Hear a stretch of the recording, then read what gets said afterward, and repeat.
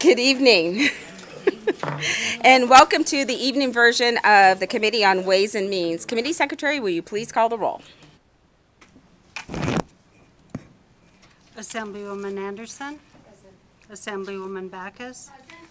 Assemblywoman Brown-May. Here. Assemblywoman Dickman. Here. Assemblywoman Gorlow. Here. Assemblyman Hafen. Here. Assemblywoman Howdigi. Here. Assemblywoman Kasama. Here. Assemblyman Miller. Here. Assemblyman O'Neill. Here. Assemblywoman Peters. Here. Assemblyman Watts. Here. Assemblyman Yeager. Here. Chair Monroe Moreno.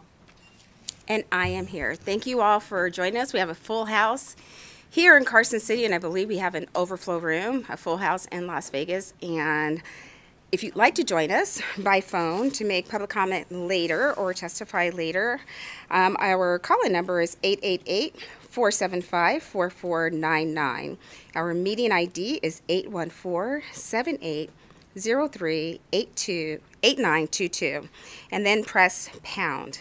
Just a few housekeeping things before we get started. If you have a phone or any other electronic device, please turn them off or put them on mute. I ask that everyone is respectful of the testimony and the presenters. I will not accept anyone being rude to anyone. I can be a mama bear in this committee, so let's be nice. We can disagree without being disagreeable. We are going to be taking things out of order, committee. We have a bill introduction. We're going to do that first, and then we're going to do Assembly Bill 464 and then Assembly Bill 400. And to be fair, we will have the presentations from the presenters. We will have a half an hour of testimony in support, a half an hour of testimony in opposition, a half an hour of testimony in neutral. We will do 10 minutes here in Carson City, 10 minutes in Las Vegas, and 10 minutes on the phone. Everyone will have 2 minutes to speak. Judging by the ton of emails that we have all received, there may not be a lot of people in neutral. If not, that block of time I will split between support and opposition, to be fair, okay? So everyone knows the ground rules starting out, and we will start first with our bill introduction. So, we have BDR 39-1077, which revises provisions relating to crisis intervention. Remember, members, your vote for this BDR is not you saying you support the measure or not. It's just basically to get it to the next stage for it to become a bill. So with that, I entertain a motion. Madam Chair, so moved. I have a first from Assemblywoman Backus, a second from Assemblywoman Howdigi. Any discussion on the motion? See none, all in favor, please say aye. Aye. Any opposed? Motion carries. Thank you.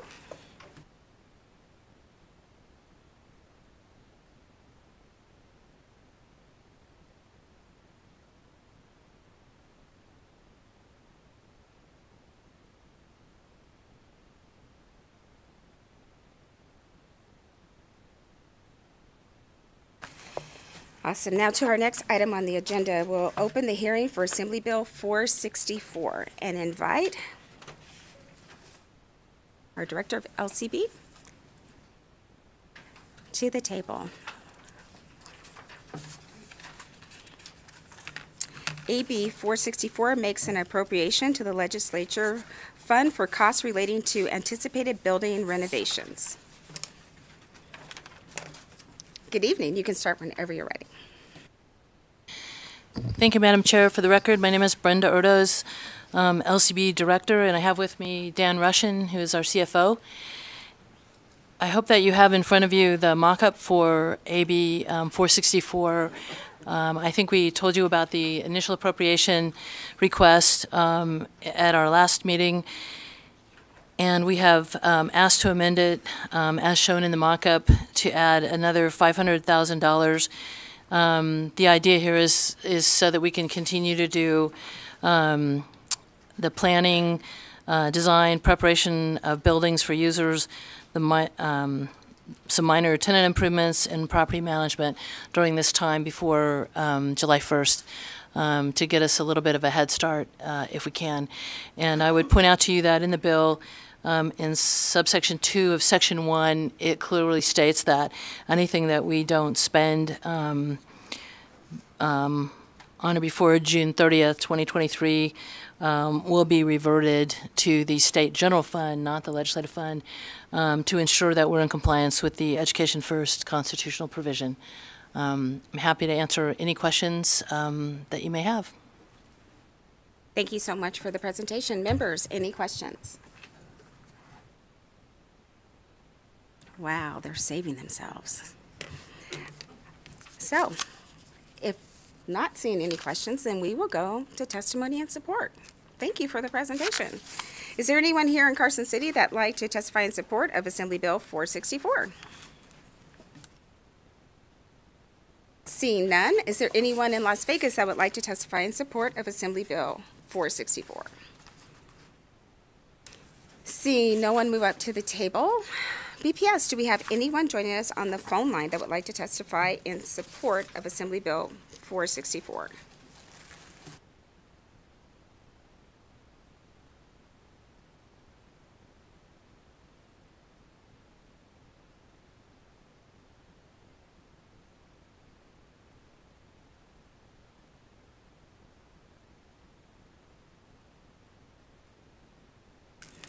By your silence, I'm going to assume that means we have no one on the phone lines wishing to testify in support of 464.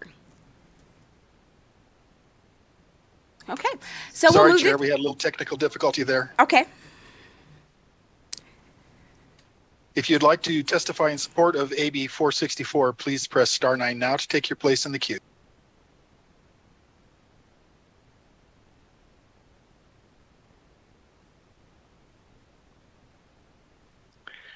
Chair, there are no callers wishing to provide support at this time. Thank you so much. And since we're there, we'll just start in opposition on the phone lines. Do we have anyone there in opposition for 464? To testify in opposition to AB 464, please press *9 now to take your place in the queue.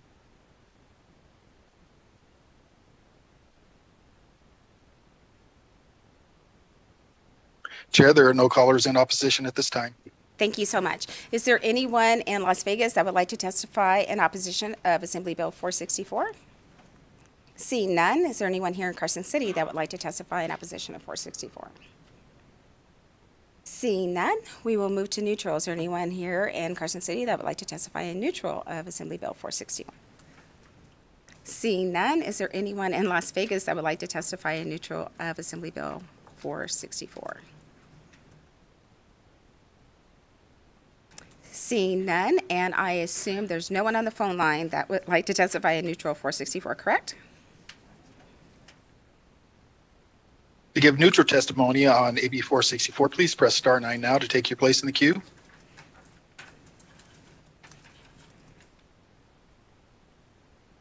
Chair, there are no callers wishing to provide neutral testimony at this time. Thank you so much. And with that, unless you have any closing comments, we'll close the bill hearing. Perfect. We'll close the bill hearing for Assembly Bill 464, and thank you for joining us tonight.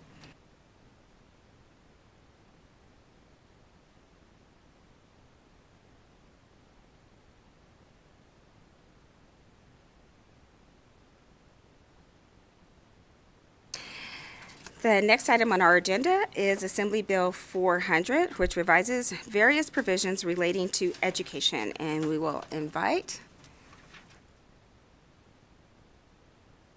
Mr. Kekeffer to the table for the bill presentation. And members, I am going to let you know there's a run of show for this bill. So Mr. Kekeffer has some folks that will be joining him, both here in Carson City and in Las Vegas, to assist with the presentation. So you can start whenever you are ready.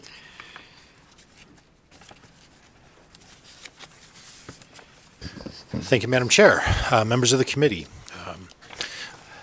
thank you so much for having me here today. For the record, my name is Ben Kekeffer, and I have the distinct honor to serve as Chief of Staff to Governor Joe Lombardo. I'm joined here in the committee room with our Superintendent of Public Instruction, Joan Ebert, and a little bit after the presentation, she and I will be back here at the table to walk through the bill and answer any questions that you may have. AB 400 is companion legislation and an implementation strategy for Governor Lombardo's groundbreaking investment proposal for K-12 education in Nevada.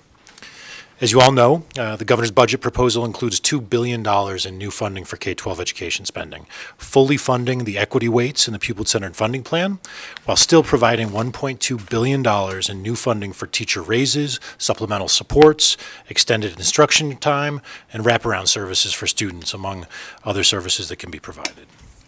With this investment comes a heightened level of expectation for Nevada's students and unprecedented accountability for Nevada school districts and their leadership.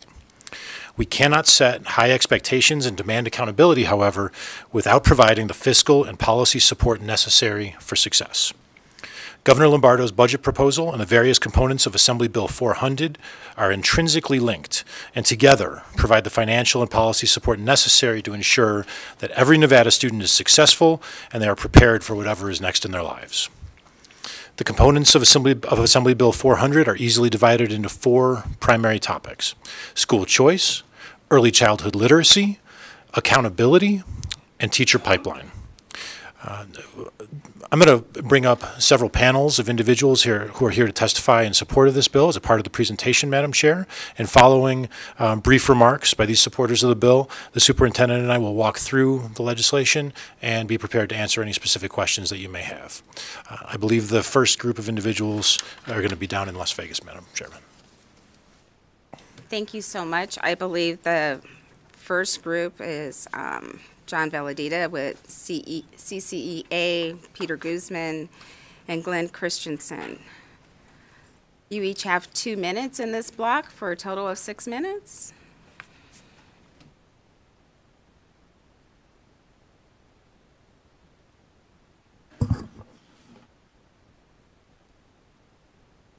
Thank you, Madam Chair and members of the committee. My name is John Velardita.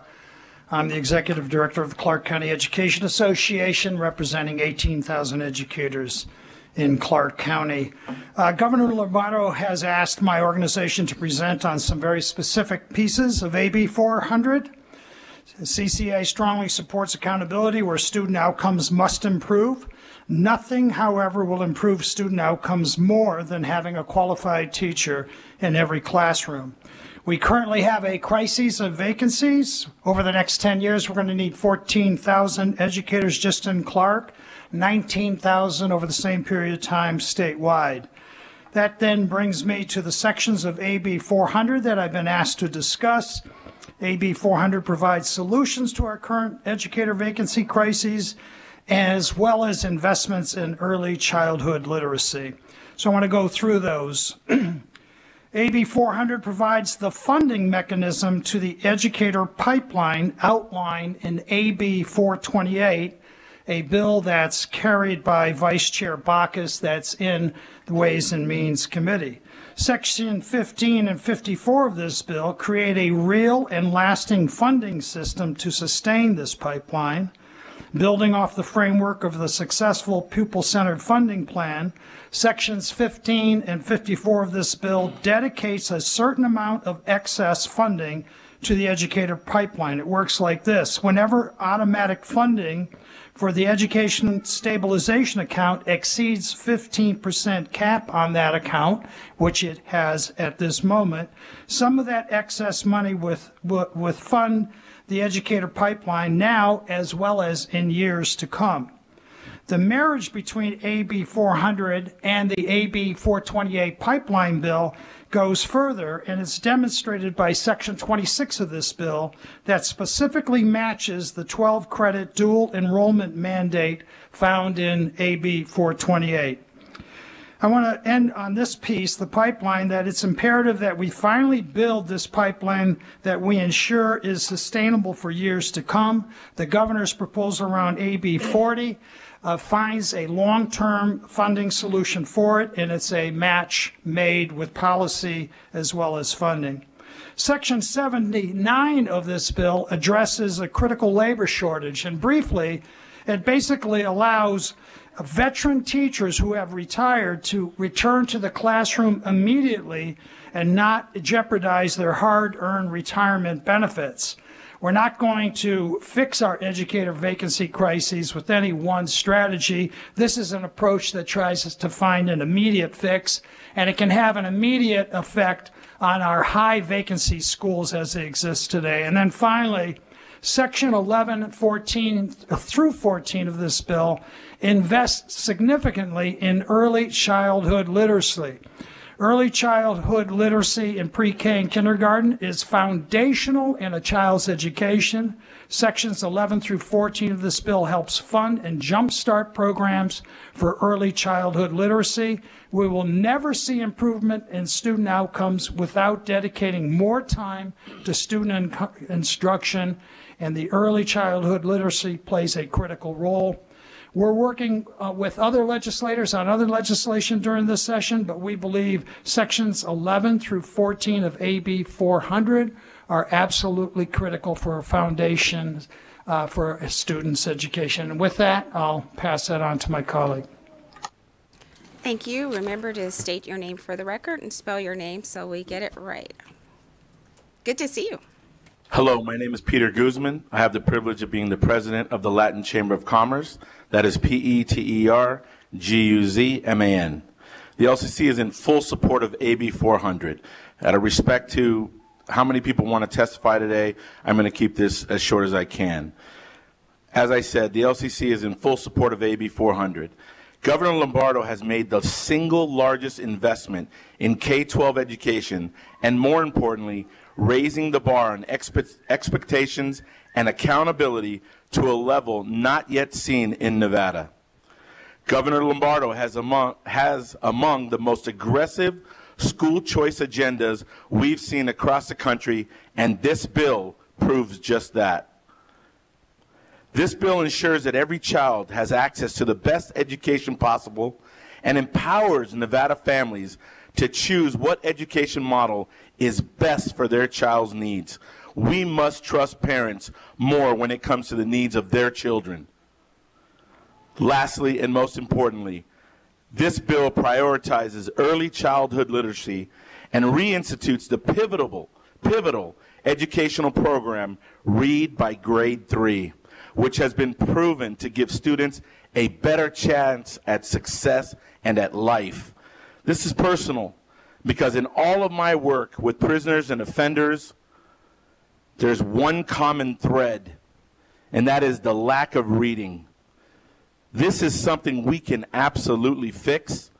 Reading is critical, and especially for kids who are amongst the most vulnerable. This is truly their chance. I ask you to please support it. Thank you. Mr. Good Christensen. evening, Chair. Thank you. Good evening, Chairman Moreno, Vice Chair Backus, and members of the committee. My name is Glenn Christensen, GLENNCHRISTENSON. I'm here this evening to enthusiastically support AB 400. There are at least three broad reasons why I like the bill. One, it addresses critical needs to attract and retain teachers. The bill includes scholarships for additional professional development for teachers and CTE programs for students that want to become teachers. The bill also allows teachers to draw both salary and retirement, thus reducing the need to find new teachers. Two, the bill tasks the Commission on School Funding with responsibility to monitor, provide oversight, and accountability measures. Three, the bill provides for more opportunities for parents and school choice. I'm agnostic as to where a kid gets a good education, but our family knows firsthand that one size does not fit all when educating students. With the remainder of my time, I humbly offer 5 suggestions as you deliberate the bill. One, as you consider additional professional incentives, I suggest you think about other forms of certifications in addition to formal postgraduate degrees. For example, at the Leadership Institute in Nevada, we are training the next generation of great leaders in education with instructors from some of the top universities in the country. Two, it's imperative that the accountability metrics and student outcome metrics not only be clearly defined, but that voices from both union and non-union teachers be included in the decision-making process. Three, Student outcomes and achievement metrics should not be narrowly defined simply by test scores. Make sure to clearly define metrics up front and include teachers in those discussions. These definitions should not be simply a top-down edict. 4, communicate clearly what the term accountability means. And 5, finally, articulate what it is that we're trying to accomplish when we offer a quality K-12 education. I hope that articulation includes proficiency in reading, writing, and arithmetic, critical thinking, problem solving, and communication skills at a minimum. Thank you. Thank you. Coming back to Carson City, I think we have in the second panel, Valeria Greer and Mary Seawald from the Chamber and Jonna Wilcox.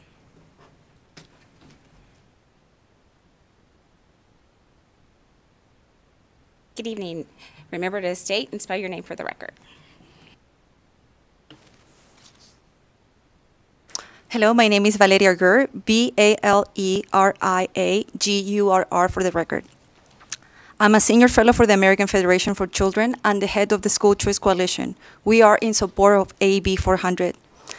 There are about 1,400 students in the Opportunity Scholarship Program and thousands of students on a waiting list. This program is changing lives, especially to the communities that need the extra support. The Opportunity Scholarship Program is very diverse. 26% of the students participating in this program are Hispanics. 14% are African American. The children who participate in this program come from 300% of the federal poverty line. Increasing the eligibility to 500% of the federal poverty line will help working families as well. The reality is that the empirical data from the Nevada report card shows that children are struggling in Nevada. Students in all grade levels aren't proficient in math and language arts. I know school choice is not just about the scores. It is about giving families the ability to be the drivers in the education of their children. As a mom and as a member of the Hispanic community, I have seen firsthand how my community suffers. I know this program is an asset to vulnerable communities. Families are searching for options for many different reasons, wanting help academically due to bullying, and they don't have the means to financially assist their children. Teresa Peña is a mom that I will be testifying today in Las Vegas. She says her daughter had to leave the school, her public school, because she was being bullied into using drugs. Her child is now doing virtual education, but she's suffering emotionally, and she is depressed. Her mom tried to pull her into a charter school, but the waiting list is 2 years. A school choice could help families like Teresa Peña. I believe in opportunity scholarship because I'm an immigrant of a single mother who was poor. She couldn't read. I needed extra help, and just as many families in my community do today. My mom always wanted better for me, but we did not have the financial means. I'm sitting in front of you today because I have an education and I can read, and I'm here representing my community and representing my families like mine. Our community is struggling right now, and I know that the members of this legislative body want low-income parents to be able to provide opportunities for their children when they do not have it and when their school is failing them. The proposed increase in this bill on funding on opportunity scholarships is not going to defund public schools. Instead, it's going to provide opportunities for the families that need them.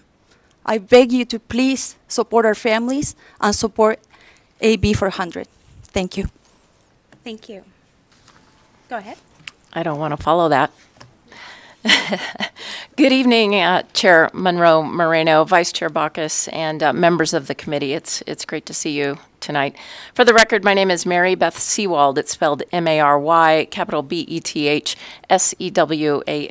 I am the President and CEO of the Vegas Chamber. I would like to thank Governor Lombardo first for bringing AB 400 forward to help create a stronger K-12 system. The Chamber supports AB 400 because of the proposed initiatives and accountability enhancements to our state's K-12 education system. Nevada's employers and entrepreneurs rely on the K-12 through 12 public education system to properly prepare students for the future workforce. It is essential that Nevada's education system is integrated with the needs of today's and tomorrow's employers. AB 400 does a number of valuable things that will help enhance K through 12. First, it will develop a more robust teacher pipeline to help solve the shortage of teachers by allowing greater collaboration with our higher education system. AB 400 will also allow retired teachers to come back to the classroom without their retirement benefits being penalized. Businesses, nonprofits, and government entities cannot flourish if they do not have skilled workers. That's why it is critical that K through 12 spending should focus on priorities that will adequately prepare all students for the demands of our economy and ensuring our communities thrive into the future. The Chamber also supports those provisions that will require the review of academic progress in schools that receive public money. The Chamber believes that education dollars are best spent by directing funds to specific programs in the classroom that are working and have strong accountability measures. If a specific program is not working, then dollars should be shifted to programs that are succeeding or be invested in new education initiatives. We believe AB 400 balances those priorities. And we are also in favor of continued efforts and offerings of charter schools for students in Clark County as well. The Chamber will continue to advocate for the need for greater transparency, increased accountability measures, and achievable performance metrics within the K through 12 system and greater opportunities for academic success. Thank you so much for your time and consideration in supporting Assembly Bill 400. Thank you. Thank you. Go ahead. Good evening. My name is Jana Wilcox-Lavin, spelled Janawilcoxlavin. I'm the CEO of Opportunity 180. And for those of you that know me, I'm here to talk about data, which will feel right on brand. We are a nonprofit organization that's founded and supported by Nevadans, and we aim to ensure that every kid graduates high school, college, and career ready, prepared to live the life that they dream. We work with and through the entire spectrum of the community to invest in and advocate for ensuring that every kid has an educational opportunity that sets them up for success and supports our state and our long-term goals. We appreciate the opportunity to provide some insights tonight on specific components of AB 400 that we believe are aligned to our North Star and also advanced a student-centered education ecosystem with an emphasis on providing opportunities to advance equitable educational outcomes in our community. Our kids don't have time for us to find the right answer. Instead, we need to embrace a multi-pronged, comprehensive, kid-centered strategy. Currently in our state, according to the National Assessment of Educational Progress, only 27% of our fourth graders are on grade level. According to the Nevada Report Card, 26% of our graduates leave with a college and career-ready diploma, prepared for the workforce, and 44% of our students statewide in 3rd through 8th grade can read on grade level. Our statewide average for the ACT is 17.3, where the average baseline for college and workforce preparedness is a 22. To begin to see the monumental shift in student achievement that our kids need and deserve, we must establish a clear set of data-driven benchmarks, a common language for student success that can allow us to continually evaluate progress of our statewide investments. Section 23 of AB 400 provides a framework to establish statewide measures to assess progress over time, establish a common vision for what we want to be true for education in Nevada, and set a course for monitoring that progress, informing both future decisions and future investments. The states across the country that have seen the most consistent, sustained, and dramatic improvements in student achievement have deployed targeted, well-defined efforts with clear benchmarks that they have tracked in progress with all of their stakeholders. While we anticipate that much discussion on the contents of this bill will take shape from beginning tonight and beyond, we see a critical outcome of this legislation and the continued conversation to be around establishing clear accountability targets and a long-term commitment to those outcomes for kids. Thank you. Going back to Las Vegas. I believe we have Mayor Goins from North Las Vegas, Mayor Goodman from Las Vegas, and Mayor Romero from Henderson. I don't see Mayor Goodman, so we will go ahead and go to Mayor Goins. Good evening, Chairwoman Monroe Moreno, Vice Chair Bacchus, and fellow committee members. I am Pamela Goins Brown, PAMELAGOYNES-BROWN, proud Mayor of North Las Vegas. I come this evening in support of AB 400, Governor Joe Lombardo's Education Achievement Opportunity and Accountability Act, which will benefit children and families and help equalize the playing field for students in the city of North Las Vegas and in the state of Nevada. AB 400 will help improve outcomes for Nevada students by increasing access to educational opportunities, especially for children from communities facing historic and systemic inequities, supporting teachers, prioritizing literacy and early childhood education, and providing more school oversight and accountability. I believe in equipping families with as much knowledge and as many resources as possible to try to meet the individual educational needs of each of their students, as seen in the City of North Las Vegas' Southern Nevada Urban Micro Academy, Parent Ambassador Program, and Learn NLV initiatives. Enabling charter authority for local governments and creating a charter office for information for families will help empower and inform caregivers and students, and AB 400 recognizes the critical role transportation plays in student success.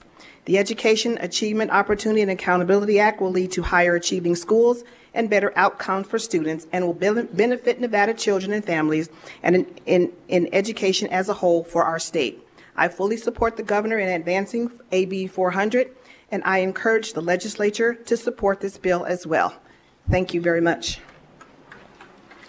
Good afternoon. I'm Henderson Mayor Michelle Romero, MICHELLEROMERO. Thank you for the opportunity to provide comments this afternoon. On behalf of the City of Henderson, I would like to express our strong support for Assembly Bill 400. Although schools fall under the authority of the Clark County School District, quality education is one of 5 priorities in our city's strategic plan. We've created our own Community Education Advisory Board to provide recommendations to our City Council on educational matters. We also support Henderson schools financially, dedicating 30% of our marijuana business licensing fees, as well as redevelopment area set-aside funds. Since 2015, Henderson has invested more than $10 million to bring additional resources directly to Henderson teachers and students. Together with the schools and our CIAB, we determine how best to use those funds to have meaningful impact at the local level. This bill has many worthy components, but I want to specifically mention 2 critical areas: charter expansion and open zoning. With abysmal student test scores and growing demand for school choice, Nevada needs multiple chartering authorities. We know this will result in more and higher quality charter offerings. Many Henderson schools are critically overcrowded. Our high schools operate well above program capacity, using more than 80 portables between them. And classrooms at all levels are overcrowded, operating well above the desired teacher-to-student ratios. School overcrowding can impact school safety and academic outcomes for students. Allowing overcrowding to be considered as a factor in allowing charter schools would help us to address these urgent concerns. We also recognize that students learn differently and want more educational options available within our communities. We support open enrollment and increasing opportunities for families to select the best learning environment possible for their children. Quality education is foundational to economic development, quality of life, and other major issues impacting our communities. Henderson has proven that we can tackle tough issues, and we have a successful track record in bringing people and organizations together to innovate and activate for incredible results. Ensuring a successful future for our children is perhaps the most worthwhile effort there is, and we all look forward to a greater opportunity to impact educational outcomes at the city level. Thank you for your time and consideration. Thank you. And coming back to Carson City, I invite Mr. Keykefer back to the table and Ms. Ebert with the Department of Education.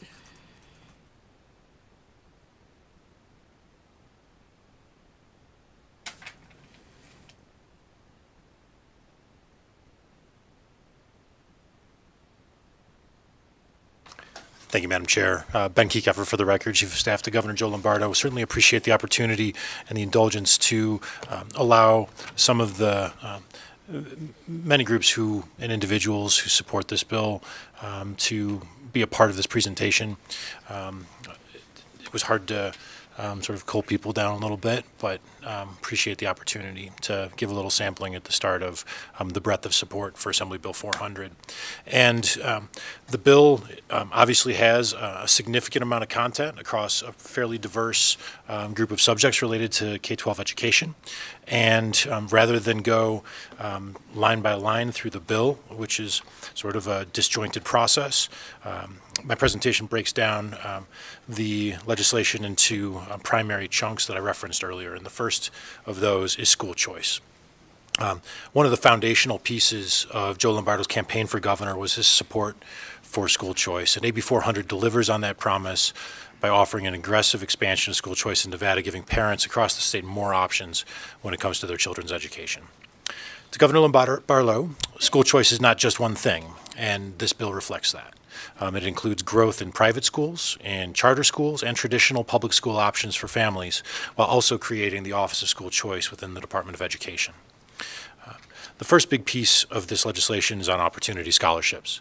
The governor is proposing to set the thresholds for available scholarships at a percentage of the state education fund for the first time. For the upcoming biennium, it would be set at what we believe is an incredibly modest 0.5%, or roughly $25 million per year, that is consistent with the governor's budget request. That amount would then grow in subsequent biennia until maxing out at 5%. Additionally, this bill expands eligibility for opportunity scholarships so that families with income of up to 500% of the federal poverty level would be eligible to apply for scholarships, expanding school choice into middle-class families. It is currently set at 300% of FPL. The second big piece in school choice is charter schools. And for charter schools, the governor is proposing in AB 400 to allow cities and counties, and through an amendment that will be submitted in the future, Madam Chair, tribal governments through their request to sponsor charter schools in their communities. Amongst the triggers that would allow for the creation of a charter school, we would like to add overcrowding of traditional neighborhood schools, which would then become a valid reason for the approval of a new charter school under this legislation. Finally, AB 400 implements the recommendation of the Commission on School Funding to create an optional grant program for charter schools that wish to provide transportation options for their students. School choice should not just be for private schools, charters, and charter schools, however. AB 400 requires that traditional public schools create an open zoning process whereby students from anywhere in a county can attend any school of their choice if there is capacity within that school. This would eliminate the burdensome and difficult variance process that currently exists and could provide more families options within traditional public schools. And finally, AB 400 creates the Office of School Choice in the Nevada Department of Education. This office will serve as a clearinghouse of available options and information for families, work directly with parents and families trying to make the best choices for their children, and become the administrators of the Opportunity Scholarship Program. The second big component of AB 400 relates to early childhood literacy. And when it comes to education, nothing is more foundational than reading. And unfortunately, in recent years, the state has peeled away some of the accountability provisions of our Read by Grade 3 policy. This bill reestablishes the foundational policy that students who cannot read at grade level in the 3rd grade should not be promoted to the 4th grade. This policy has seen documented success in states that have leapfrogged Nevada in student outcomes. And to be clear, reading competency is not a high expectation. It is a baseline. Unfortunately, more than half of our students in grades K through 3 are not getting a year's worth of reading growth each school year. And to say that another way, more than half of Nevada's youngest learners are falling behind every year. That's simply unacceptable, and Assembly Bill 400 targets this problem head-on. This legislation before you creates the Early Childhood Literacy and Readiness Account in the State General Fund and dedicates to it 1/2 of the excess revenue from the Education Stabilization Account above the 15% threshold. This mechanism would create a pool of more than $125 million that would be used by the Department of Education to support evidence-based literacy programs targeting children younger than 6. We know that many children are not entering kindergarten ready to learn, and we cannot establish retention policies in the 3rd grade if we do not provide resources necessary to get those children prepared for success. This investment in early childhood literacy syncs up with the governor's proposed retention policies to become effective in the year 2028, ensuring we aren't establishing expectations without creating a pathway for those children to succeed. Additionally, we expect that enhanced funding in the governor's budget will be easily mapped to school districts that provide additional literacy specialists and support the youngest grades to help ensure we meet our literacy goals. Another big piece of this legislation relates to teacher pipeline. And we can all set the expectations we want for our students, but none of that would be possible without a robust and professional group of educators to lead classrooms and schools every day. There are thousands of teachers doing great work every day for our students. There just simply aren't enough of them. Governor Lombardo's proposal in AB 400 addresses this issue. First, the legislation creates the teacher pipeline account in the State Education Fund and funds it with the remaining half of the excess funds above the 15% threshold in the Education Stabilization Account. This will make available more than $125 million in funding for the next biennium for teacher development programs. This funding is program agnostic, but syncs up with legislation that this body is considering. And the legislature has multiple bills working their way through the process, but this funding could be used to support various mechanisms. And at the very least, this legislation requires that school districts with more than 100,000 students create a CTE program in every high school focused on education that will help expose our high schoolers to the value of teaching as a profession and encourage them to do so. AB 400 additionally dedicates the interest earnings on the Education Stabilization Account to the teacher pipeline. 3/4 of the interest earnings from this account would be allocated to the Teach Nevada Scholarship Program to enhance and support our teacher pipeline and support more teachers through their education. This is in addition to the general funds that the governor dedicated to this account to help pay for stipends for student teaching and increase the number of scholarships. The other 25% of the interest earned on the Education Stabilization Account would be dedicated to the new Teacher Advancement Scholarship Account. This would mirror Teach Nevada scholarships and administration, but would be used to help the professional development of our educators who want to achieve higher levels of education, certification, and training. And while all of these programs and dollars will help build out our teacher pipeline and support it for years to come, we need to stop the bleeding now. AB 400 authorizes the governor to declare a critical labor shortage for educators in Nevada, allowing retired teachers to get back in the classroom and draw their retirement while simultaneously drawing a salary. And we hope this declaration will help address the immediate need and ensure we keep highly qualified teachers in the front of every Nevada classroom. And the final piece in this legislation relates to accountability. When Governor Lombardo announced his historic investment in K-12 education during the State of the State address, he stated that it was a new day for expectations and accountability in education, and he meant it. For the governor, this means that accountability should be infused in everything that we do, and what you see in this bill is just a part of that. AB 400 expands the Commission on School Funding to make it the Commission on School Funding and Accountability and charges it with expanded responsibilities of ensuring that new funding dedicated to K-12 education is spent on programs that drive student outcomes. While ongoing review of student outcomes tied to funding will be critical in evaluating this and future investments, we must be clear about what our expectations are in the next 2 years. And to that end, the superintendent and I have been working with numerous parties to develop an expectation metrics that we will be using to evaluate outcomes immediately. And we've begun the process of introducing that matrix to several of you. We look forward to sharing it as it becomes fully developed. Ultimately, Governor Lombardo believes that we should be putting accountability mechanisms not just into bills like AB 400 before you today, but in the education funding bill itself, and tying funding directly to outcome expectations. And we look forward to working with all of you to try to make that happen. In closing, I'd like to thank you for the opportunity to present the Education Achievement, Opportunity, and Accountability Act today. And the superintendent and I would be happy to answer any questions you may have, Madam Chair. Thank you. Well, as you can imagine, I have a long list of people who have questions. And then I will have a few and some comments on my own. We are going to start with Assemblyman Yeager. Thank you so much, Madam Chair, and I'll probably have a few questions, but I'm going to try to keep them as concise as I can. And Thank you to Chief of Staff Keycaffer. I know it's been a long day for you. It's been a long day for us as well. This is obviously a very comprehensive bill. Truthfully, I don't know that we're going to have the time tonight to really vet all the different parts of this bill, but we'll try to do as best as we can.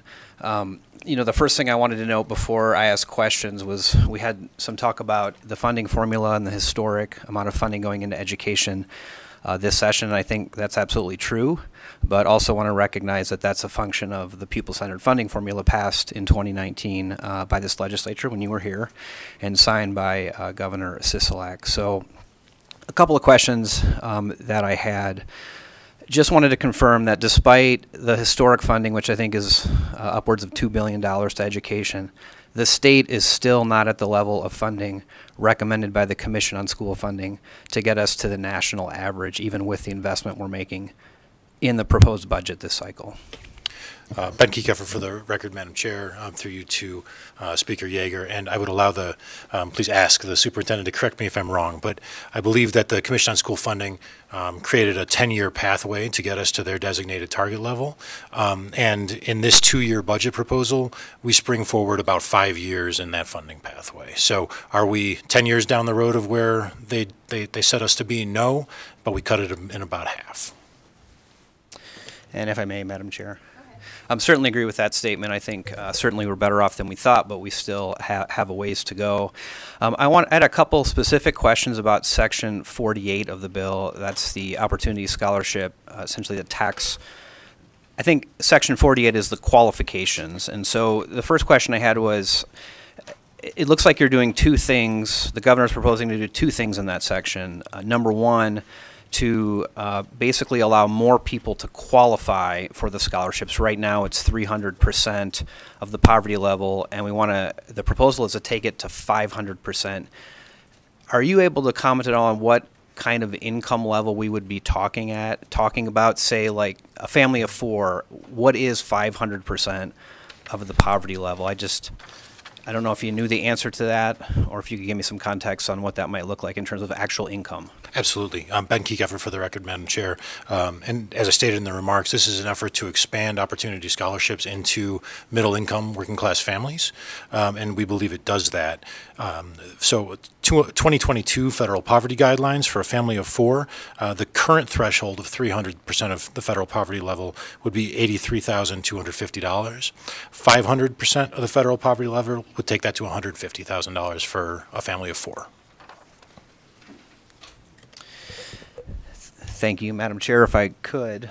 And, just wanted to note, I don't know how accurate this is. I'm using the Google machine, so I give some leeway there. But I have the annual median income of the average Nevadan in 2020 at about $32,000 for the average Nevadan. So it looks to me like if we said 2 working parents, that average income would be about $62,000. So it looks like the 500% would basically be somewhere in the neighborhood of 2 times to 2.5 times the median income if you had two working parents and 2 children. So just as an observation, I don't know that I'm comfortable increasing that level, but we can continue to have that conversation. The second piece on Section 48 that I didn't know if you knew the answer to this, it talks about increasing the amount of the scholarship. And there's a number in there, but then it's going to be tied, I think, to some inflationary amount about what a public charter school student gets. So is there a number, do we know what that number would be today based on today's information, like how much I don't want to call it scholarship or grant, however we're going to call it, how much it would increase from what it is currently in statute? Thank you. Ben Keycaffer for the record, Madam Chair, through you to Speaker Yeager. So the maximum scholarship award permitted for the current school year is $8,726. So what we are changing is how that number is benchmarked. And rather than putting a specific dollar figure in, it ties it back into the pupil-centered funding plan and ties it to charter school funding. So charter schools are, the amount that is awarded per pupil to charter schools is spread out equally across all charters and doesn't effectuate some of the district district by district changes that change that number based on the district that that is being awarded those funds. So this tries to create a flat statewide number that is consistent and doesn't take into account the various components of district fluctuation. And as the second part of your question is, I don't remember what that number is in the governor's budget proposal for the upcoming year. Perhaps superintendent has that at the top of her head, but she doesn't have to. We can get I it. will We can get get it that to to you you if you in need. just a second. I believe it's, I don't want to give you a wrong number, but we'll have it for you in just a moment. Okay, thank you. And just a couple more, if I could, Madam Chair. The other part on the opportunity scholarships, and you covered it a little bit, it's the growth factor. And I believe it was the 2017 session where we intentionally limited the growth factor on the opportunity scholarships. Everyone had their own reasons for doing that. I think my recollection was we just didn't want something that was going to continue to grow year over year over year. I'm wondering, you have some math at the end of this bill, and that's always dicey to ask about math, especially at 7 p.m. But it looks like this growth factor continues until 2031, 2032 biennium. Are you able to quantify, like, if we were to pass this bill, when we get to 2031, 2032, how much money are we talking about that would be allocated for the tax credit program for opportunity scholarships? Ben Kiekeffer for the record, Madam Chair, through you to Speaker Yeager. The math equation, I'm not going to try to walk through word by word, but I believe that, and it would depend on the scope of the state education fund, because it's pegged to a percentage of that. But I believe that under current calculations, it would max out at about $500 million over the biennium. And I want to be clear, right, as well. Thank you, Madam Chair. If I didn't identify myself for the record, Ben Kiekeffer for the record. Try.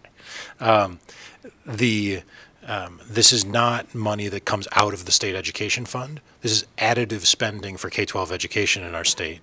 We're just spending it as a different vehicle. Right, and I guess to clarify on that, I mean, but the state is foregoing tax revenue, right, to incentivize businesses to make investments in private education. And, we've had this conversation. Obviously, businesses could invest in that now. I understand maybe that's not realistic, right? You want to put a carrot out there. But it is the state saying, we are going to forego tax revenue and incentivize you, private business, to invest in private schools for Nevada kids. Ben Kiekeffer for the record, Madam Chair. Through you to Speaker Yeager. Sure, I think of tax credits and spending as basically the same thing, right? And there's tax policy spending and then there's spending. And I guess I would phrase our position as saying that we are spending on the education of children. And it may be a different perspective, but that's how we see it. Thanks. And last one, if I could, Madam Chair. I guess here's the tough part, I think, for me and probably for a lot of my colleagues up here on the dais. We're having a conversation about school choice, but you're asking us to make the choice to take the state's money, the tax revenue, and not put it into the public education system that we all agree is underfunded. And even in the best of circumstances, is probably going to take another 5 years to get there per Commission on School Funding, but maybe longer, because with inflation and everything else that's going on, that's a number that keeps increasing and the gap keeps getting bigger. So how do we as a legislature justify to our constituents that we're making the choice to take tax money, and instead of putting it in the chronically underfunded public education system, we're going to use it to fund private schools, in a way, not directly, because it's probably unconstitutional for us to do that directly, but by incentivizing businesses. How do we justify that choice unless and until we get to a point where we have adequately funded public education in the state? Madam Chair, Ben Kiekeffer for the record, through you to Speaker Yeager. You can go right to the member. Thank you, I will. Mr. Speaker, I think that the answer to your constituents is that you trust them, right, and that you're not funding public schools, you're not funding private schools, you're funding their children's education. And you're giving them the opportunity to choose the educational environment that is best suited for their child. And the highest funded, highest performing public school in this state may not be right for every child. In fact, it's not. And we trust that parent, that grandparent, that aunt or uncle who's helping guide that child's education to make those choices. And we can do both. This is not an either-or proposition. And I think the governor's budget reflects that. I think this policy document in front of you reflects that. The vast majority of this bill addresses traditional public education. It addresses opportunities for families within traditional public education, within charter public education, and within opportunities to achieve private education for lower income and middle income families. School choice exists. It just shouldn't exist only for people who can afford it. And Madam Chair, if I could just make a comment. It's not a question. Understand the perspective. I do. And I think we can do both, but I think we ought not to do both until we get to a point where we actually adequately fund education in the state. And I think that's probably just a policy place where we disagree. So, no need to respond to that, but a continuing concern I hear from constituents is the public schools, right?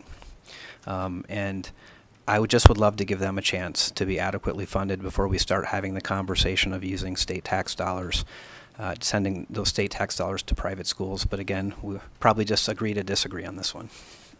Thank you so much for the time, Madam Chair. Thank you. And before we go on to the next question, I just saw a motion on the screen. I'm only going to say this once. My career before serving in this legislature was in law enforcement. We will be respectful. There will be no outbursts in my committee rooms, whether you're here in Carson City or you are in Las Vegas. If that happens again, I will ask you to be removed. So please, let's just be respectful. Thank you. Now, going on to my next question is Assemblywoman Bacchus. Thank you so much, Madam Chair. And I'm going to continue on the funding for, I guess, opportunity scholarships. I kind of also refer to these as vouchers as well. But one, I know we have a private administrator that administrates these scholarships. Do you know, do they receive a percentage of these monies when offering these scholarships? Madam Chair, Ben Kiecover for the record. Sorry, Ben Kiecover for the record. It appears we have a staff member in Las Vegas who will be able to answer that question. I do not have it directly off the top of my head. I apologize. And if we don't have it, I'll get it for you. And the staff member in Las Vegas for Indy, if you could come up to the table to assist with answering that question, that would be great.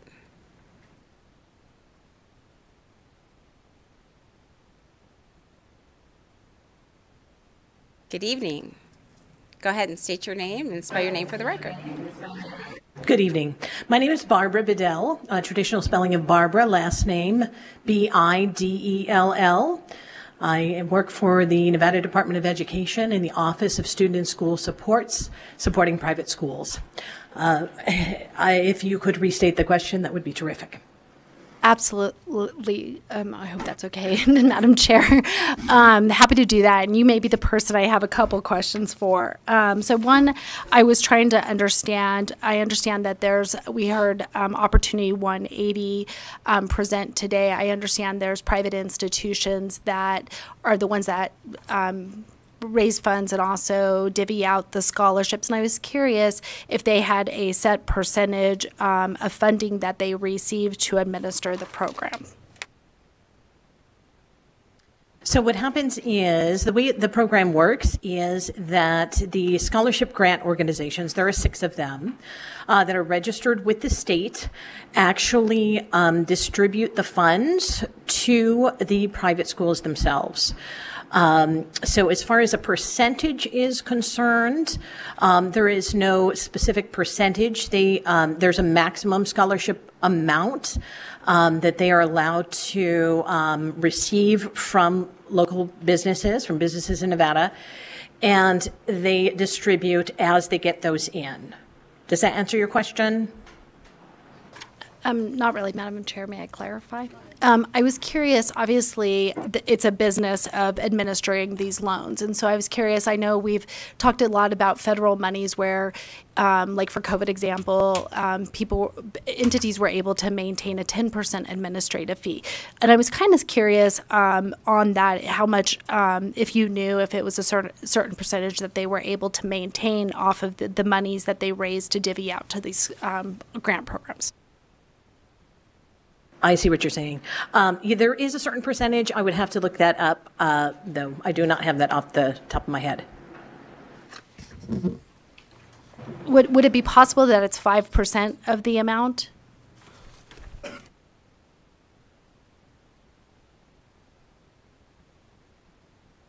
Madam Chair, Ben Kiekefer for the record. So these are nonprofits, right? And I think that the administrative percentage that they can keep, I can report back for you. I wouldn't find 5% to be, I'd find that to be low for a lot of nonprofit administrative percentages. They get kept from state grants, but it could be 5%. That might be low. Okay, and I think it's in statute as well, which would be NRS 388. Point, I think it's 1227. We can talk offline by that. But let me ask you this. Of the private schools that are getting the grants, how many of the private schools that are offering sectarian instruction? Yes. Yes. About 60% are exempt private schools, which most of them are actually sectarian, but there are 40% that are sectarian. Madam Chair. Ben Kiekefer for the record. If I could provide some scope, that might be helpful, right? Of the 6 scholarship or grant organizations that are currently existing. AAA Scholarship Foundation, for example, is one, and there are. If you look at the list of schools that is in the report that's published regularly on the school website, you'll see the names of all those schools, and there are certainly religious-based schools there. The single largest recipient, I believe, is the Islamic Foundation of Nevada. The second largest is the Yeshiva Day School of Las Vegas. So there are certainly religious-based schools that are eligible and do receive scholarships based on this program. And Madam Chair, if I make one quick comment and I'm all done. This is where I struggle, and I've never held back from sharing it with other people, is our Nevada Constitution makes it clear one of my duties as a legislator is to fund public education as a priority and make sure that it's adequately funded. And I know we've all done a good job trying to put as much money as we can into public education. However, I always struggle with Section 9 and Section 10 of Article 11 of our Constitution that clearly prohibits us putting money into education for sectarian purposes. And so with that, Your Chair, bad professional habit. I'm done. Thank you for the time. Thank you. I have Assemblywoman Dickman next. Thank you so much, Madam Chair, and thank you for the presentation. And I just wanted to ask, I mean, it's obvious we have a critical shortage of teachers in our state, and I was wondering if you could explain exactly what it means to declare a critical labor shortage for educators in Nevada, and what does this bill do to address this? Thank you for the question. Superintendent Ebert, for the record. We report every winter to the U.S. Department of Education critical labor shortage. It is required the top 5% of positions in the state. It ranges, because it's the top 5%, it changes every year, but there are, for decades, math shortages, science, special education. Those are the top areas, but as we've seen across our state, more vacancies. I can tell you there's definitely, and the educators in the room would tell you too, we have a critical labor shortage, not just with the teachers, but also our bus drivers, support staff, other areas that are in the entire ecosystem. If I may follow up really quickly, Madam Chair, the provision I think that you're asking about is in Section 79, subsection 8 of the bill, and it adds to the existing critical labor shortage statute that the governor may designate specifically a position in any school district or charter school in the state. So this gives basically reinforces and gives the governor the clear authority to designate positions for which we need to increase our workforce to address this critical problem in our state. Could I have just a quick follow-up? Thank you, Madam Chair. So, what will we do to ensure that if we've educated teachers, how will we keep them in Nevada? Ben Kiecover for the record, Madam Chair. Assemblywoman Dickman, I think that this is a key piece of that, so that we've all heard from educators during this legislative session about how difficult their jobs are. I think we know it. It's hard maybe for us to feel it if we're not one of them, but I think they've done a really good job stating the crisis that they're experiencing at the school level. And this piece that would allow a teacher who may be considering retiring, if they're eligible to do so, to stay in the classroom, that will address this problem immediately. While we are able to sort of build the pathway that exists through CTE programs, through Teach Nevada scholarships, through the additional investments that are being made, and that we've all clearly got a shared priority to address. Thank you so much, and thanks, Madam Chair. Thank you. Next up, I have Assemblywoman Anderson. Thank you, Chair, and thank you, Chief of Staff Kiecover and Superintendent Ebert. I know I sent over a few pages of questions. I will not be asking all of them, which I think everybody in the audience as well as on the committee will be very happy about. And I'm just going to echo what some other people had said. There's some very very detailed questions. So I look forward to our continued discussions. But I do have 4 specific questions, if I may. The first has to do with Section 15 and then also in Section 26.4. It has to do with the Teach Nevada pipeline. Thank you for recognizing that our profession is in need. However, I believe at this time, AB 428 is only available or is being discussed for Clark County. Is the Teach for Nevada pipeline only for that one district, or are you planning on using it throughout the state? Ben Kiecover for the record, Madam Chair. The state teacher pipeline account is eligible statewide. I think the idea is that if we are utilizing, so let me back up, and if I didn't say it, Ben Kiecover for the record, Madam Chair. The requirement that a school district create a CTE pathway for educators is only mandated in Clark County in this bill. However, we would certainly encourage other counties to create such programs if they are economically viable in their districts and they have the workforce to create them. And if, and this bill creates priority for teachers that are going through the pipeline, through the high school CTE pipeline, to be eligible for Teach Nevada scholarships. So if we are encouraging 14-year-olds to become teachers, when they decide to enroll in an institution of higher education, we want to give them priority to receive scholarships as they enter higher education. So that's the goal, to create a interest to profession support system for future educators. The second piece of that, the Nevada Teacher Advancement Scholarship, is also eligible statewide, would be eligible for any teacher statewide. And if there's something in the statute that you think disputes that, I would be happy to talk about it and fix it. May I ask another question, Chair? Thank you. In section 23, there's a large amount of things being added to the Commission on School Funding. Large amount of questions. I already sent those questions to you. I'm not going to go over all of them. But my largest question has to do with, you're asking the public schools to have a very large analysis of expectations. Are the schools who utilize opportunity scholarships also going to be expected to explain about how many teachers, how many OLEPs or other licensed education personnel are employed? Or are those expectations only for the public schools? Or will you also be expecting any of the schools taking opportunity scholarships to also fill out those same reports? Thank you. Ben Kiekefer for the record, Madam Chair.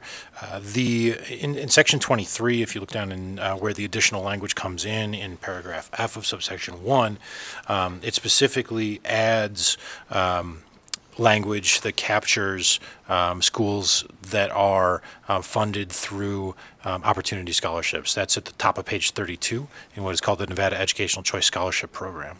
So that is really the first time, and I will say, that an accountability metric is being added for performance review for that school choice program. So that is specific to the reviewing the academic progress made by pupils in each school. So we are tying expectations to all areas where we are using public funds to educate children. Thank you so much for that clarification. And so also, would any school that does receive opportunity scholarships, would they be able to deny a child from attending one of those schools based upon the number of students that they currently have, or based upon special needs that child might have? Thank you, Madam Chair. Ben Kiekefer for the record. This bill changes nothing in terms of private school statutes. So what rules currently exist continue to exist in terms of the regulatory structure around private schools. I think that hopefully that answers your question. Thank you. And my last question, well, for now, my last question, actually is more of a statement. I'm very concerned what's not in here. I greatly appreciate the recognition of the teacher pipeline, the early childhood education, but there's very little about class size. There's nothing about our caseloads when it comes to our counselors, where our counselors, the national recommendation is 250 to 1, and we have some schools in Clark County that are 500 to 1. I'm concerned about the awareness of other licensed education personnel, particularly counselors, the school-out nurses, and also about our administrators. So I'm not very comfortable with the large amount of this, as you already know, based upon our conversations. But in particular, I really wish there was more that was being discussed about class sizes. I believe you are attempting to do so with the teacher pipeline, but I'm very concerned about some things. Thank you, Chair. Thank you, Chair. To address the last statement, thank you, Joan Ebert. For the record, AB 42 does address class sizes, and we hope that continues to move through the process. Assemblyman Hafen? Thank you, Madam Chair. And if I may, I do have two questions, one for the presenter and then one for legal. Thank you, Madam Chair. Thank you for being here and presenting today. Obviously, school choice has been a priority of mine for the last 3 sessions, and so I do appreciate that, and I kind of want to touch on exactly in your program the estimates that you provided. I know you provided the dollar amounts, but do we know how many students this is potentially going to benefit? And then my other part of the question would be is the goals that you see for the Office of School Choice. Ben Kiekefer for the record, Madam Chair. I'm going to answer your second question, so I'm not going to have time to do the math on my calculator for the first one, where it's probably just division. But the Office of School Choice is envisioned to be a a central repository of information for families who are trying to figure out what they want for their children when it comes to their education. So our vision is that they would be able to provide any parent or child, for that matter, the information related to charter schools that are close to them, online options, opportunity scholarships and eligibility requirements. The school information about the school performance framework that exists for our traditional public schools right now, magnet programs that may be available to them, and any open zoning availability that would be that they may be interested in. So, truly to serve as a central sort of hub of information about educational opportunity for parents and families that doesn't really exist now. There's nowhere you can really go to find that information in one central location. So, we envision it truly to be sort of that interface between a parent and family and the information that they need to make the choice that's best for them and their child's education. And I will get back to you, sir, on the number of children that would be captured. It's sort of contingent on that charter figure dollar number that we talked about earlier. And it appears that the superintendent wants to speak. And thank you. Thank you, Superintendent Ebert. For the record, in regard to the speaker's question earlier, it's a range based on where the school is located.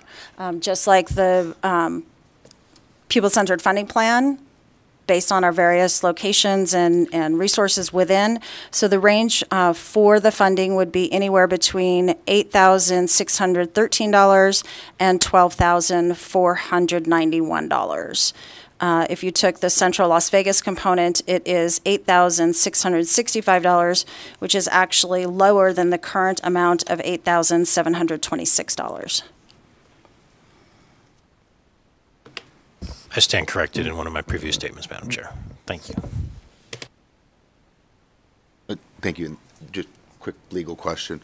And I just want to follow up on the Nevada Constitution. I understand that the Nevada Constitution does have a Blaine Amendment, but it is also my understanding that the U.S. Supreme Court under Espinoza versus Montana had deemed that Blaine amendments and other states have been deemed unconstitutional, and I was just hoping that legal could weigh in on that for me. Thank you, Madam Chair. Thank you, Madam Chair. Asher Killian, Chief Deputy Legislative Counsel. So the relevant provision of the Nevada Constitution is Article 11, Section 10, which prohibits public funds of any kind or character whatsoever, state, county, or municipal, from being used for sectarian purpose. Espinoza v. Montana Department of Revenue from 2020 concerned a scheme where Montana had a prohibition against funding schools that were owned by religious institutions, and in that case the Supreme Court struck down that prohibition against funding institutions based on their religious ownership. In Carson v. Macon in 2022, the Supreme Court considered a main prohibition on making tuition assistance available equally to institutions that are religious in character and institutions that are not. And it struck down that prohibition, finding that if the state makes tuition assistance available to private schools in general, it must make it available equally to sectarian and to non-sectarian schools. Neither of those cases is exactly on point for the Nevada constitutional provision, since it prohibits funds from being used for sectarian purpose versus keying on the ownership of the institution. And there hasn't been any Nevada Supreme Court or U.S. Supreme Court case since those two cases were decided that directly interpret Nevada's constitution, but it is likely that those cases have limited to some extent the applicability of Article 11, Section 10 of the Nevada Constitution. Thank you, and thank you so much for that clarification. Next up, we have Assemblywoman Brown-May. Thank you, Chair. Thank you. I'm going to follow up on my colleague's line of question relative to the Office of School Choice and Accountability. That's the new name, correct? Okay. So relative to that, and you and I had this conversation. It's just school choice. Accountability is over at the commission. Okay, I thought we were adding accountability in, so now I'm more confused. Ben Kiekever for the record, Madam Chair. We are creating the Office of School Choice within the Department of Education, and we are adding responsibility to the Commission on School Funding and Accountability. Okay, thank you for that clarification. That's a very important point. Because as I'm most concerned, it seemed like we were creating a new division that was going to need additional funding. Am I confused about that? Ben Kiekever for the record, Madam Chair. No. We are creating a new office within the Department of Education. The superintendent, I believe, has either submitted or is preparing a fiscal note for the bill that identifies the financial need for that office. Because there will have to be people that do this work. Thank you. I appreciate that. So that really is I think the crux of the question is, if we have these really great Department of Education, now we have wonderful staff members that are doing accountability and metrics. I'm curious to know why we're creating or adding additional positions instead of investing in the schools that are in such high need, or our teachers. I'm just curious to know if you could sort of talk through that thought process about why we would grow more administration and not direct supports for our students. Ben Kiekever for the record, Madam Chair. Thank you, Assemblywoman. I think much like administrative overhead that has to be captured by nonprofits when they administer programs on behalf of the State Department also has administrative costs when administering the functions of state law. And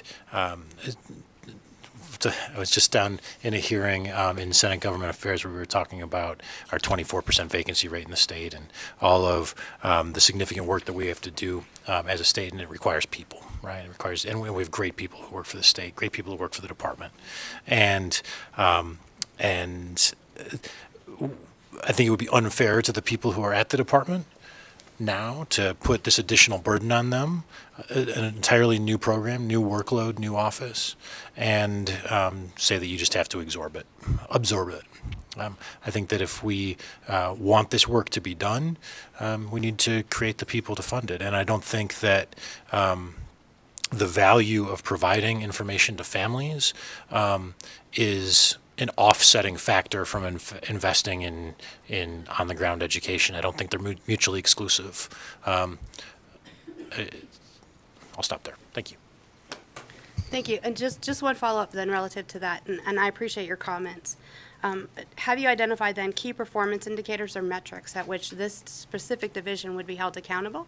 What is the exact goal that this accountability office would what is your KPI to ensure success? And you don't have to answer that necessarily today, but knowing that we're going to actually track metrics and data to ensure that if our students are indeed being offered choices, are they getting the choices? Are we reaching the families? Is the cost associated with this new function justifiable for the greater body of all of our students? In that, really, we should be spending public dollars on public education and public services. How are we ensuring that we're doing that? Thank you, Madam Chair. Ben Kiekever for the record. I would offer that providing information to families about education opportunities in the state is a public service, and funding it is entirely appropriate for the state.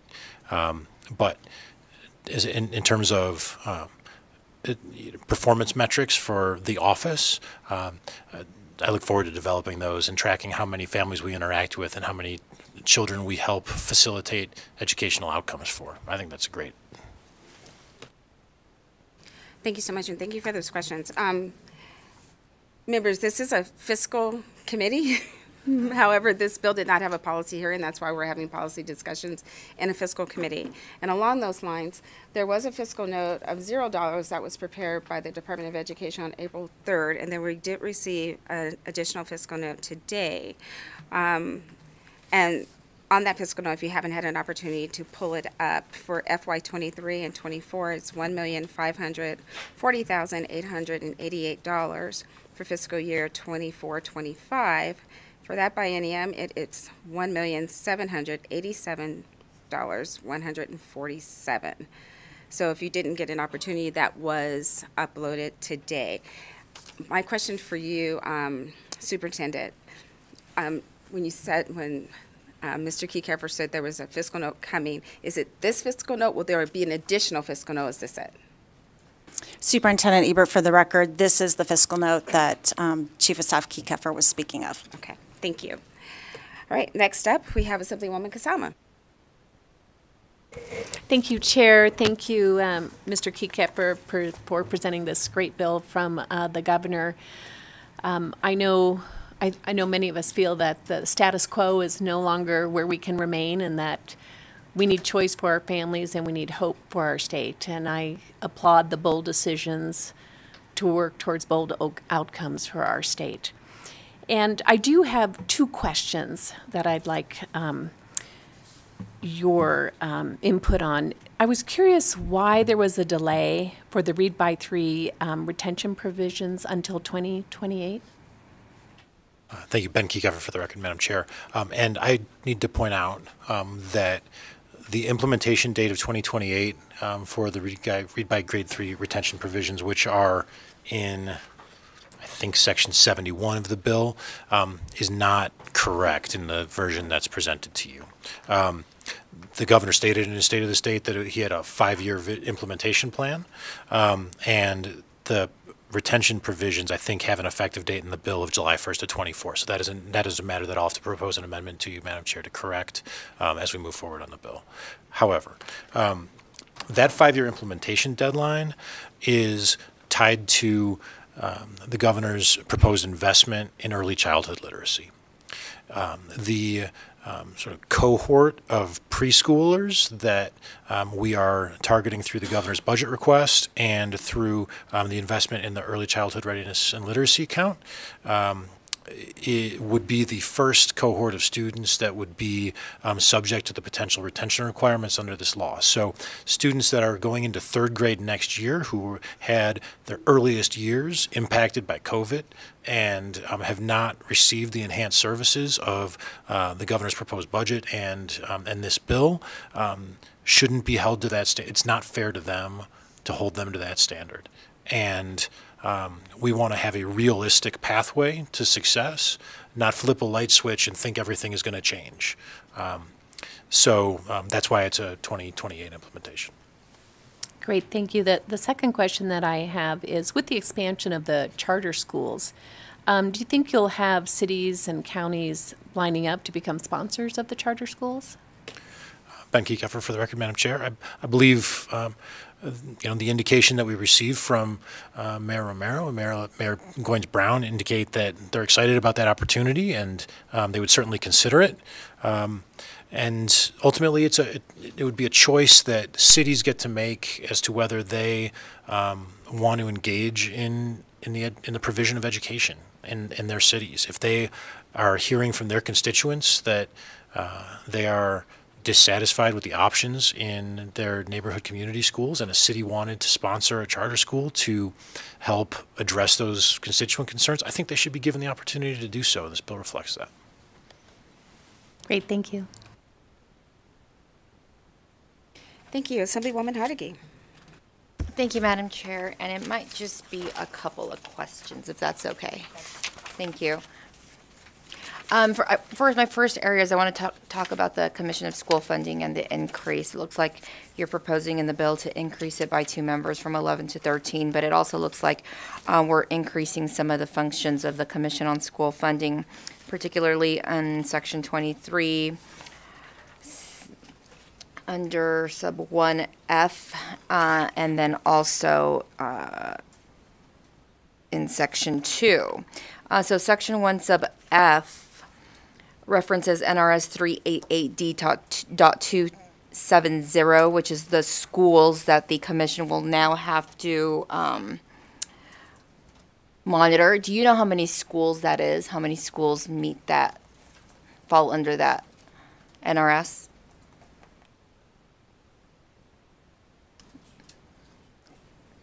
I'm worried about the workload of the Commission on School Funding. You're adding significant workload to them, and under this new addition, this bill, they would be required to review every single public and private school and who falls under the definition of NRS 388D.270. So I'd like to know how many schools that is. Sure.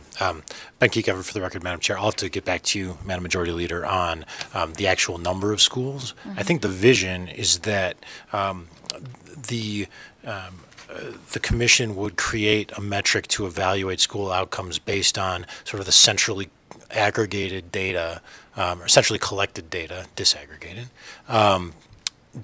so that they can review, so that there's a process by which to measure the items identified further down in that section on page 32. So schools are not going to be accountable to the Commission on School Funding and Accountability. This commission will be creating the review mechanism by which districts and this body can review outcomes based on funding priorities. So I'll get you the exact number, and I don't think I'm specifically answering your question, and I apologize for that. No, it's okay. I was just concerned with the workload of the Commission on School Funding because they already have a heavy load and they don't meet, year-round every year.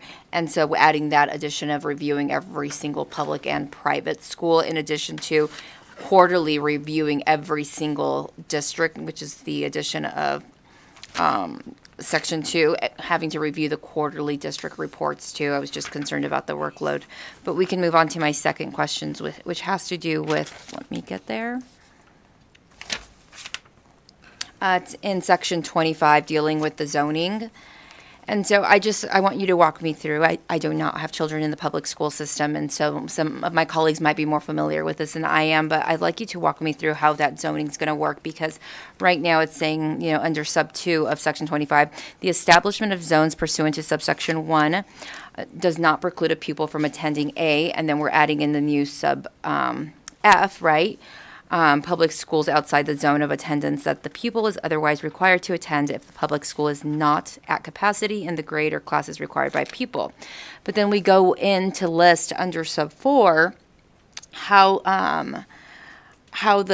the students can be selected, and it's saying, you cannot look at academic, artistic, athletic ability, you cannot look at participation or extracurricular activity, whether a pupil is a pupil with a disability, whether a pupil is an English language learner, and it goes on to list. So what will they be looking at? How will they decide to accept these students? What is the metric that they will be using to decide which student is going to be selected for that school?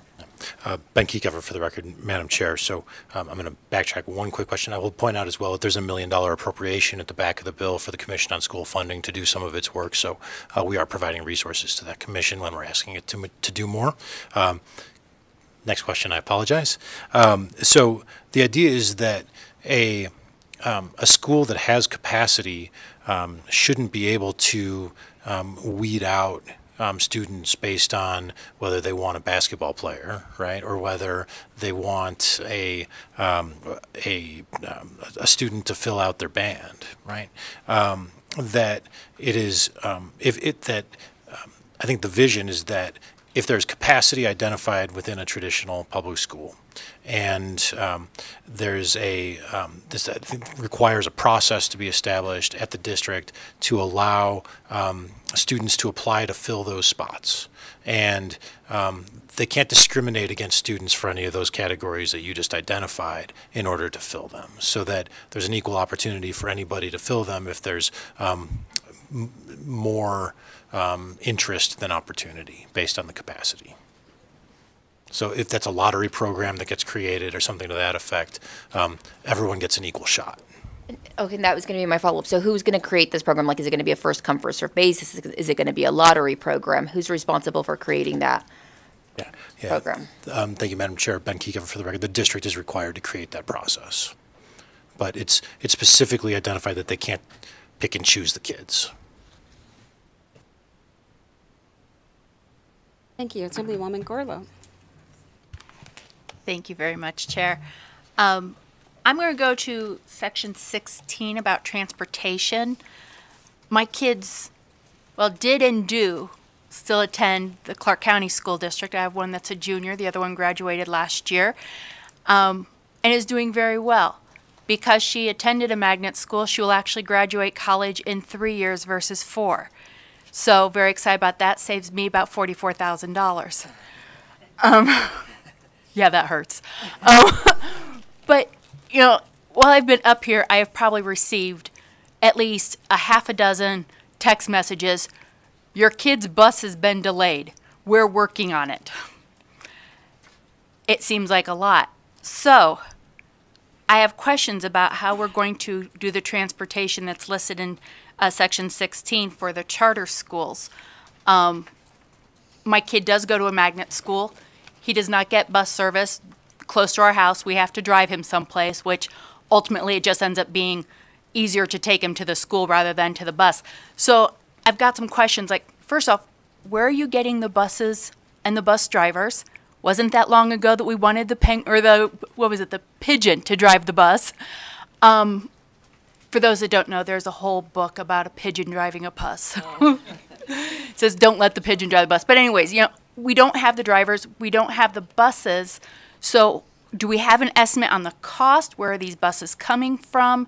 How's that going to work out?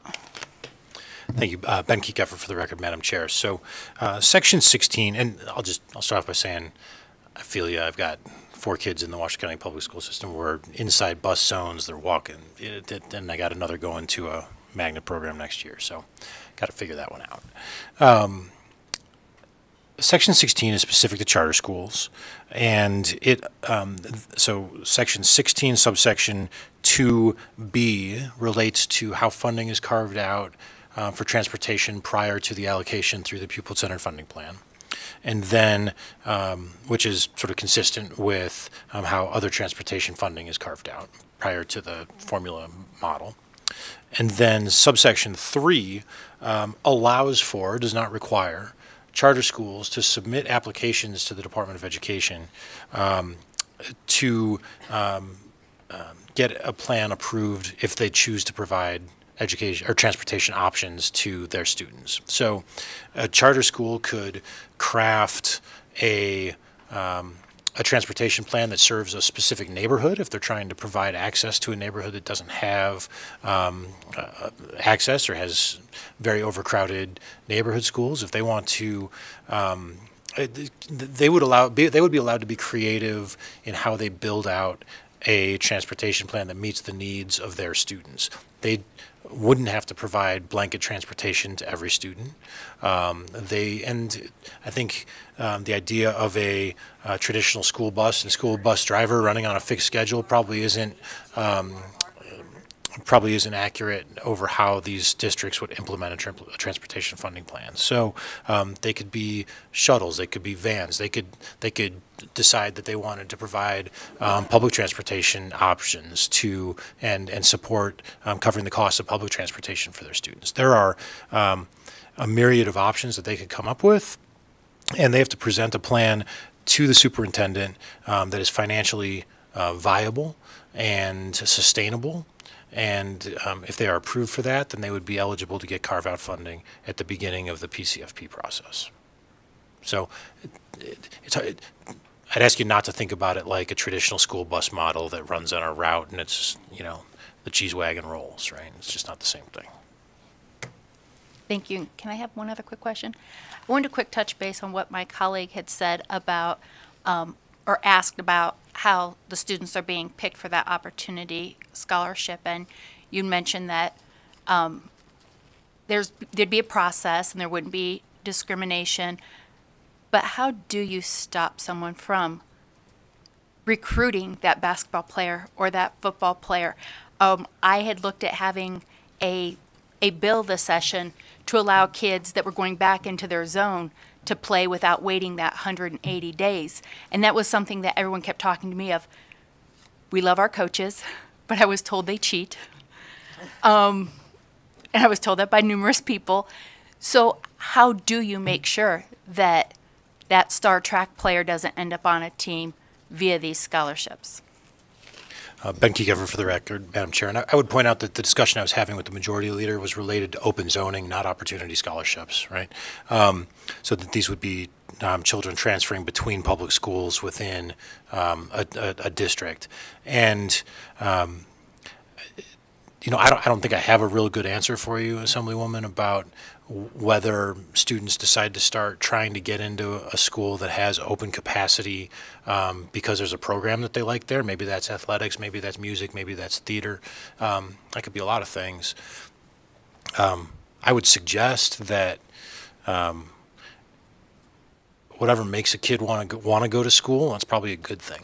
And if I'm less concerned about having aggregated talent in specific areas in schools than a kid being hard zoned into an underperforming school that they don't want to go to.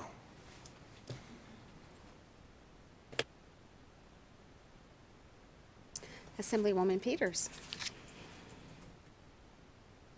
Thank you, Madam Chair. And I'm going to kind of switch gears here to reading and literacy.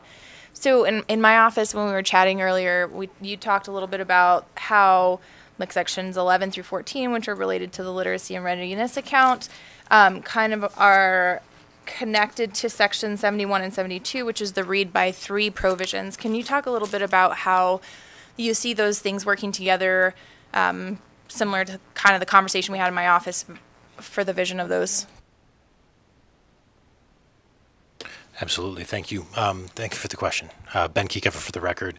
As it relates, early childhood literacy is really one of the sort of foundational components of how the governor has built his budget, this bill, and how we're focusing on our education policy. And so the creation of the early childhood literacy and readiness account in section 12 of the bill is administered by the superintendent and the department and is designed to support children before they enter kindergarten. The money that is dedicated to that account would be administered by the superintendent to provide grants to evidence-based literacy programs that are available statewide through various mechanisms. It is also, I think, flexible and would allow for the development of new programs to provide those early childhood education opportunities statewide. So it is it's explicit that it needs to serve children who are less than 6 years of age, which, based on legislation moving through this body, I think would become the trigger age for kindergarten attendance in the state. It must be evidence-based and provide accommodations for students with disabilities and include a plan of reporting and accountability for the performance of that program. So this is designed to be outcome-driven, evidence-based literacy, I don't want to use the word training, but opportunity for the youngest learners before they even enter the K-12 system. And if we can get them ready for kindergarten, then we feel like they're going to be ready to read at grade level in those earliest years, and that's what we're targeting. So when we were chatting, and we share a passion for early childhood education, that's one of the foundations that seems to be missing out there. This morning we were hearing a budget when I just am shaking my head at how few seats we still have in pre-K programs. So I'm grateful for the conversation being had around that space and really investing in that space. But my concern comes with the changes, the suggested changes in here on the Read by 3 program. In 2019, which was my first session, I helped to draft and finish the piece of legislation that our late colleague was working on related to Read by 3, and this walks us back. And I guess my concern is it preemptive, right?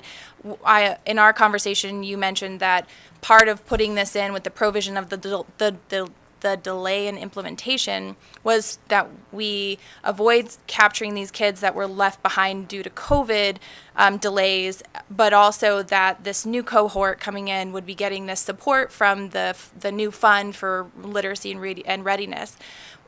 When it comes to, though, the provisions of and changes to Read by 3 program proposed in here, you're changing kind of preemptively, right? You're changing the variable again on families of what does it mean for my kid to be an educated person, right? And again, putting that kind of stopgap in there, that formal, if you hit grade 3 and you're not reading by whatever standard we put in place, you are leaving your cohort behind and are going to be the oldest in your class and potentially creating damaging emotional delays in children that we maybe don't understand completely. And that was one of the things we were trying to get away from by the legislation that passed in 2019. So I guess if you have comments on the intent behind this and how you see it being implemented, and maybe there's new science that you know about that I don't, about holding kids back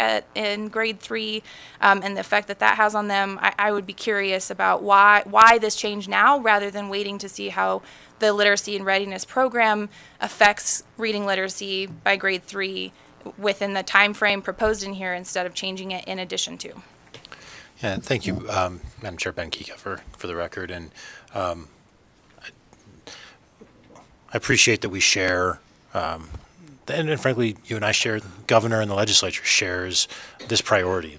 This is a shared responsibility and priority of both the executive and legislative branches of government, and I appreciate that.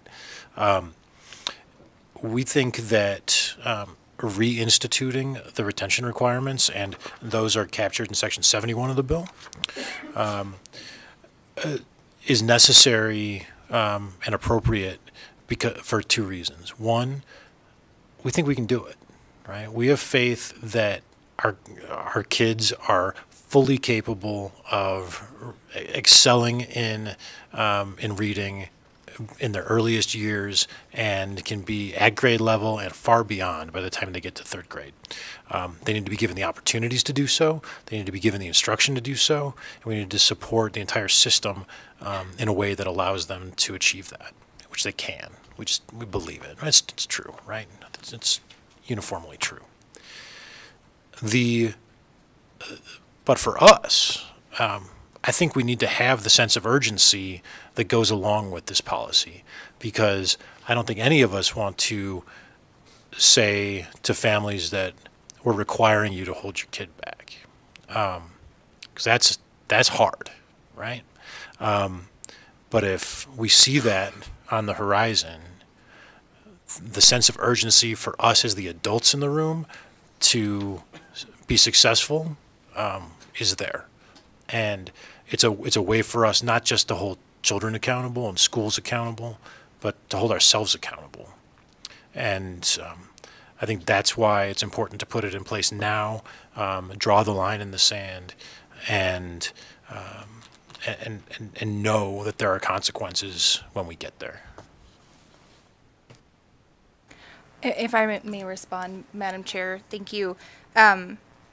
My family received a letter, actually a couple of letters, because my kids had missed so many days in school that they were threatening, my school district was threatening to hold them back.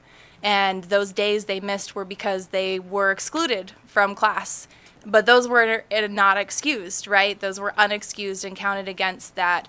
And I called in a panic. What the heck are you talking about? My kid's getting held back. She's pulling S's or S pluses. She's doing fine in school. What are you talking about?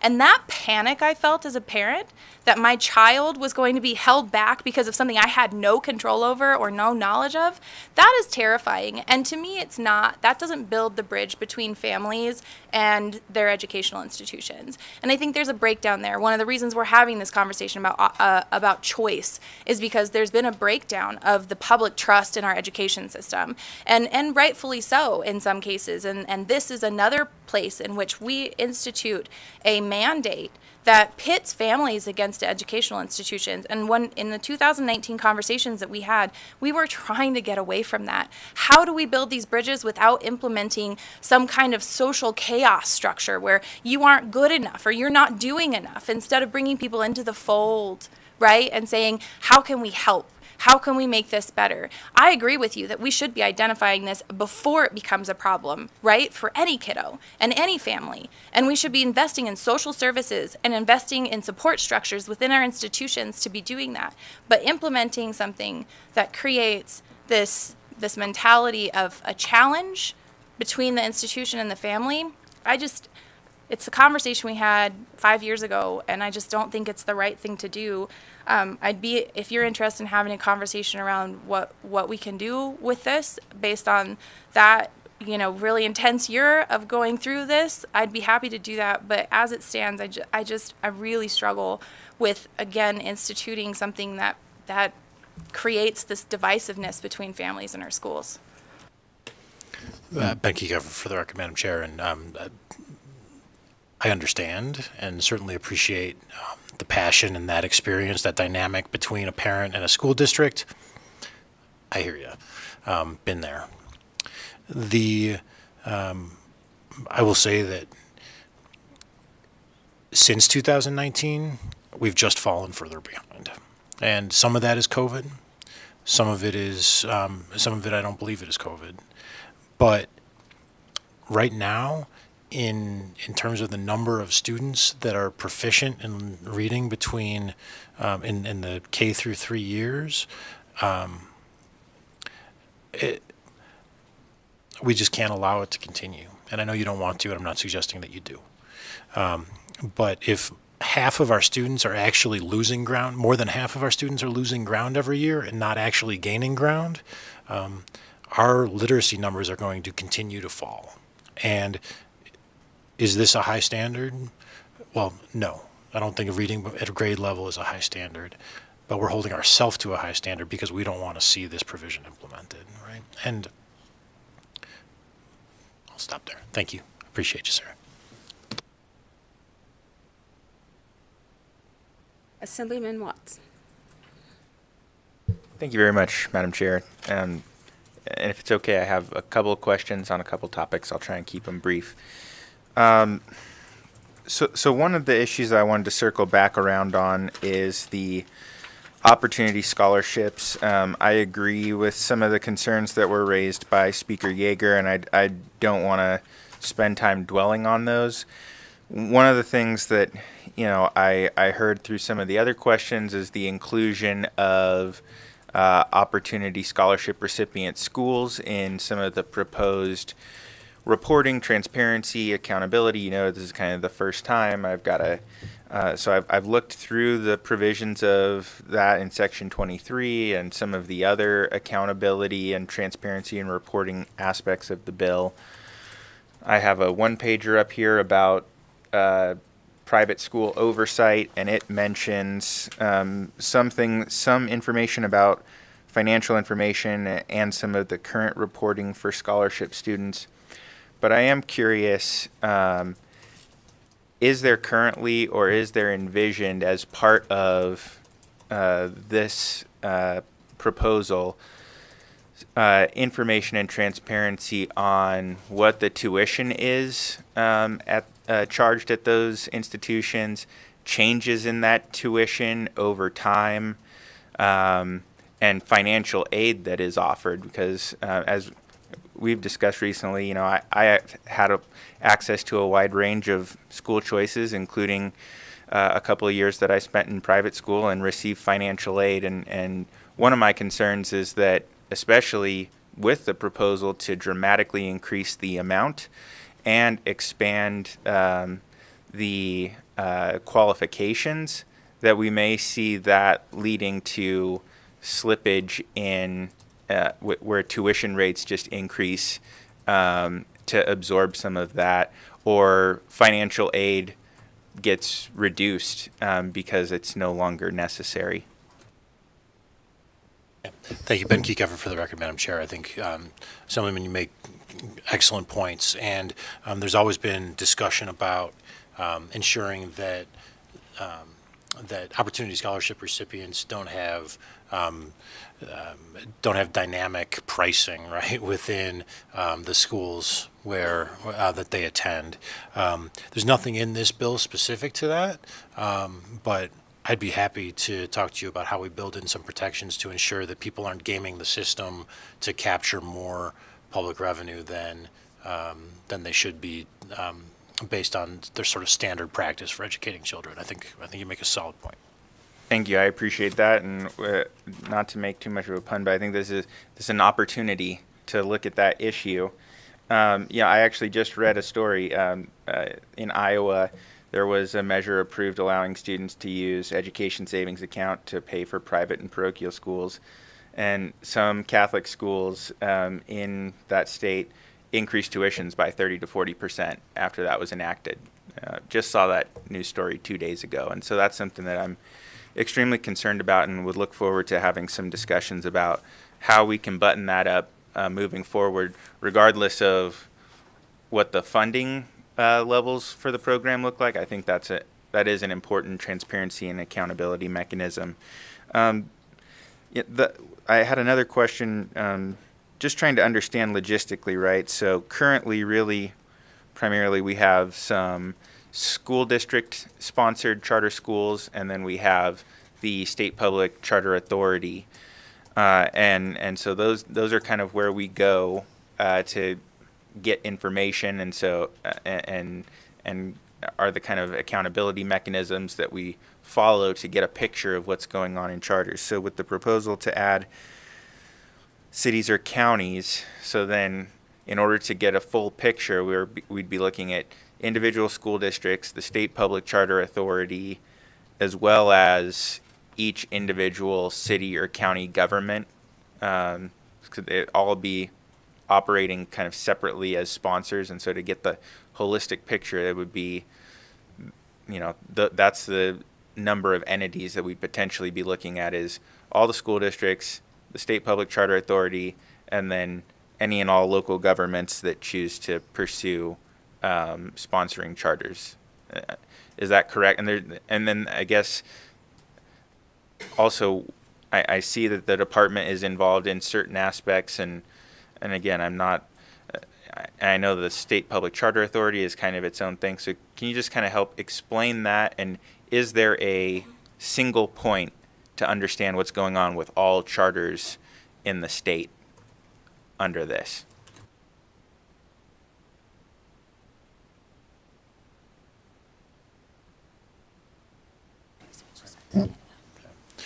Thank you. Ben Kiekover for the record, Madam Chair. I just wanted to confirm that what I was going to say was correct before I say it. So each individual entity that decides to authorize a school would be the LEA, the local education agency, for that individual school. We currently look at charters on a school-by-school basis as well, so this wouldn't necessarily change that dynamic. We just have some additional LEAs, and there are requirements that go along with that as well. So I don't think the reporting mechanism, or for us to understand what's happening in a school, would be a challenge. Since they are spread out now, there are district charter. So under current law, universities can authorize. I don't think there are any university authorized charter schools right now. I heard that there is some discussion about some authorizing by some colleges, and this would add those two levels of government, as well as I indicated, we'd like to include tribal governments as well in the future. Thank you, and again, I know that there is still involvement from the Department of Education as well. I think, I've seen a lot of information that's been compiled by the State Public Charter Authority, because the vast majority of charters are there. And so then when you're trying to get a holistic picture, then you also, if there are district-sponsored schools, you may have to get that and compile that. And so one of the things is in trying to understand, again, overall bigger picture, under where we're at right now, for the most part, looking at the Public Charter Authority is going to get you there. And so with that expansion, I'm just hoping that there are some methods in place where we can kind of, again, get all of that in aggregate and be able to take a holistic look at that. And then the other question I had is about Section 53, which relates to the carry forward balances. And I've had a lot of conversations with this about this with administrators and school organizational teams in the area that I represent. And again, there's been a lot of changes that have happened within the last few years. I think a lot of them probably net positive, especially when we're looking at the fact that the new funding formula is bringing in $2 billion in additional revenue. But obviously the transition away from categoricals towards weights, we're evaluating changes to the weights this session as well. And what I've heard is that at the school level, there's been tremendous volatility in the funds that have been available. And we've had, again, we've had categorical funding that would shift. There were turnaround programs and resources would drop off when schools actually did improve. And so one of the things that led to increased funds being carried over was to try and maintain some stability for staffing and for programs in a scenario of extremely volatile funding. And so, again, while I'm encouraged by the fact that there's a significant infusion of dollars, and I know that this doesn't go all to you, this is also kind of a question for the counties in helping figure out what this looks like implemented down to the school level as the funding follows the students. But the concern is still ultimately with volatility, including with potential open zoning, and that fluctuating the amount, the enrollment, and then therefore the funding that's available to support teachers and programs in schools. And so that's kind of the concern or comment portion. I guess the question is, how did you come up with the 2% benchmark for how much can be retained before it has to be pushed out from the carryover balances? And how did you come up with the priority list of purposes, and particularly why to include kind of duplicate programs such as tutoring, social emotional learning, and extracurricular programs in the district after the school? I'm really concerned about taking funds that, in general, a lot of these funds were held in what were Zoom and Victory. I mean, these are lower income and schools with high ELL populations, and I'm concerned that essentially this could be pushing funds out of those schools to other schools in the district. So if you could just provide some clarification on that, on those issues for me. Thank you for the question, Assemblyman Watts. State Superintendent Joan Ebert, for the record. I would like to double down on your comments of, in the past, and being a school district employee, every other year, like everybody's grabbing the table going, what's going to happen coming out of the legislative session? And then, what happens 2 years from now and 2 years from now? But to commend this body for putting Senate Bill 543 into place, and it is revenue-based. And so my colleagues out in the field, what I keep trying to remind them is this new system levels all of that. Like, we can't look in the rearview mirror anymore. We need to look forward. And what is currently in place, it's a minimum of 4 years that we have stability across the system, unless there's other choices that people make. And then beyond that, it's the first time we have a stabilization account for education as well. So it can go well beyond based on decisions that are made here within the legislature. So the calming of the field, making sure that leaderships within school buildings are spending the money that is in the school now with the children that are sitting in the seats today, not hoping for something or waiting for something or what if tomorrow. That's taking care of what this body has done. And so the children that are sitting in the seats today deserve those dollars. In regard to the piece in relationship to the expenditure of the funds, and it does look duplicative the way that it's written, but an individual school may make a determination that they're providing specific tutoring right at that school level with the teachers, extended day, Saturday session, bringing families in, all sorts of creative ideas that they can use to lift the education of the student body within that school.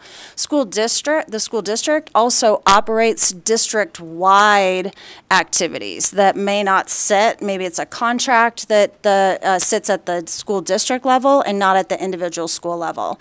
So the flow of dollars would first, if there's a program that supports, tutoring program that supports the students right at the school, that's where that sits. And then where you see it says district, it's talking about a district level program that may exist that they may need to tap into. Thank you for that. And, you know, I appreciate that. And at the same time, you know, again, we're looking at modifying weights. Again, are we putting additional funding in? Yes, but figuring out how those weights are allocated is changing. And again, we've been fortunate that we've seen increases. Obviously, we had a lot of coronavirus-related federal funds that came in, and one of the things that made me feel comfortable with making the leap into the funding formula was the commitment that that schools would be held harmless in some of that transition. And so, while I appreciate those remarks, and again, I know this is not all on you, and I've said this before, and so I want to make sure that there is additional conversation and some hard data and estimates from districts, because a lot of when we talk about funding, we're talking about it at the district level, and my concern is that as we continue to look at some of those other details of funding, how does that come down to the school level? And again, making sure that I think that if we can get some of that information to show that there is going to be less volatility and there's going to be greater stability and there's going to be that we are maintaining and building on the resources that have historically provided, I think there would be I think these schools would be glad to spend down those dollars. And again, I think that we need to make sure that we are that whatever that number is, that is factoring in the variability that individual schools do see, and that we do provide that do find that balance of making sure that because a student moves to another school, or because our at-risk definition has changed, that we don't have to lay off teachers, move them to another school, or reduce programs. So again, I appreciate the response. I look forward to having some additional follow-up conversations, but I want to make sure that it's perfectly clear that that money isn't going to be pushed out of the school into other schools in the district, and it seems that that's not the intent. And I really think that we need to have some additional conversations to provide reassurance, because I think if that reassurance can be made, that is one of the main things that has led schools to do that. And again, we're still in somewhat early days of this new formula and are still looking at tweaks to it. So I think that speaks to a lot of the apprehension that we see. Thank you very much, Madam Chair, for the questions. Thank you. Assemblyman O'Neill. Thank you, Chair, for the time. I think I almost forgot what my question is, but I got to say, I'll start off saying I really am excited about this. The bill that's being proposed, what the governor is offering us. This is the first change I've really seen for education, the offerings in Nevada that I've seen in several sessions here. I think it's a great opportunity that he's giving to the future of families, to our children, to really excel and exceed. We're going to have a tremendous interjection of funding, though. And a few weeks ago, we sat here listening to some of the school boards, the school superintendents talk about how they had used funds, and I've got to say, misused funds. I got upset with a few of them, I'll admit. So what I want to ask, since this is a money committee, is can you or would you please ensure me how the funds that we're going to put forward on this tremendous program will be used appropriately, with talk again about the accountability and how the checks and balances we'll have, that this money goes to the program that we want, to the children, to their futures, please. Thank you, Madam Chair. Ben Kiekeffer for the record, Chief of Staff to Governor Lombardo. Accountability is not just a buzzword for the legislative session. It is something that we are trying to infuse into both this legislation, what we would like to infuse into the education funding bill that you all will be working on, and how we are going to monitor progress over the short term. We think of accountability as two things. First, what are the expectations that we are setting based on the additional revenue that is being provided? And those need to be reasonable. Those need to be achievable, but they need to be high. And we need to measure them through a combination of not just proficiency, but also growth. This is a short-term review of what is happening in our classrooms in the next year and a half before we start preparing to come back to this legislative building in 2025. And so what we are interested in seeing, what the governor wants to see, is progress towards the end result. We can't, as I said earlier, flip a light switch and expect that we are going to make all of our problems go away. This is going to take time, but it is also a crisis, and we need to see outcomes immediately.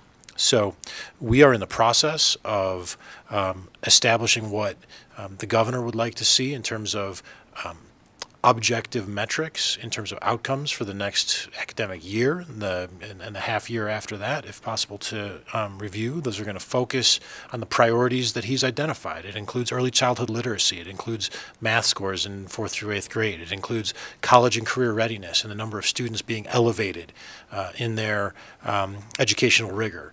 It includes teacher pipeline and evaluating how many classrooms are being led by fully licensed certified teachers.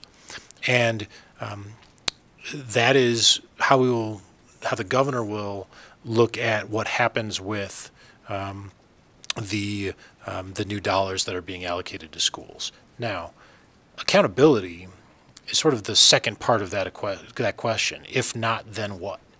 And there are different opinions being shared about what the answer to that question should be. But the governor certainly isn't going to be shy about holding people, the adult leaders of school districts, accountable for the performance of those districts based on the new funding that's coming across.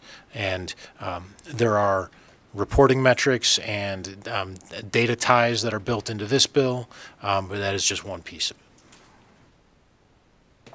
I appreciate that, and you hit the nail on the head when you said the governor will hold them accountable, because we had one person using his school police to run speed traps out on I-15. That, to me, is misuse of funds. That's what I wanted to hear, that the governor, and I do appreciate it, I think we will do this. This is a tremendous opportunity that we can't pass up for Nevada right now. So, thank you, Vice Chair. I appreciate the time you did a switch on me. We did. With that, we'll go to Assemblywoman Anderson. Thank you, Vice Chair. And, and I appreciate what you're saying about the accountability. But I also have a question that was actually sent to me by somebody else who there are several funding mechanisms that are meant to support with recruitment and retention of educators. Why not simply raise the pay and increase benefits for educators rather than create this much more complex system? Thank you. Great question. Ben Kiekeffer for the record, Madam Vice Chair. Look, we support raising teacher pay. There's $1.2 billion in non-weighted funding in the governor's budget request that can be used as a part of the collective bargaining process. But we don't think that the state should be mandating outcomes, predetermined outcomes in collective bargaining and negotiations between local associations and their employers. we hope, I will say, we hope that the results, and we expect that the results of those negotiations will result in increased teacher pay and other educators throughout districts. Thank you for bringing up the LLEPs. Appreciate that. So then my other question has to do with the read by three, which I think you've dealt with a large amount. How many students, because you and I have had this conversation as well, how many students are projected to be retained in the 5 years that you believe to have this implementation? And I know that it's being utilized in other states and everything, so what are those unintended consequences that this governor is ready to, I guess, have those discussions about, or what are you planning on doing to make sure that it is implemented so there are no unintended consequences, especially with regards to what one of my peers brought up, which was the social and emotional learning? Thank you. Ben Kiekever for the record, Madam Chair. So the read by grade 3 provisions that are reinstituted in this bill also contain a recognition that not every child is the same. So there are provisions within the bill that allow boards of trustees of districts to provide mid-year move-ups for students. It provides alternative exams. It provides for good cause exemptions for students that are not fully at grade level. We have to recognize that every student is an individual.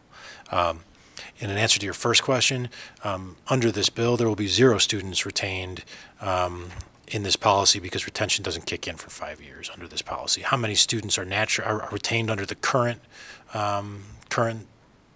provisions of law, I can't speak to, but that number wouldn't change based on this bill until 2028. Thank you so much for that clarification. Thank you. If I may have one more? Are you okay with that? Great. The last one I believe we already kind of started on, and that's the cities and counties that support or sponsor charter schools. I'm kind of confused by that those bodies aren't the employer, yet they're the ones that are sponsoring it. So could you explain that a little bit more? Who is the employer of these charter school employees? Since it's sponsored by the city and county, but it's not actually paid for by them. How does that work out?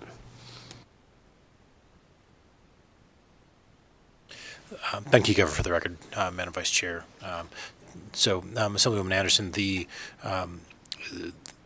sponsor is the authorizer of the school, right? Just like the State Public Charter School Authority isn't the employer of any charter school. They are the authorizer, oversight entity, the local education agency, authority, local education, agency, the LEA.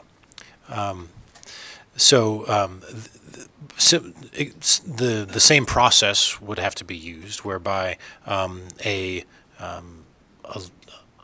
charter management organization, a local board of parents, someone has to create an entity to open a school, and they would be sponsored and authorized by that city or county. The city or county doesn't run the school.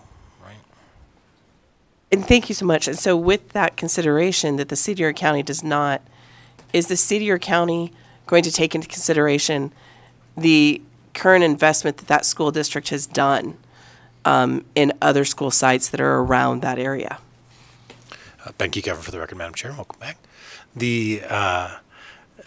All of the existing provisions of what can trigger charter school authorization remain in place. So there are rules that currently have to be met in order for a charter to be authorized, and this doesn't change any of those aside from adding overcrowding as an eligible trigger.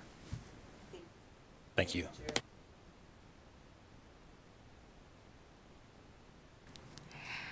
Thank you. So we've had a lot of questions, and at the beginning of this hearing, I said that there was a lot of emails and calls that came in. I asked my attaché to go through some of them and kind of categorize them. So I'm going to ask a few of the questions that came from constituents and then other members, folks throughout the state. And then I want to go to the amendment. Members, there was an amendment on your desk. That amendment came in after the time for submitting to be uploaded to my office, after the time to submit for uploading to Nella's. So that's on the desk. I'd like for you to go through that tonight before we leave. And I don't know if any of my other colleagues asked this while I was out of the room, but just in case they did, just stop me. The first one is in section 23.3.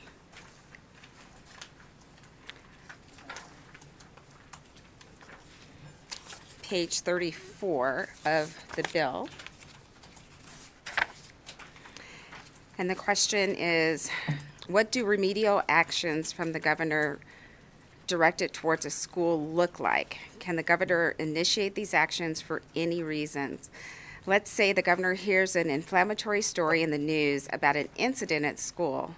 Can the governor now hire or fire certain staff or make other changes to the school's policy without input from the parents, faculty, students, etc.? Thank you, Madam Chair. It's an interesting section of the bill, right? But it also requires collaboration between the governor and the legislative branch in identifying what those remedial actions are and how they would be implemented. So I believe that it provides broad authority to the governor to take actions that he or she may deem appropriate, and would have to get consultation from the legislature in order to do so. So I think that could include removing personnel if necessary, but I certainly wouldn't expect that it could be done on a whim over a single report due to the complexity of getting collaboration between the two branches of government. Thank you for that. And would that supersede the actions of the superintendent for that district? I think the supreme executive authority of this state is vested in the governor, and it could, yes.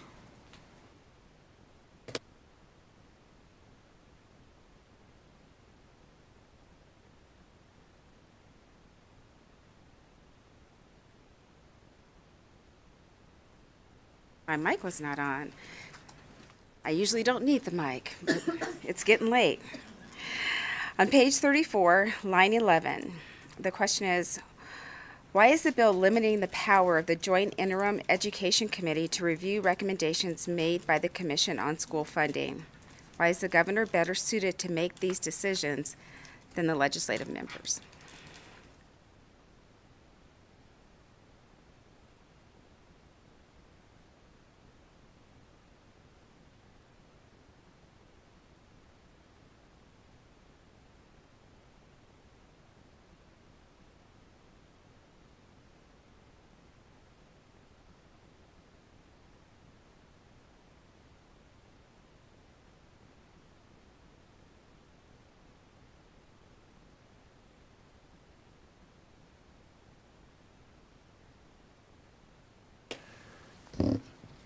Ben Kiekover for the record, Madam Chair. I'm looking at, I believe, just to be clear, I'm looking at section 23 on page 34 of the bill, subsection 3, paragraph B. I'm sorry, subsection 4, paragraph B. The commission shall present, and subsection B, or paragraph B, after consideration of the recommendation of the Joint Interim Standing Committee on Education, transmit recommendations or a revised version of the recommendations to the governor and the director of the Legislative Council Bureau for distribution to the legislature. That's the provision we're looking at? Correct. Right above that, in the red markouts on the bill, it takes out the Joint Interim Standing Committee on Education shall review each recommendation and determine whether to, and then the new language is added. All that's stricken out in red, just above B. Yeah, look, I think ultimately, Ben Kiekover for the record, Madam Chair, I believe that ultimately these recommendations still go to the governor and the legislature, and it's designed to do so because the governor prepares both budgetary and policy recommendations for the legislature, and the legislature should also be fully apprised of those recommendations to vet those recommendations when they come to it in February of odd-numbered years. Unless I am missing something. I think I understand the question, but ultimately, the governor and the legislature receive this information.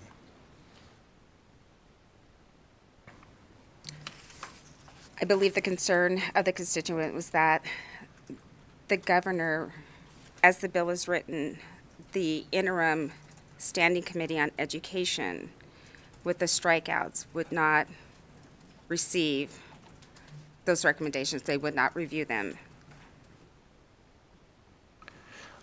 And that was the concern of the constituent.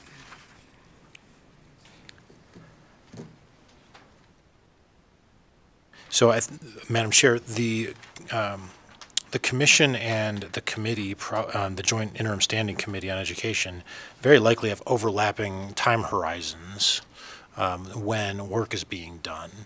And if the work of the commission falls in the same interim period as the Joint Interim Standing Committee, reporting to that interim Joint Standing Committee following the conclusion of its work and its dedicated bill draft requests and all of those sorts of things would be a place where a report would that had significance couldn't be acted upon because all of the work had already been completed. So I think the idea here is to provide it to those who could still implement the recommendations coming out of the commission.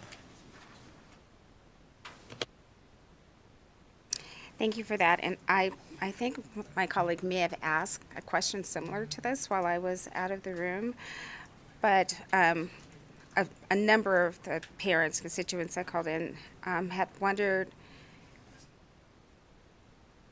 why would we repeat, by holding the child back in 3rd grade, repeat doing the same thing that we had done before that wasn't working? And do you know what the demographics are of the students that have been held back? And would those demographics of students be the ones held back in larger numbers moving forward? Thank you. Ben Kiefer for the record, Madam Chair. And the superintendent looks like she wants to jump in. I'll say quickly that I do not have that demographic data in front of me. I don't know if we track that or not. I'd have to find out. And under the retention policy in this legislation, there's also intensive intervention for those students and the opportunity to grow out of that retention. And I would say as well that the goal of this bill is not to retain, right? It is to set, it is to ensure that students are given every opportunity to succeed, provided the resources to succeed, and we should not be doubling down and doing the same thing twice that hasn't worked. That is not what this bill does, and it's certainly not its intent. Thank you for the question, Superintendent Ebert. For the record, we can provide you data for students that have been retained at various grade levels. I don't have all of it right in front of me, but that would not be because of retention of any bill since in 2019. It was never implemented. Thank you. If you could get us those numbers, that would be great. I'd love to know the numbers and the demographic makeup of those students that were held back. Before I go to my final comments, could we go to the amendment that was presented? Can you walk the committee through that? Thank you, Chair Monroe Moreno, members of the committee, and allowing us to share some of the conceptual amendments here before you. On page 1, the very first portion of this, it initially stated that a superintendent who has been a chief financial officer, to allow them to remain on the committee. What this does is actually allows that person to remain on the committee if they have been the chief financial officer within 3 years. So if they happen to be a superintendent and that they wouldn't be staying on the committee for a decade, after 3 years, they would relinquish that seat, and it would be provided to an opportunity for another CFO. Section 24, subsection 1 and 2, that is a date change. We have had, and I think you've heard in other testimony that we've provided during this session, various reports that come in at different times, specifically 384, 468. There we go. And so this comes in alignment to make sure that we give an accurate, complete report all at once instead of providing data over time. Section 54, subsection 5. The money in the account may only be used to award grants to school districts to support students enrolled in programs in career and technical education. There we wanted to be able to expand the opportunity for school districts to be able to use the dollars, for example, for dual credit courses, if the students needed additional tutoring for success in that coursework. So those 3 words, students enrolled in programs of career and technical education, broadens the use of the funds for student success. Section 15, subsection 4. The change there is upon submission of a request from the department, any identified error created through the application of the pupil-centered funding plan model.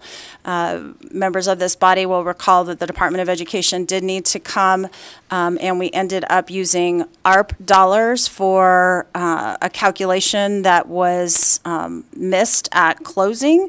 And so what we would like to do is, as those occur, is to be able to use the account to be able to cover those errors instead of waiting until the next legislative session.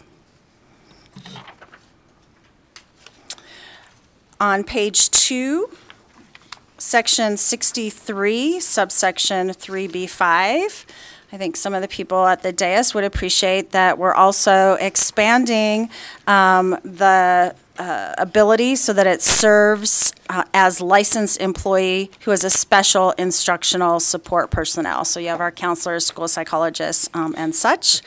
Section 68, subsection 4B.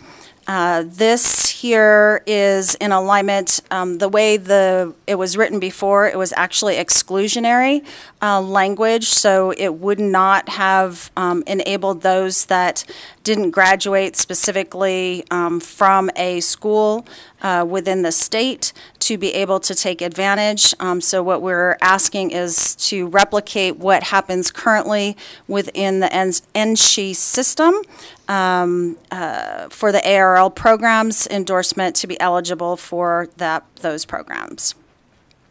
Section 53, subsection 3, I think we heard some components earlier about different areas where carryover dollars may be used. And so we've had a lot of requests from principals that are currently working with their school district to receive maintenance and have plans, but for some reason, because they're in a queue, that at the end of that year, there may be more than 2% that is in their account, but they already have it scheduled for specific maintenance. So you would like to have that removed out of that 2% access, but they may use those dollars for preferred maintenance. Section 53, subsection 3, also allows for the carryover dollars to be used for technology, one-to-one, information technology, equipment, services, and personnel to support ensuring one-to-one devices. Again, you've heard a lot of testimony over the last few months in regard to support for maintaining the technology that has been placed in our schools during the pandemic. And then also, sorry, that covers it. On page 4, closing this out, and I believe this should be the effective date of 2028.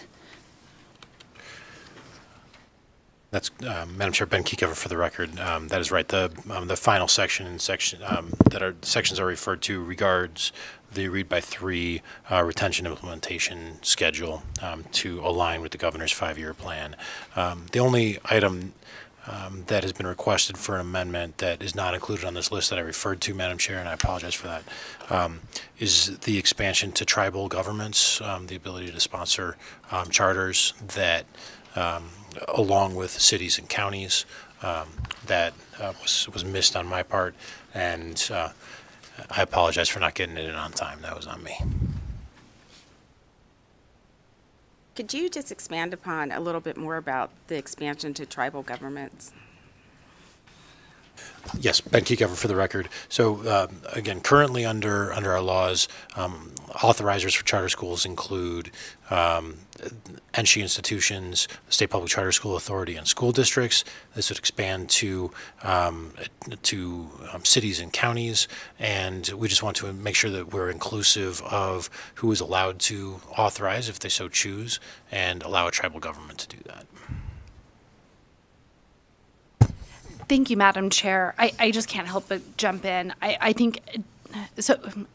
This may be a little problematic because if you expand it to tribal governments, and I respect the fact of being government to government relationships, and I love that our state respects our tribes. But I struggle. One big struggle would be if we do that in tribal governments that could sponsor a charter school, could then have to be like reporting to our state government via the Department of School Choice or whatever entity that may be overseeing this, or the Charter School Authority.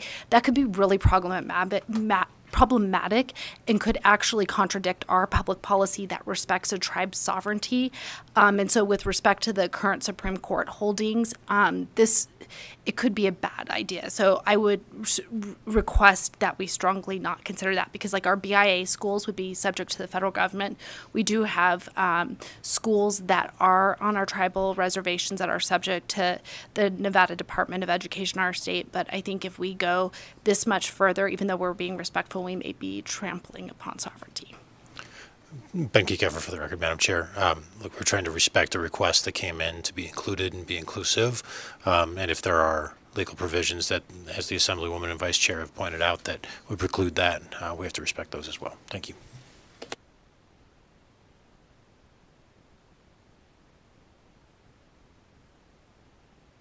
Thank you.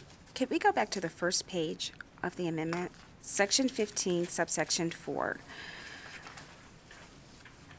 C in that subsection, is that new language? Should that be in blue lettering, or is that in the bill as presented?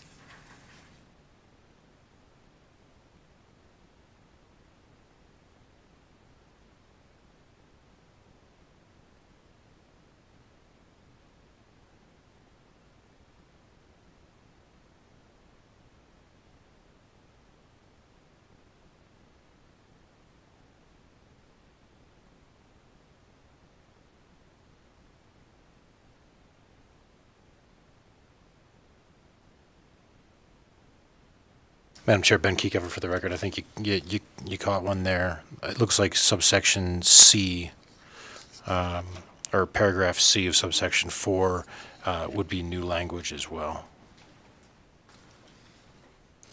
At least in the bill draft as it exists. Thank you. Thank you. Members, any other questions? Assemblywoman Kasama. And unless I'm looking at this wrong, on page 3 of the amendment, section 53, subsection 3, I believe D and J are duplicates.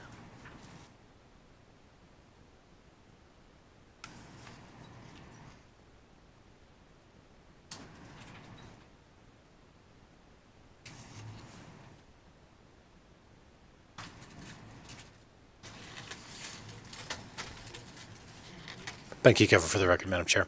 It appears that that Assemblywoman Kasama has also pointed out perhaps an error in the amendment as it's drafted, and those do look duplicative. If for some reason they're both in there, I will report back, but that appears to be the case. Thank you. Thank you. Well, I don't see any other comments or questions from the committee. I thank you for the presentation, and as I said, I would have one comment. I'm the mom of a few educators. My husband's a retired educator. I have a great love and appreciation of our teachers and our college professors. There's some good things in this bill. There truly are. But there's some things that I don't agree with. As a mom, as a grandma, and as a parent of a special education teacher, I really, truly wish the energy that's been put into this piece of legislation, after hearing so many educators come before us this legislative session, and as Speaker Yeager said at the onset of this questioning, we've heard them say how the funding that we're putting in, $2.2 billion is a lot of money. And it's there not because of Governor Lombardo. I want to get that on the record again. It's there because of the work of this legislative body in 2019 in changing our funding formula under a different governor, but the work of this body. That's why the money is going there. And if this governor could find extra money in the general fund to put this program together, then I wish we could work together to put the extra general fund money in our public school education, for our educators to raise their salaries, for our teachers to have the resources in their classrooms so that they can succeed and really work to have success with our youth, because they are our future. And that is our first responsibility as public servants, is our public schools. As Assemblyman Watt said, his parents had options, because there are options out there for parents now. I went to private school for a point myself. My mom worked 2 jobs, and my dad was in the military, and they made that extra money to put me in private school for a short period of time. But as a little black girl in that private school, I didn't fit in. And I went back to the public school, where teachers saw something in me that they didn't see in me in a private school. And I think I turned out okay. All my kids went through the public school system in Clark County, and people can say what they want about CCSD. We have some amazing educators in CCSD, and they did a great job with my kids and others. And a lot of it is parent input. I wish I could legislate what parents do, but I cannot. But had to say that. Thank you so much for this presentation.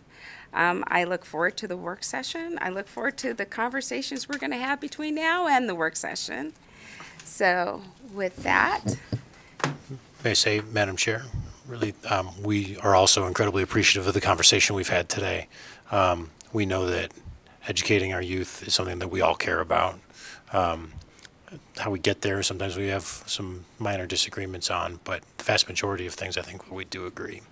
And I'd just like to give a thank you as well to all those who came out to support the bill. They stuck around for 3 hours worth of our conversation to have their voice heard, and those who are waiting on the other side as well. So thank you, appreciate it. Thank you. And with that, we will close the presentation and we will go to testimony. And as I said at the onset of this hearing, we will have 30 minutes of support, 30 minutes of opposition, 30 minutes of neutral. We have a large number of people here in the room, a large number of people in Las Vegas, and I believe we have a large group of people on the phone. So that means 10 minutes here, 10 minutes in Las Vegas, and 10 minutes on our phone line. I will have a timer on. Everyone that speaks will have 2 minutes. You'll hear the timer go off. When you hear it go off, please be respectful and stop your comments. If you do have your comments written with you, please turn them in if you haven't already sent them in. And with that, we will go to our first here in Las Vegas. And you're sitting between 2 beautiful ladies, so one of them get to go first. I don't care which one. Thank you, Chairman Monroe Morano, and members of the committee. My name is Tomoko Rogers, T-O-M-O-K-O-R-O-G-E-R-S.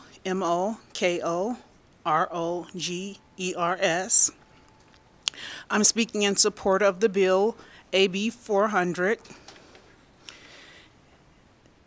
It is past time for us to do something better for the education of Nevada's children.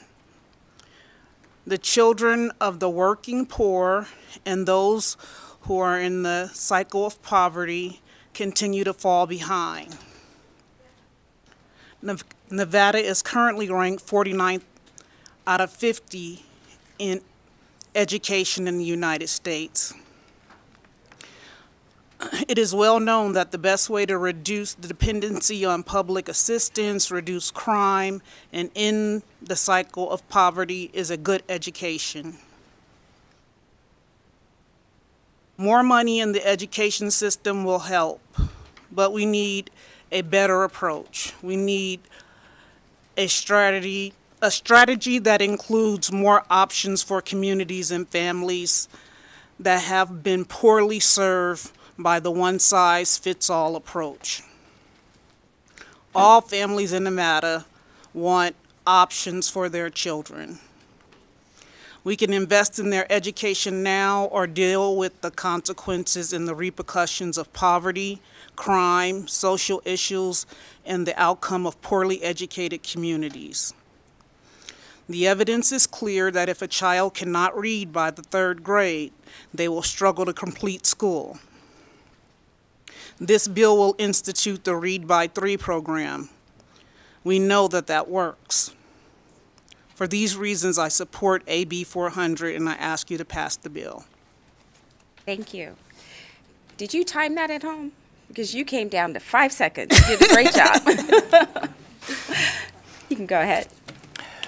Good evening, committee. My name is Jim DeGraffenreid. I'm Nevada's Republican National Committeeman in support of Assembly Bill 400 on behalf of the Nevada Republican Party. School choice is a civil rights battle, and just as we have with previous battles to secure fundamental rights and liberties, we're proud to be fighting for every student to obtain a quality education and ensure that no student is limited to the education offered in their zip code. Our public schools don't have a funding problem, they have an accountability problem. This bill is about accountability, not whether we fund or don't fund public schools. AB 400 diverts no funds from public education. It encourages privately funded scholarships and allows open zoning. AB 400 helps provide the best quality education for every student in Nevada, especially for parents who can't currently afford to choose a better school, whether public, charter, or private. This is a lengthy bill, and we don't have a position on every section, but we want to be clear that AB 400 includes a number of good policies for accountability and school choice that we strongly support. These policies will provide choice to families and raise standards in our public school system. In Clark County, only 4% of African American students tested proficient in math, only 10% test proficient in English. The results aren't much better overall. 20% of Clark County students are proficient in English language arts. Is graduating the majority of our children as functionally illiterate, setting them up for success? We say no. Any rational person would say no. Any person who wants to see Nevada's kids succeed and become productive members of society would say no. AB 400 returns read by grade 3 as a required standard with the option to hold a child back if they haven't met that minimum standard, a key skill that they need to succeed in life. Read by 3 is critical to get our kids the help they need to be successful and to improve results in all schools.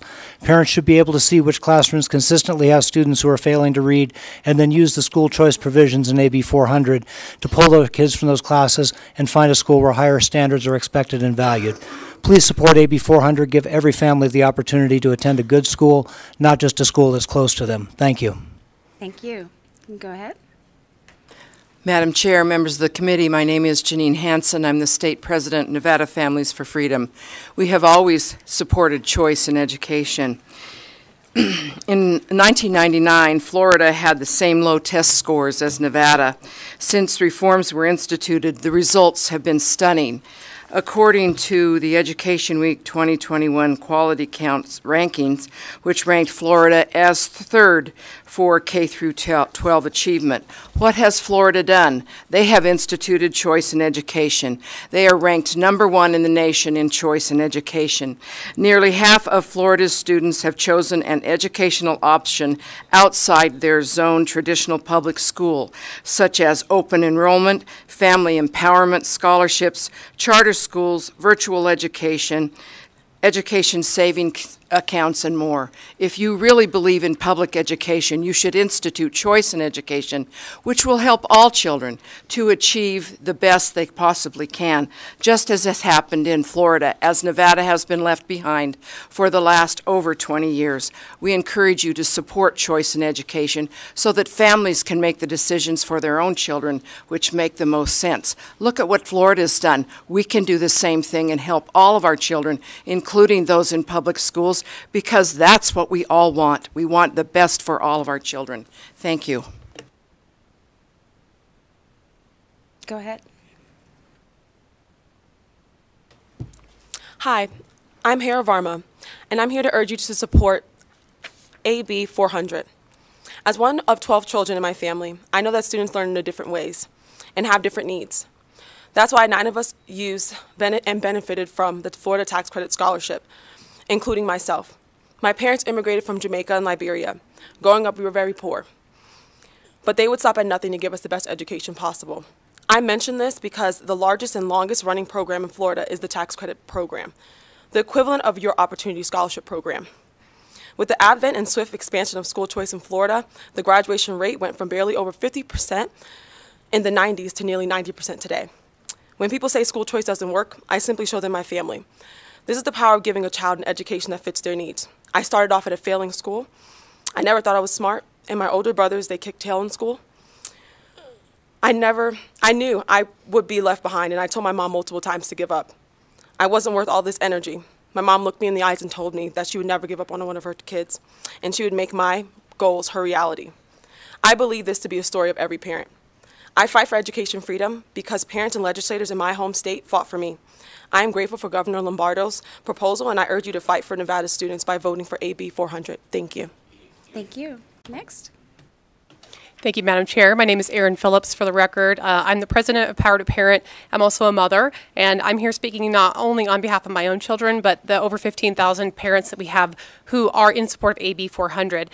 Parents in this state know firsthand that Nevada ranks at the bottom in national outcomes. We don't need to go over all the statistics, but as you've already heard, only 1 in 4 of our Black students in Clark County School District are proficient in math. Every legislative session, families are promised more funding. They anticipate improvements as a result of additional funding, and nothing changes. Parents with children in failing schools are desperate to find alternatives. They add their names to long waiting lists for charter schools and magnet schools, praying for luck in a lottery. But most families don't have that luck. This is demonstrated by a mom, Anita, a single mom, and her 4 children when they lost their Section 8 housing in an upscale neighborhood in Las Vegas with 4- and 5-star schools. They were forced to move to a Title I school in Assemblywoman Torres's district. Her children began experiencing bullying, and their grades suffered. She did everything in her power to try to find better schools, including getting them on charter school lotteries, but they've ended up on waiting lists. And as of today, Anita and her children are still floundering in schools and classrooms that are not meeting their needs because of their zip code. AB 400 is an investment in education and a way out for some of these middle and income families who don't have time to wait for us adults to figure it out. Parents in Nevada overwhelmingly support AB 400. I hope that you will too. Thank you. Thank you. Next. Thank you, Madam Chair. For the record, my name is Maria Davis, M-A-R-I-A, Davis, D-A-V-I-S. I am a member of the community that I have 3 kids, and this community has many, many students. I am in support of this bill because education should be a priority in a state where we are number 49 out of 50 in education and have been for a few years. That tells us that public education needs improvement, but while we do this, we don't need to sacrifice the kids that would like to have a different option. Not only does this bill set the stage for success with early childhood education, but it also expands the Opportunity Scholarship to up to 10,000 students.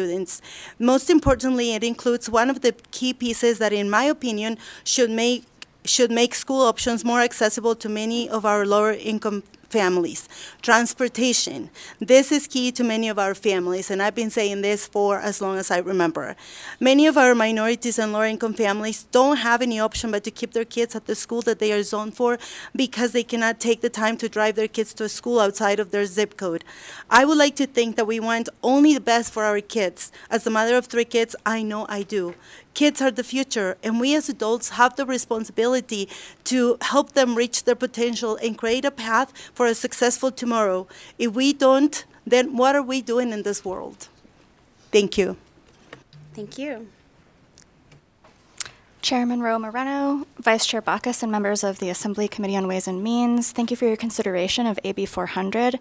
My name is Madeline Ashore, M-A-D-E-L-E-I-N-E-A-S-H-O-U-R, and I'm speaking today on behalf of Excel and Ed in Action, a national education policy organization focused on improving learning outcomes across the states. Accelerated Action applauds Governor Lombardo and the Nevada Legislature for their good work to improve learning outcomes in Nevada. AB 400 has many strong policy components, but I speak today in particular support of the read by grade 3 provisions in the bill. Accelerated Action has worked for 15 years to enact and implement a set of comprehensive state policies that have been proven to dramatically improve literacy rates. Mississippi is the clearest example, where NAEP reading proficiency rates improved by 10 points in 6 years since implementing their Literacy-Based Promotion Act in 2013. Nevada passed a similar bill in 2015 called Read by Grade 3. AB 400 reestablishes a crucial piece of that comprehensive set of policies that leads to those dramatic gains in states like Mississippi, and that's third grade retention.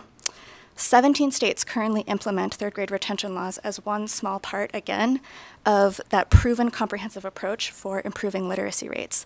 Combined with strong literacy instruction, high quality assessments that quickly identify struggling students, and a strong intervention system that provides targeted supports and parental involvement, which I believe are all in place in Nevada at this time, third grade retention works as a backstop for ensuring all students are prepared to succeed in school.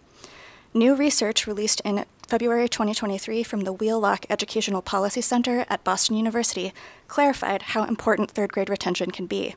The research focused on Mississippi students who scored within 20 points of the threshold for promotion to fourth grade. By the time those students were in the sixth grade, those students on average scored in the 20th percentile for English language arts. But those students who were retained in the third grade scored an average around the 62nd percentile. Your time is up. Thank you. Thank you. Next person. Thank you, Madam Chair. For the record, my name is Denise Lasher, Denise Lasher. I'm here today representing AAA Scholarship Foundation. They are the largest serving scholarship granting organization here in the state. They have funded more than 6,000 scholarships since the inception in 2015, and currently they're serving about 900 students this year. They've been awarded the GuideStar Platinum Seal. That's the highest rating you can get from a GuideStar for a not-for-profit. Over 2/3 of their students are minority students with an average household income of 178% of poverty. And they also offer, for your information, bilingual applications and bilingual staff to work with the families that apply. Scholarship organizations must verify the income every single year of each family, even renewing families. It is a very onerous procedure for the families. When they apply, they have to submit tax returns, all their financial backup information. If they get child support, they have to show documentation of that. If they have custody of children, they have to prove that they have the custody of the children. There's a lot of documentation. It's almost like applying for a mortgage. This is how difficult it is for these families to apply for the scholarship.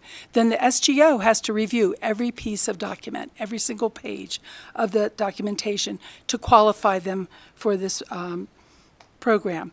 Quarterly checks are sent to the schools, and the parents must endorse those checks, co-endorse those checks. Fiscal accountability takes place in that process. Attendance is verified prior to processing the checks to verify that they've been attending that school. DOE confirms that these students are indeed not enrolled in a public school. Again, more fiscal accountability. And, thank you so much. Okay. Thank you very much. I appreciate it. We have met the 10 minutes here in Carson City. We will go to Las Vegas.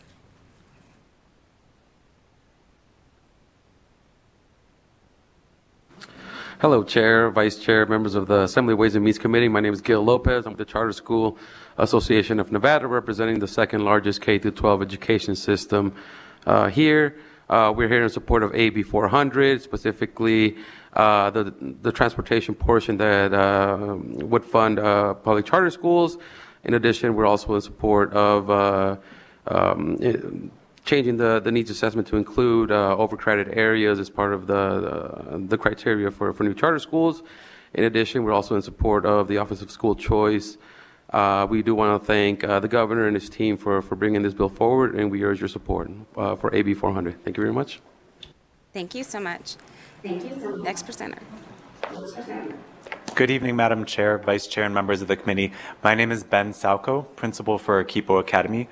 We are the first college prep public school open to all students in East Las Vegas, and we support the historic investments in AB 400 because they would empower more public schools and more public educators like ours to offer more choices for Nevada's kids. Our families care deeply about education, and that's where our story started. A small but determined group of fifth graders, families, and teachers who took up the state's call to propose new schools in 2015.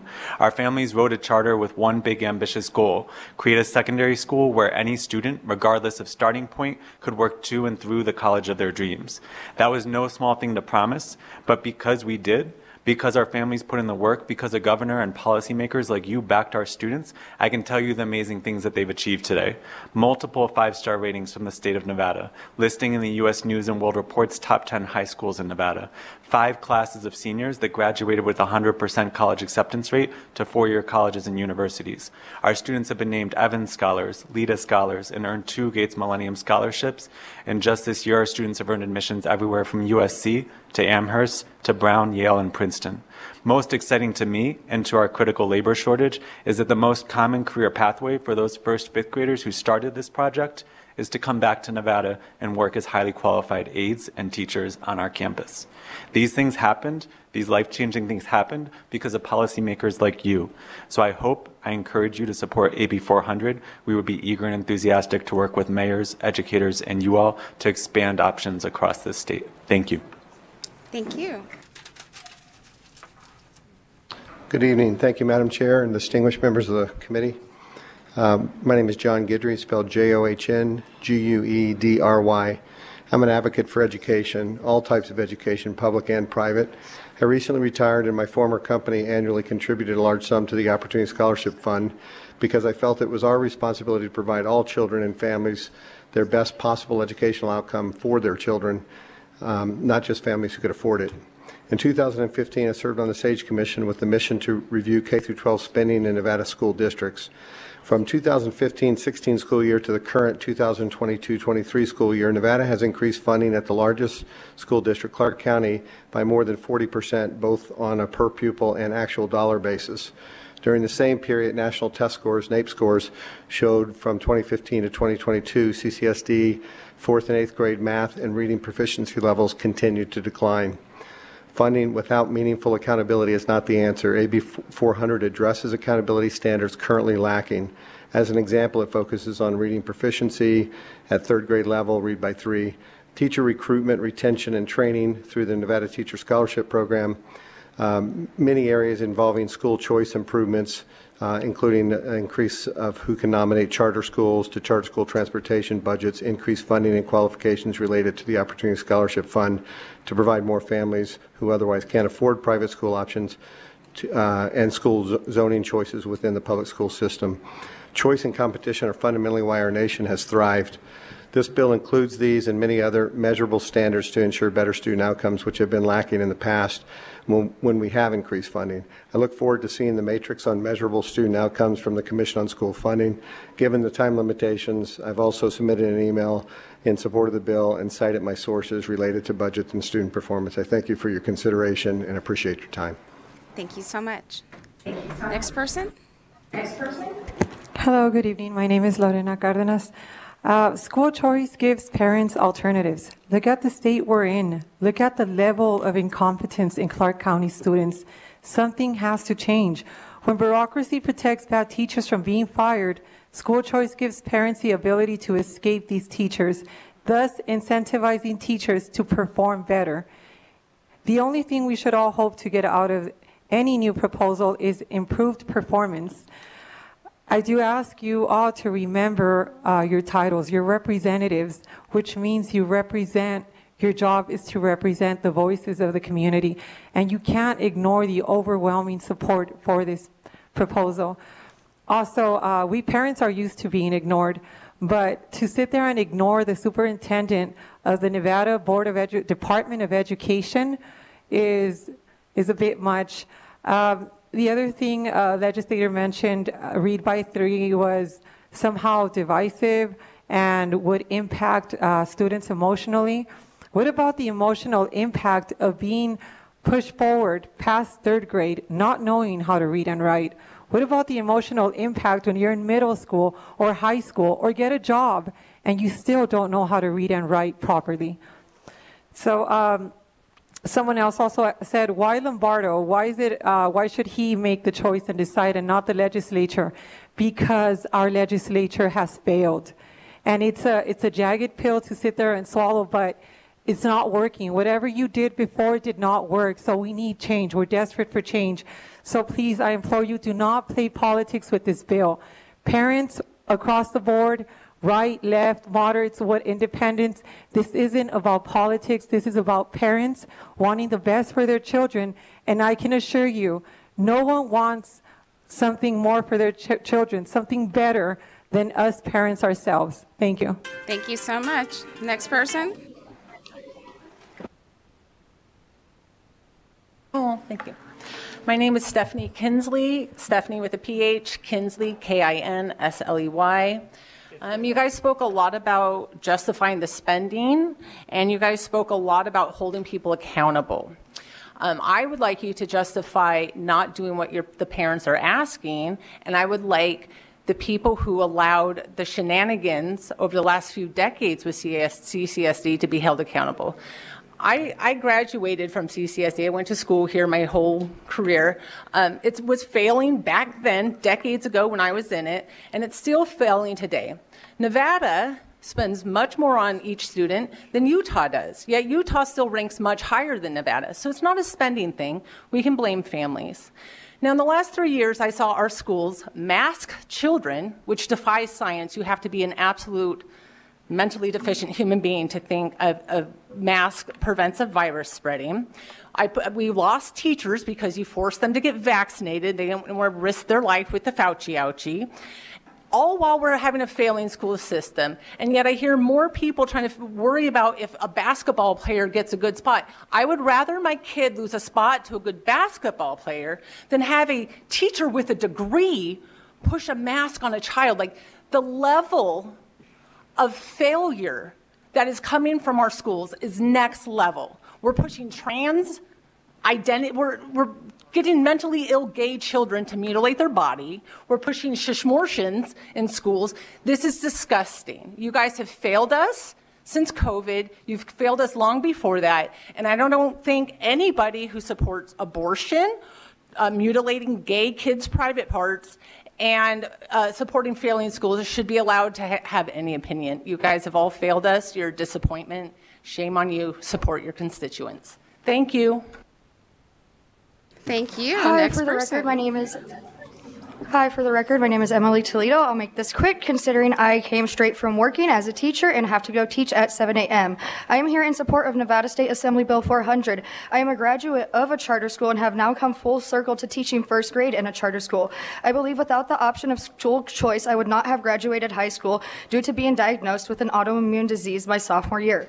Every child deserves an opportunity to succeed, and the reality is not every child can succeed in public school. I know I couldn't have. This bill does not detract or defund public schools, rather makes education in Nevada a more robust institution with options for every child to excel and belong.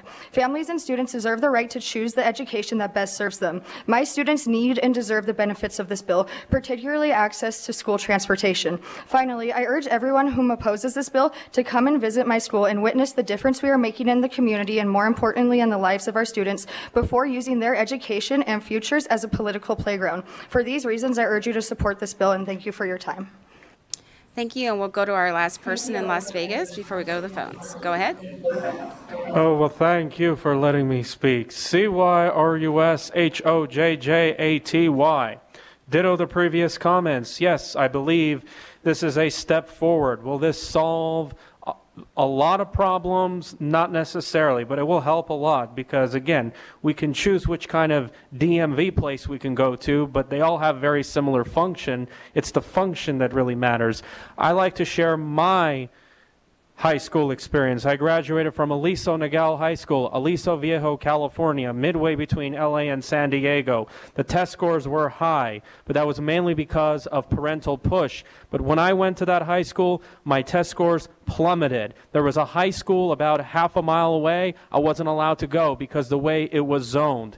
The learning system is not flexible. When I was in high school, I wanted to get into urban planning, move out here, get involved in the financial markets. We didn't have a flexible system of learning, and we have to keep in mind Thank you so much. Your time is up. You can submit your comments to the committee, but your 2 minutes are up. Thank how you long so was much. that? It was 2 minutes. Was that 1 minute? Thank you. BPS, can we go to the feel phone like lines? If you would like to testify in support of AB 400, please press star 9 now to take your place in the queue.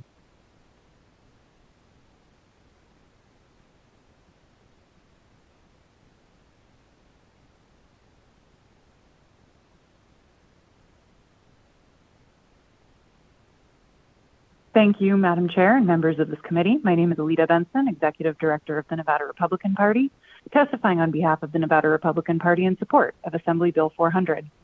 As has been mentioned, school choice is the civil rights battle of our time. And just as it has with all other battles to secure fundamental rights and liberties for oppressed minorities in the United States, the Republican Party is proud to be on the right side of history. We are the party that desegregated schools, ended Jim Crow laws, and fought the Civil War to abolish slavery. In our current age, we are fighting for every student to obtain a quality education and ensure they are never limited to offerings in their zip code by the public school monopoly. Please stop trying to trap kids in failing schools. This bill expands choice and freedom for parents who want to be involved in their children's education. More choice, as we've heard extensively in testimony on a number of bills from our colleagues on the other side of the aisle this session, is a good thing. We look forward to their bipartisan support of this effort to empower parents and give students a chance to succeed, and the expansion of scholarships so that kids of any income level have the opportunity to attend a quality school. Please join us on the right side of history and support AB 400. Thank you. Thank you. Next caller.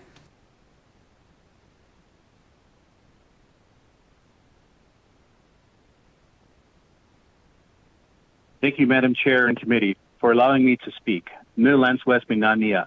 My name is Lance West, citizen of the Pyramid Lake Paiute tribe. I live in Shures on the traditional lands of the Walker River Paiute. I am co-founder and executive director of Indigenous Educators Empowerment, a 501c3 nonprofit focused on solutions of Indigenous education issues in Nevada. I speak as a concerned Indigenous parent and community member. I am in support of AB 400. I asked for an amendment to the bill, which you guys already talked about, to include tribes in the bill to allow city, county, and tribes to apply for a charter school. If you look at any current or past Nevada accountability reports of our public schools that serve high population Native students, you will see that those schools have failed our Native American students time and time again. I can think of 4 public schools on or near tribal lands, including one here in Shures on the Walker River Paiute tribe reservation. I'm tired of seeing such poor academic achievement for my Native relatives occurring over and over. It is time for options. It is time for our tribal nations in Nevada to exercise true educational sovereignty. School choice is needed. This bill would support tribal communities in taking control of the education of their future leaders. And in regard to BIE schools, there's about a 5-year wait list just to get approved. Once you're on the list, they are currently 10 years behind in construction for any BIE approved school around the country. So we cannot wait 15 years for a BIE school to be constructed. Our public schools have failed to acknowledge and recognize Native ways of knowing and knowledge to include social, environmental, and racial justice issues that truly impact our tribal communities. Again, my support for AB 400 is strong.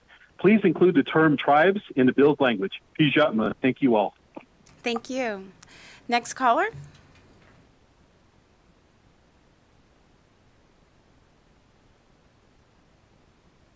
Hello, committee. This is John Carlo, the young gentleman from Las Vegas, and I am calling to support 100% the parents of this community and the tax dollars that should be rightfully given to the many single mothers, single fathers, these struggling communities that are always spoken about, but obviously the money is being withheld from them. And also I have seen CCSD testify to the state legislator that the money is not being transparent with the legislator. So I don't think we should be giving them more money. if we don't know how it's being spent. Also, UNLV is doing the same thing, and money is not being returned back to the state. So I do have a lot of issues with that, but I support the parents. We know what you guys need to do. Same thing we're doing in North Carolina. That's where I come from, and they had it, and it worked great. There's private schools. Let the kids do better in private schools, charter schools. I support the Native Americans too. So let's all help them as well. But I hope you guys have a great night.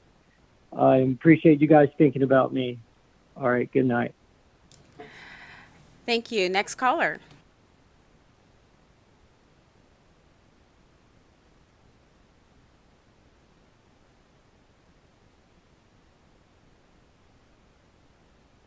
Hello.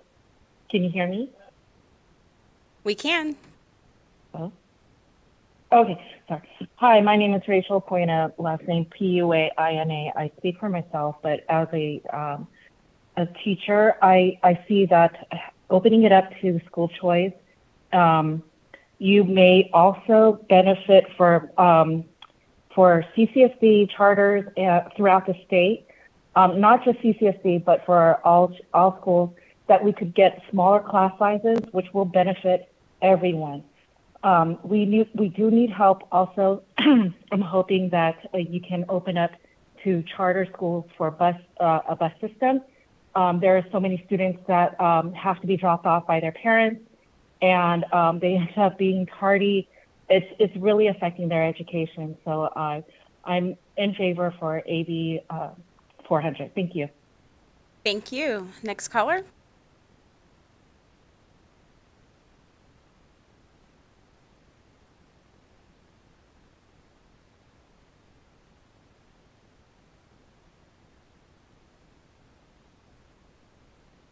Good evening, Madam Chairwoman and the rest of the committee. Thank you for your time on this important issue. My name is Niger Ennis. I lead the Congress of Racial Equality, an 80-year-old civil rights organization. We've been engaged in this fight for school liberty, for freedom of choice for over 50 years. Back in the 1970s, we were approached by the New York Catholic Archdiocese and were given a building, or basically took over a school building that they could no longer operate. And we service 500 families in the core community school in the South Bronx. We, after 2.5 years of a struggle, we had to shut our doors because our lower middle class and working class parents did not have the opportunity to afford the tuition, which was a small fraction of what public schools were spending per pupil and even what parochial schools were spending. And nevertheless, we had to shut down our services, and those 500 families were left without an option, without a choice. We stand strongly in favor of this very, very important school reform bill that will promote education liberty and promote the civil rights of our age, which is the right to an education. Thank you for your time and for your patience. Thank you. Next caller. There are no additional support at this time.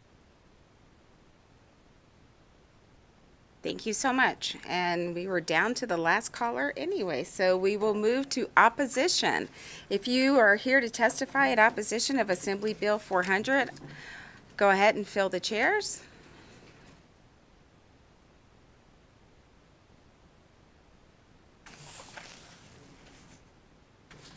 Ready? Go ahead. Good evening. My name is Dawn Echeverry, and I'm the president of the Nevada State Education Association. NSCA is in strong opposition of AB 400, with grave concerns about provisions that would fundamentally compromise K-12 public education in Nevada. This includes a massive expansion of private school vouchers and the creation of the Office of School Choice to facilitate this expansion. diversion of funds to charter schools to create competing and redundant transportation systems, and allowing cities and counties to sponsor charter schools, automatic transfer of funds from the education stabilization account away, or funds in the education stabilization account away from the education funds, and the retention of third graders who don't pass a high-stakes reading test. Opponents of public education point to Nevada's struggling schools to argue for more choice, or in other words, a diversion of public monies to private schools through private school vouchers. But the truth is Nevada schools struggle primarily due to chronic underfunding.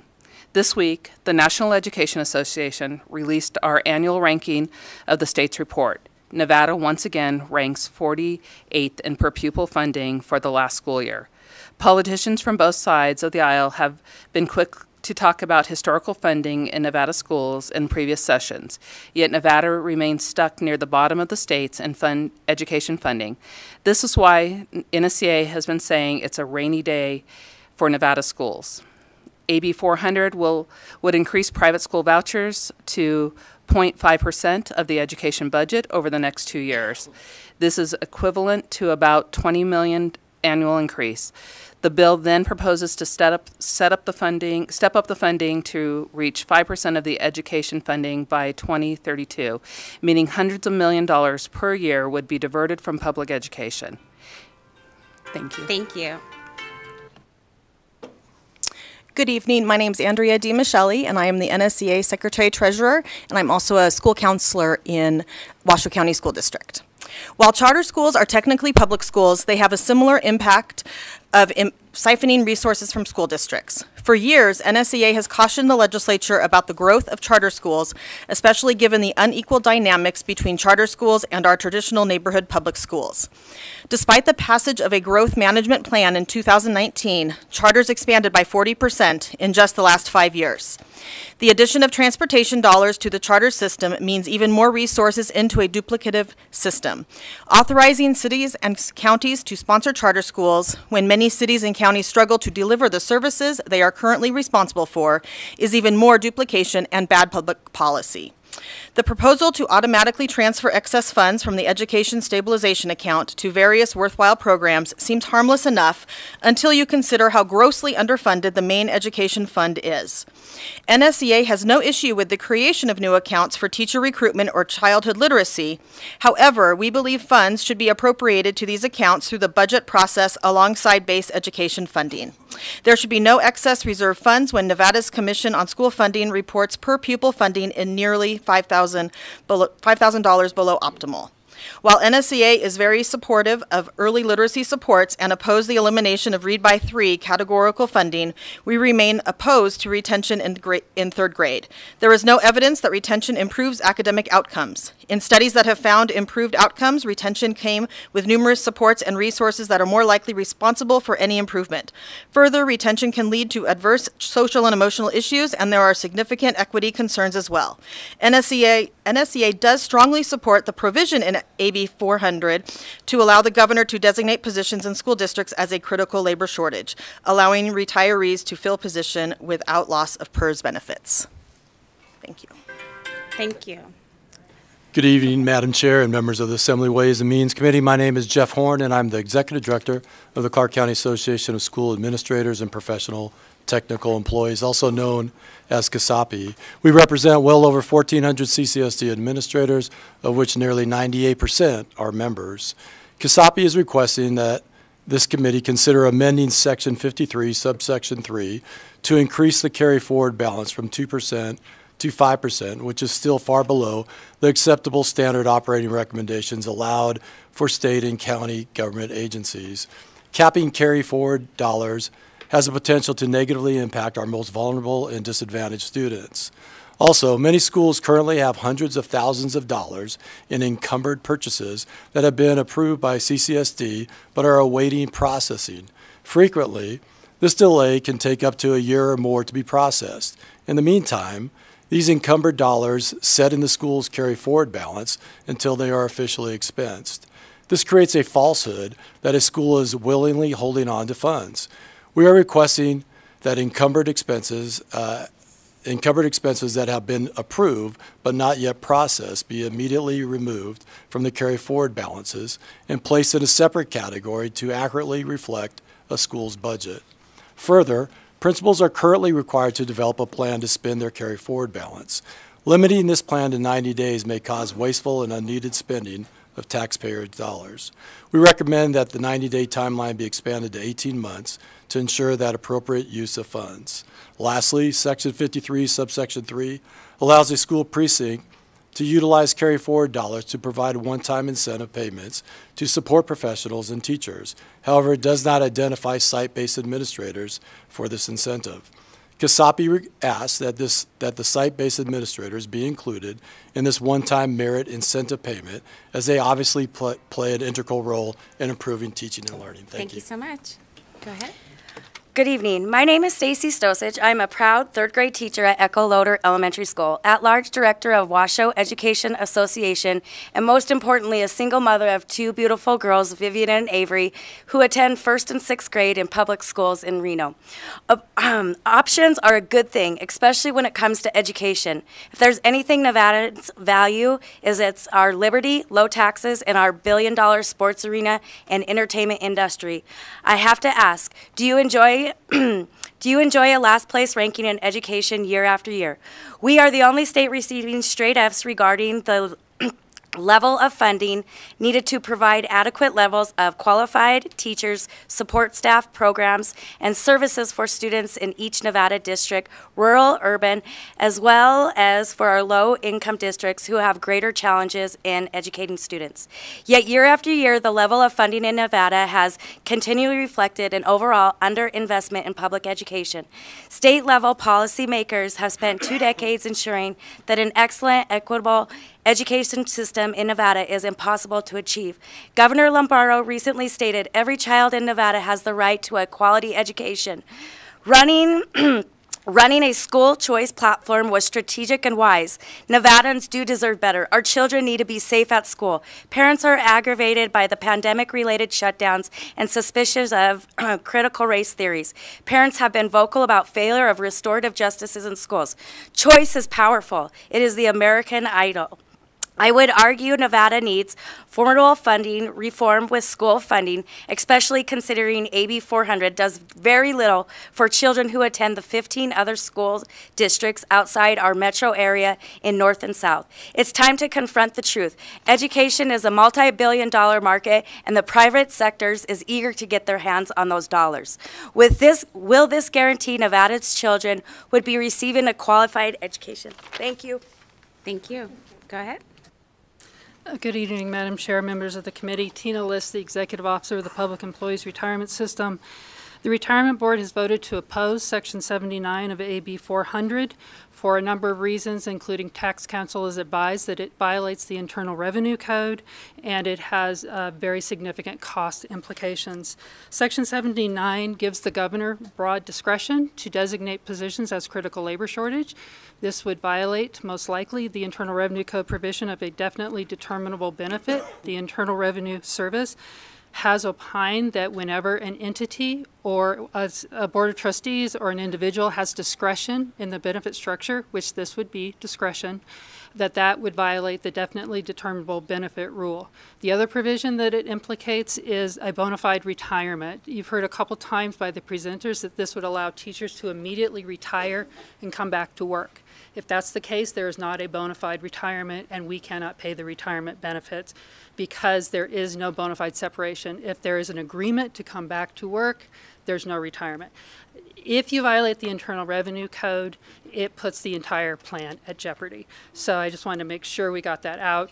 The other part is, aside from that, the cost implications are great. The reemployment restrictions are cost containment features. When you incent people to retire on first eligibility, we pay the benefit longer. That cost has to be recouped somehow, and that would be through contributions, which are then paid by the employees and the employers. Thank you.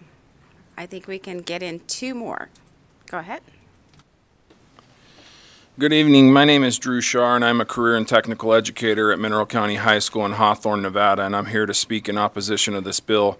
As we already face As we already face inequities throughout our rural community when it comes to resources, facility, transportation, books, technology, and much more, we are now faced for fighting for monies that are being sent to charters and private schools. These are not schools that our communities have access to. These are resources that are being pulled from our students' fingertips. These are food. This is food that students depend on being ripped from their mouths. These are real-world issues that we face on a daily basis, and with up to 5% of total education budgets allocated to private and charter schools, we will be falling further behind when it comes to the amount of resources that we have access to. I wanted to take the time to walk you through some real-world issues that we face on a daily basis throughout our rural community. In my community, we have books that are 25+ year old with no current events. We do not have ELL resources. 90+% of our students are at risk. We have inadequate transportation, inadequate facilities at my school, which we have the oldest junior high school in the state, which was built in 1955, where all the walls are crumbling in front of our students' faces, and very many more serious issues. Now that you've heard some challenges that we face, I want you to hear about some positive successes that you have provided with funding allocations to our public school. You may not know it, but you've all helped drive our successes. With the funding we received, our CTE department was able to open a work-based learning opportunity through our Serpent Store and Serpent Cafe, where our business management and culinary arts students use their employability and practical skills and real-world experience. The work-based learning opportunity was congressionally recognized by Congressman Horsford through his awarding of certificates of special congressional recognition to Mineral County High School CTE Department, 7 educators, and many students. These are the people, the students, the teachers, educational support professionals, the paraprofessional, health aides, and many more that fall below the poverty line that live 4 teachers to an apartment because they can't afford any other way. Thank you so much. Your time is up. We have time for one more here, and then we'll go to Las Vegas. Thank you. I'm Doug Brubaker with the WEA. I'd like to take a moment to kind of tie in what 2 of the council members were talking about. In 2016, a study considered the question, does expansive voucher programs increase choice? Programs targeted at specific students at the poverty level lead to an increase in private school enrollment. But universal choice programs with very few eligibility requirements do not cause more students to enter private schools. Instead, it causes private schools to raise tuition. That's the conclusion of the research published in a peer-reviewed journal of Public Economics, which examined 8 private school choice initiatives, including both voucher programs and tax credit subsidies, which offer generous tax breaks for private school fees. This bill would include vouchers for a family of 4 that earns $150,000. That's not very restrictive. That's 80% of all in Nevada. It is essentially an unrestricted subsidy that will lead to increased tuition and not expanded enrollment. It will be a boon for private school profit, a transfer of public school money to private profit. Thank you. Thank you. That was our last one here in Carson City. If we do have time, we will come back. We will go to Las Vegas now. Go ahead, remember to state your name for the record. Good evening, Chair and committee members. My name is Michelle Booth. I'm with Educate Nevada Now, powered by the Rogers Foundation. We have also provided written testimony and hope it will be included in full in NELIS. We strongly oppose AB 400 because it diverts more public dollars to unaccountable and discriminatory private schools and increases the income eligibility threshold. This means a 4-person household making up to $150,000 per year would now be eligible. Nevada's voucher program fails to collect any meaningful data to aid in understanding where funding goes and how it affects students' outcomes. The bill creates new oversight and reporting requirements for public and charter schools, but it deliberately excludes private schools because they aren't required to collect comparable data, so their accountability isn't even meaningful. Even the proposed Office of School Choice has no duty or responsibility to hold accountable the voucher scheme, making the office effectively unnecessary. Additionally, private schools can continue to discriminate against students for almost any reason, such as being LGBTQ or special needs children. School choice is actually the private school's choice. We urge lawmakers to reject this expansion of the Educational Choice Scholarship Voucher Program. AB 400 also aims to divert education stabilization account funds held within the State Education Fund to 2 program accounts outside the SEF. We have concerns that this would run afoul of Article 11, Section 6 of the Nevada Constitution and the Supreme Court's decision in Schwartz v. Lopez. Lopez prohibited the state from diverting funds allocated to public education programs or services outside the operation of K-12 public schools. Much like the 2015 education saving accounts, the court may find the diversion of public education funds to other purposes violates the law. ENN supports improving access to early childhood education and addressing the teacher shortage, but we must find other funding for these programs. The pupil-centered funding plan rightly aimed to create a lockbox for public K-12 dollars, and maintaining that safeguard is critical to achieving adequate funding for our students in schools. Thank you for the opportunity to provide comment in opposition of this bill. Thank you. Next person. Good evening. My name is Terry Schumann, S-H-U-M-A-N. And although I am in favor of parents having school choice, I am in opposition of AB 400. I am in opposition because it involves taking public education funds and turning them into private school vouchers. Our public schools are underfunded as it is, and to take some of these funds and place them elsewhere is out of the question. In 2007, I came to my first legislative session in this very room. It was a bright Saturday morning, and I had absolutely no clue what was going on.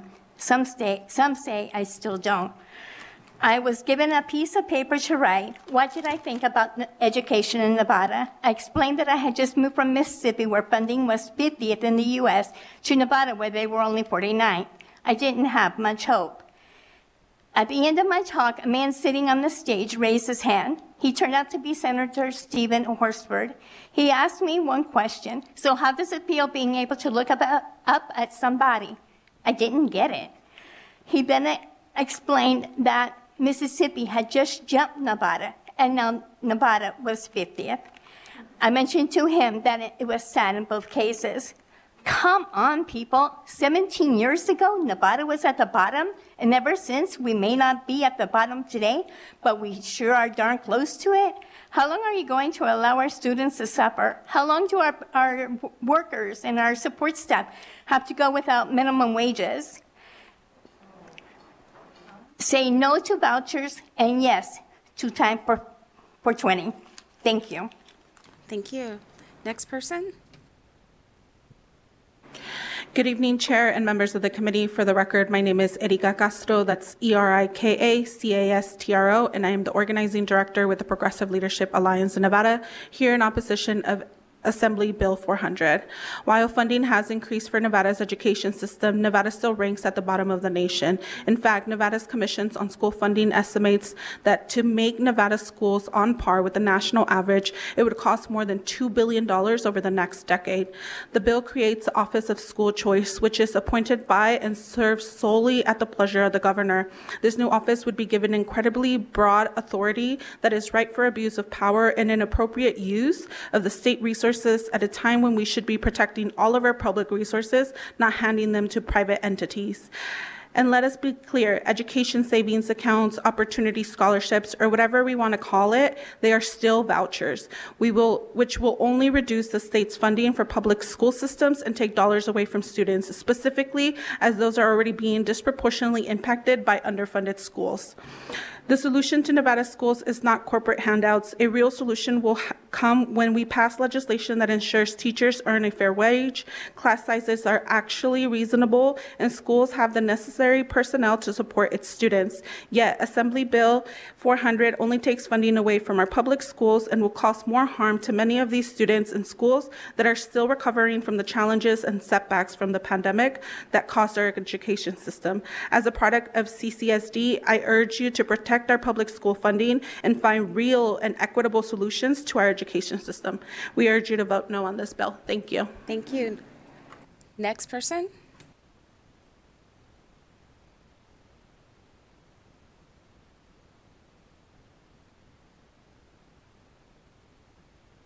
Is there anyone else in Las Vegas that would like to testify in opposition? I don't see any. We will go to the phone lines. BPS, do we have anyone on the phone lines that would like to testify in opposition? If you would like to testify in opposition to AB 400, please press *9 now to take your place in the queue.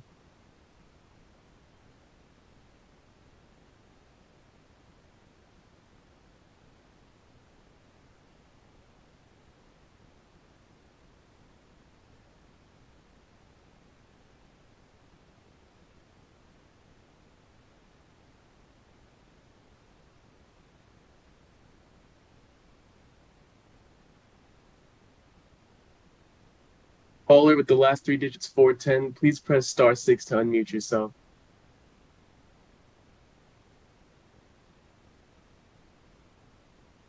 Chairman Moreno and the committee, my name is Shelby Swartz, and I am a proud graduate of Clark County School District and a constituent of Assemblywoman Bacchus. Every Nevada student is guaranteed a quality public education. The Nevada way should be about ensuring that the vast majority of Nevada students who are in public schools are getting the adequate resources and education that they need. A popular talking point tonight has been that our public school education is lacking in quality, but there is data to counteract the assertion that charter and private institutions are somehow superior in quality to our public schools. In Louisiana, a study was done of schools participating in their scholarship program, the equivalent to our opportunity scholarships, and found that attending a charter or private school participating in these voucher schemes increased the likelihood of students receiving a failing math score by 50%. Voucher effects for reading, science, and social studies were also negative and large. Thank you to the members who called this bill what it is, a power grab for the governor and kowtowing to those who would rather see our public school system collapse. Thank you. Next caller.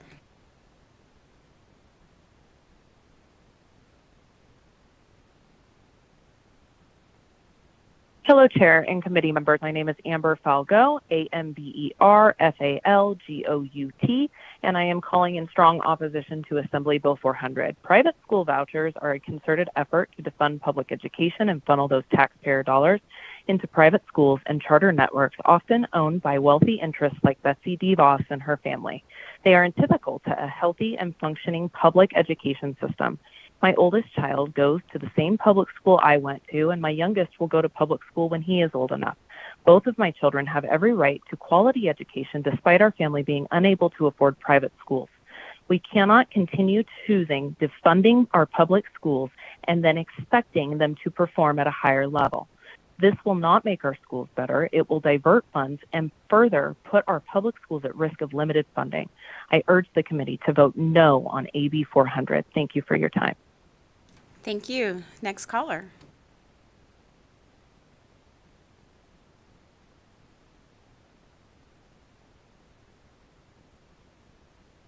Good evening, Chair Monroe Moreno and members of the Ways and Means Committee. My name is Deanna Huatran. That's DEANNA, space HUA, space TRAN. And I am the Coalition Coordinator for the Nevada Immigrant Coalition here on behalf of the coalition. The Nevada Immigrant Coalition consists of diverse organizations from across the state that work together to fight for immigration reform and immigrant justice. And the NIC is here in opposition to Assembly Bill 400. Every Nevada student is guaranteed a quality public education, and the Nevada way should prioritize and ensure that the vast majority of Nevada students have access to public schools and have adequate resources and education that they need. We should not be defunding public schools by siphoning money into private or charter schools, and we urge the committee to vote no on AB 400. Thank you for the consideration of the committee on behalf of the NIC, and good night. Thank you. Good night. And next caller.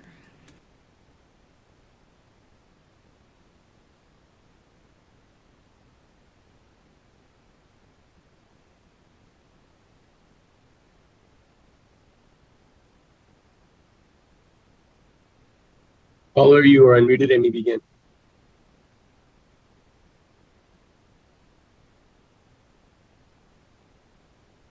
Hi, this is Danielle Ford, former CCSD trustee. For the past 4 years, it was literally my job to speak to thousands of parents about what they want in education.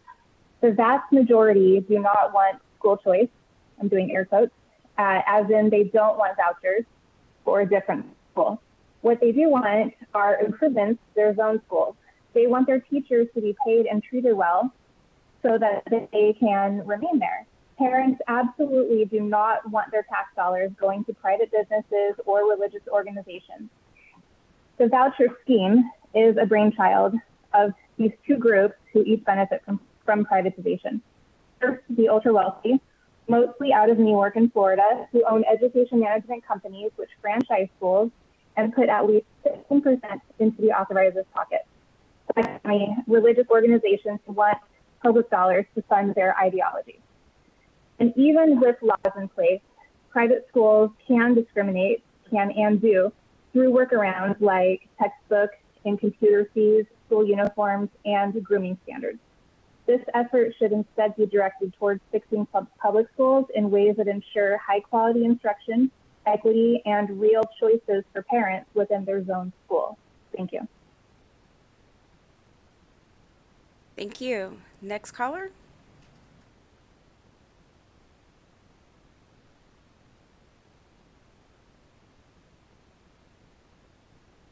Hi, my name is Kaylin Evans, and I'm the president of the Washoe Education Association. We represent all the certified professionals in the Washoe County School District.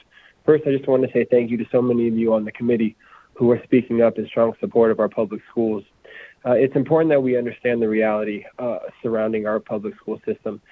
We currently rank in the bottom 5%, Washoe and Clark County, bottom 5% of districts funded out of over 13,000 school districts across the state. Even with the governor's proposed increases to education, we will still be 30% below what the Commission on School Funding deems simply adequate funding. We're not talking about the optimal funding that our students deserve in order to provide the quality education. We're just talking about adequate. Even with these increases, we are still not looking at a passing grade when it comes to funding our public education systems. We have not given our public education systems an opportunity to be successful because of the chronic underfunding that we have encountered. I believe the Speaker Yeager really summed it up well when he said, how can we justify taking tax dollars from a chronically underfunded, and I will add woefully underfunded public school system and give it to private schools? It makes zero sense because we are not giving our public schools an opportunity to be successful. I'll end it with, we have amazing educators in the state of Nevada, amazing, passionate, strong, articulate, and caring individuals. And if we give them the resources and tools that they need to be successful, they will create amazing learning outcomes for our students. Thank you. Thank you. Next caller.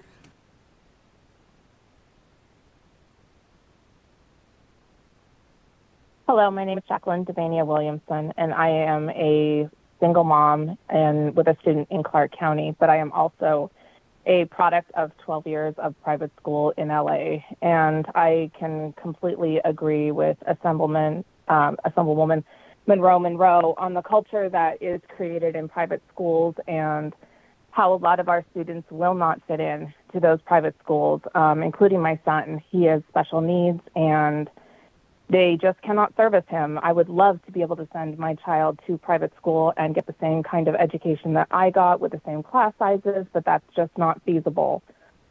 And I think that by asking them to be accountable, that we can't, it cancels out everything that private schools stand for, which is to control their curriculum and their environment and who they can and cannot exclude.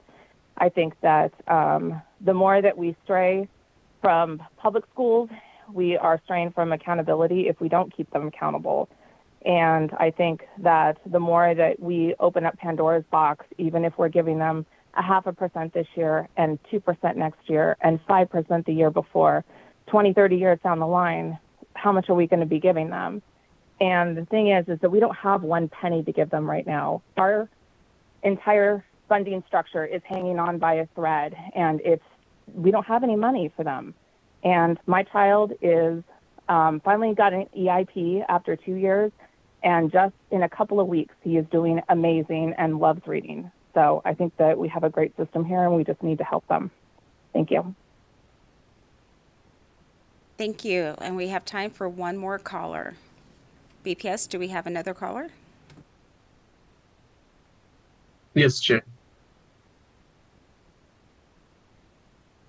Good evening. My name is Vicki Cardell. I'm a teacher in Clark County. AB 400 has several items that are hugely problematic. Tonight I'm going to speak to the educational scholarship expansion and the read by grade 3 changes. Everyone should be aware that public schools were created to serve the public good. We have to accept any student who qualifies to attend and do our best to give them the best education we can.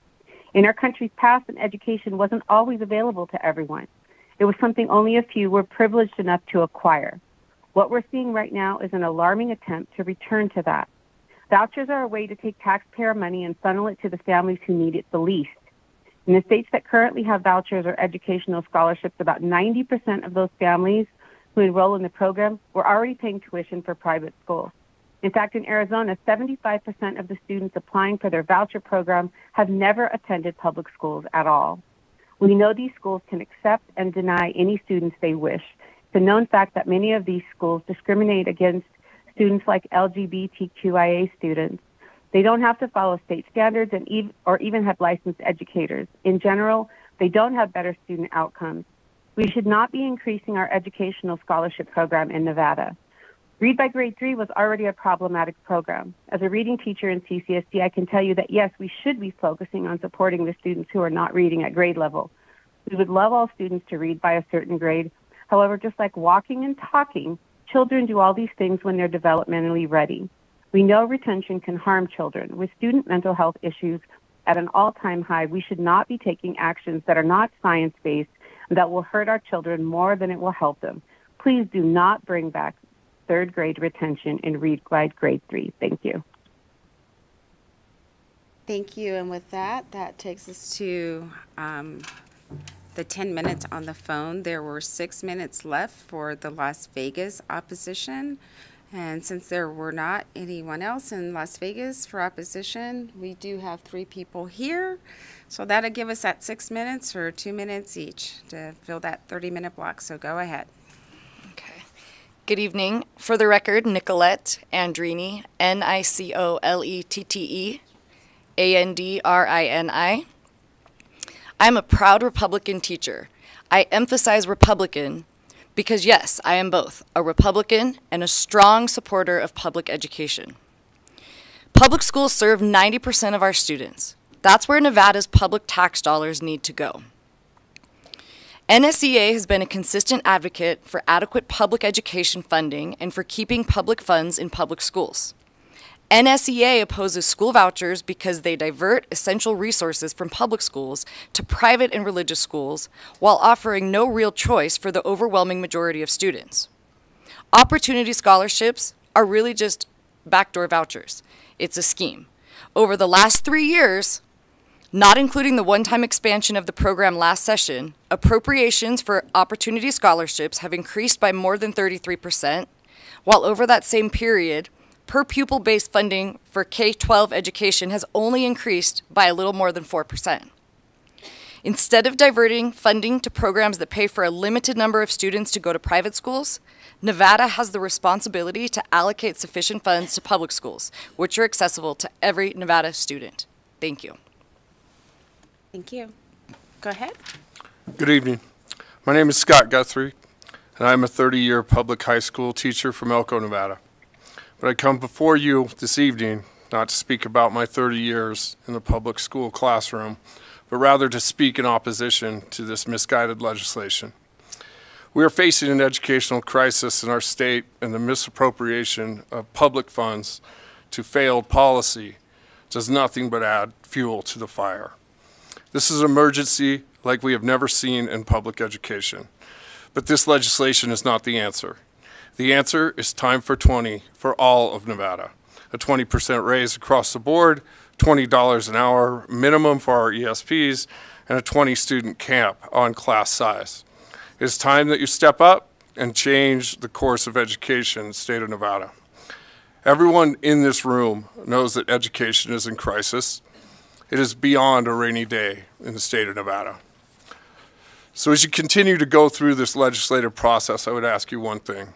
I would ask you to keep your favorite public educator in the front of your mind. We all have one, someone that has made a huge impact in our lives, someone that has helped us, has guided us, and pushed us farther than we thought possible. Ask yourself what they deserve. Ask yourself if they deserve to struggle to support their students and to support their families, because they are. And there are many across our great state that are struggling as well. This is the job you have. It is time for 20 in all of Nevada. Again, my name is Scott Guthrie. I'm a 30-year public high school teacher, and I oppose this legislation. Thank you. Thank you. Go ahead.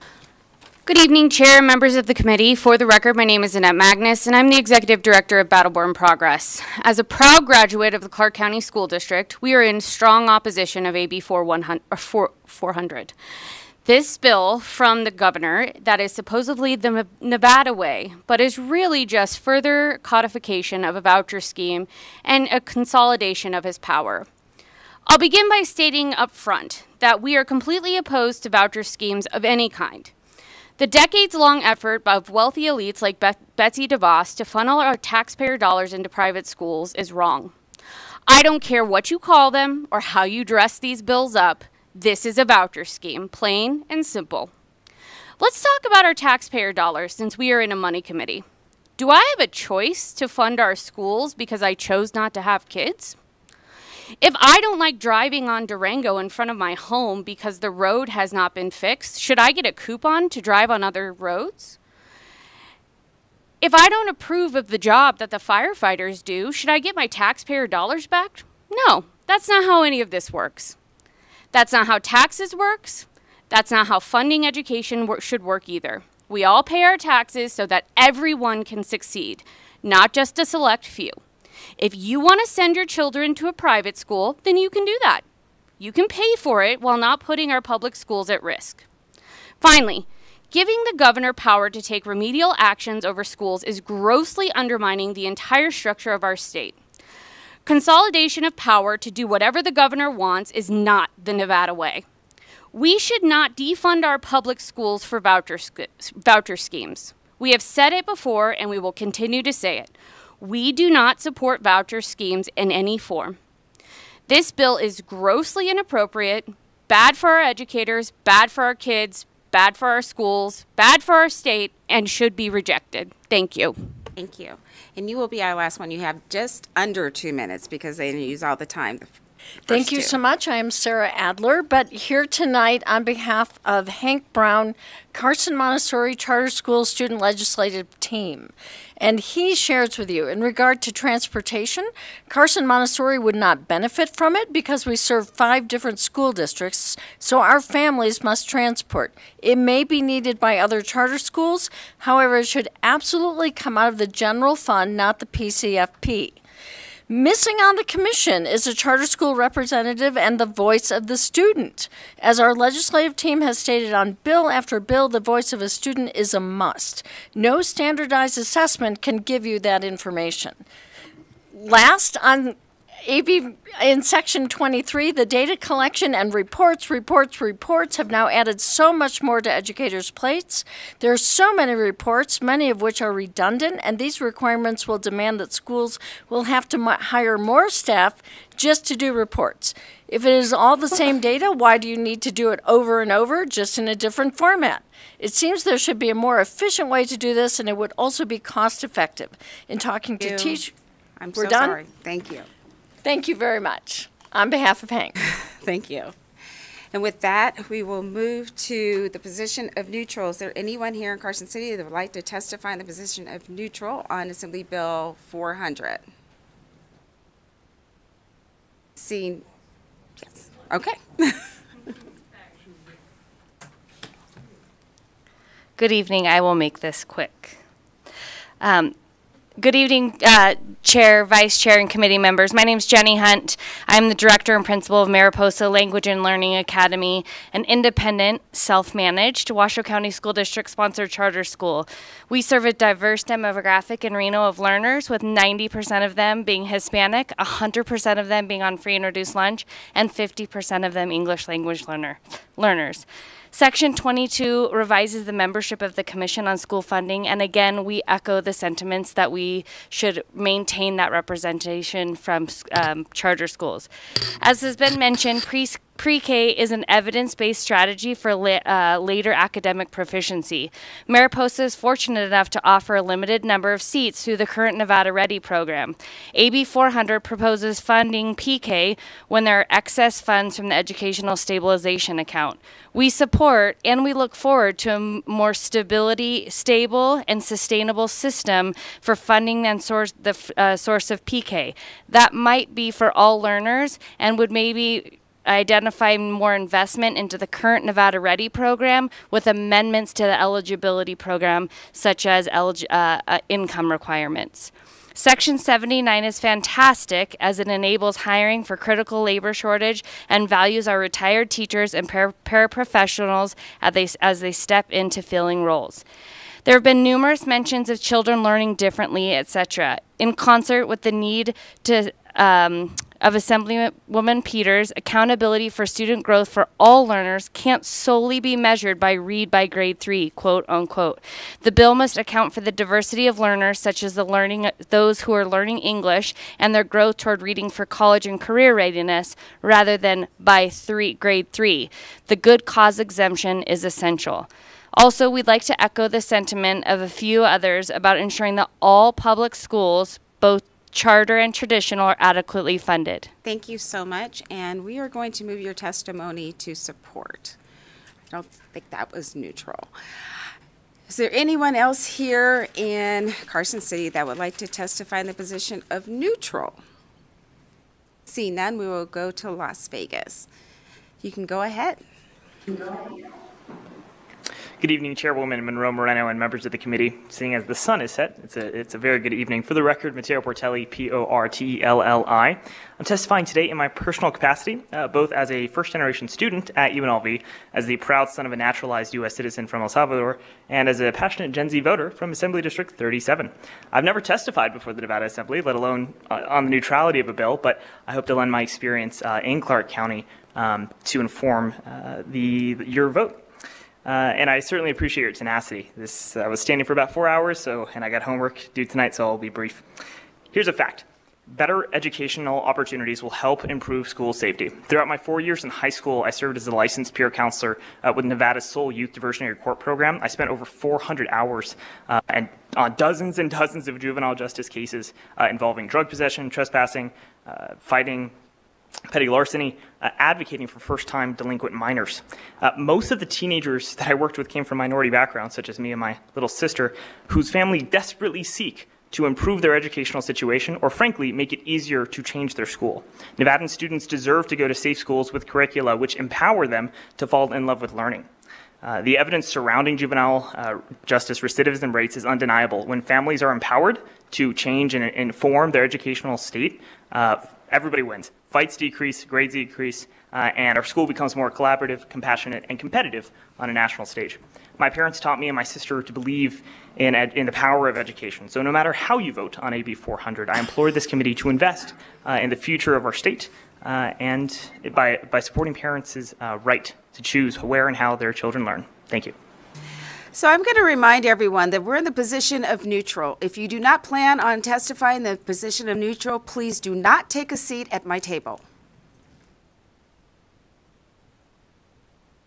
If you plan to testify in neutral, please push the button. Good evening. This is Jean Mizell. I am a teacher and an instructional coach. I am also the vice president of the Filipino American Educators of Nevada. Here are the facts. 28,000 teachers are needed in Nevada. Of that 28,000, 1,400 vacancies for educators in CCSD. Of these 1,400, we have 100 every year from the Philippines who are going home. There are about 400 J1 Filipino teachers in CCSD, and I don't have the numbers for these J1 teachers in the charter schools. These teachers have 3 years of teaching license and extendable to 2 more years. They are teaching in high-needs classrooms or schools, which means 30% or more of the students come from families with incomes below poverty, or in classrooms with high-need students or students with multiple disabilities. In short, these J1 teachers are in hard-to-fill vacancies. I do not have the data on how much of the taxpayers' money is spent on professional development, resources, and financial costs for the district or the state to hire them and to lose them after 5 years. I know the cost for the J1 teachers to come here, $12,000 to $15,000, is what they pay, and they pay $1,500 every month for 18 months. The cost is for them to leave the family behind, uprooting themselves so that they can assimilate to the new environment and culture to help our students. We are on the right track with the introduction of this education bill. Can we look at paving the way to offering more permanent status to our J1 teachers to alleviate teacher shortage? We cannot just be seen as a number. Thank you. Your time is up. Thank you. Chair Monroe Moreno, members of the Ways and Means Committee, for the record, David Blodgett. You can spell it however you'd like. I believe this is a neutral position, and I'll explain why. Transportation has been discussed tonight. It's a necessary element of an equitable school choice ecosystem. And as long as transportation remains an enormous barrier to charter school access, we can't and shouldn't be surprised when charter schools on average continue to serve a less diverse, more affluent community than public schools as a whole. Providing transportation to charter schools would be a big step forward, and some of that could come from what's been discussed in AB 400. However, I'm slightly disappointed that charter school transportation was not prioritized as its own issue, because we've already seen an example of transportation being included in other broader school choice legislation with zero impact on access to schools. The scholarship program you've heard so much about tonight already allows for one important way to fund school choice transportation, and as far as I can tell from reviewing the annual reports for the past 6 years, exactly $0 have been spent for this purpose. I reserve the right to be proven wrong, and I hope that I am. A bill as complex as this deserves a complex and nuanced discussion that I don't believe at this point I can say I'm in favor or in opposition to. So as you discuss this bill moving forward, I will continue to be here to encourage that you please ensure that transportation is protected regardless of any of the more controversial conversations that happen. I lead a charter school that already provides transportation to our students. It is an enormous expense, but it also adds enormous value to our family, or for our families. Students and families from our school showed up tonight to advocate not for AB 400, but for transportation specifically. Most of them, or none of them, made it past the 2-hour mark. They had signs. They were in the back. Hopefully you saw them. And I can tell you that this is such an important issue. I'm working to leave my role as a school leader to focus on this full time, and I can tell you that there are at least 13 schools who are ready to start today if this funding is provided. So if this part of the bill is removed or is not prioritized or protected. Thank you so much. Your 2 minutes is will not up. happen. Thank you. Is there anyone else in Las Vegas that would like to testify in the neutral position?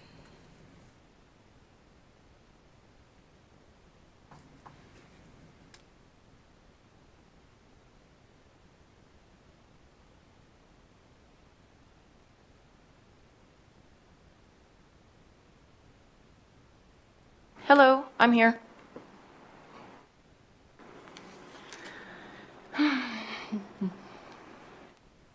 Hello, I'm here.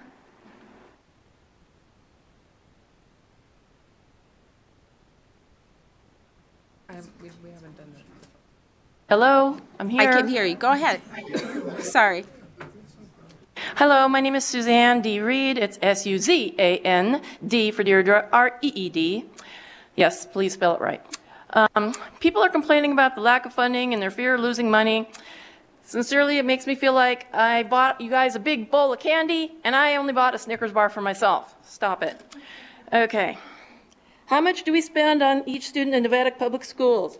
As of the Nevada, Education Week Research Center in 2019, we spent $9,185. Maybe more now? Probably. Okay. Homeschoolers spend fractions of this and successfully teach their students. So these arguments are inaccurate and misleading. Stop whining about the money. I'm a taxpayer, so my message to you is this: taxation is theft. So stop fighting over my money, but since you already have it, at least give it to the parents of the students with whom it's supposed to be spent on. Stop saying vouchers like it's a dirty word. Thank you very much for my time. I hope y'all have a good night. Thank you. BPS, can we go to the phone lines? Do we have anyone that would like to testify in the position of neutral? If you would like to testify neutral to AB 400, please press *9 now to take your place in the queue.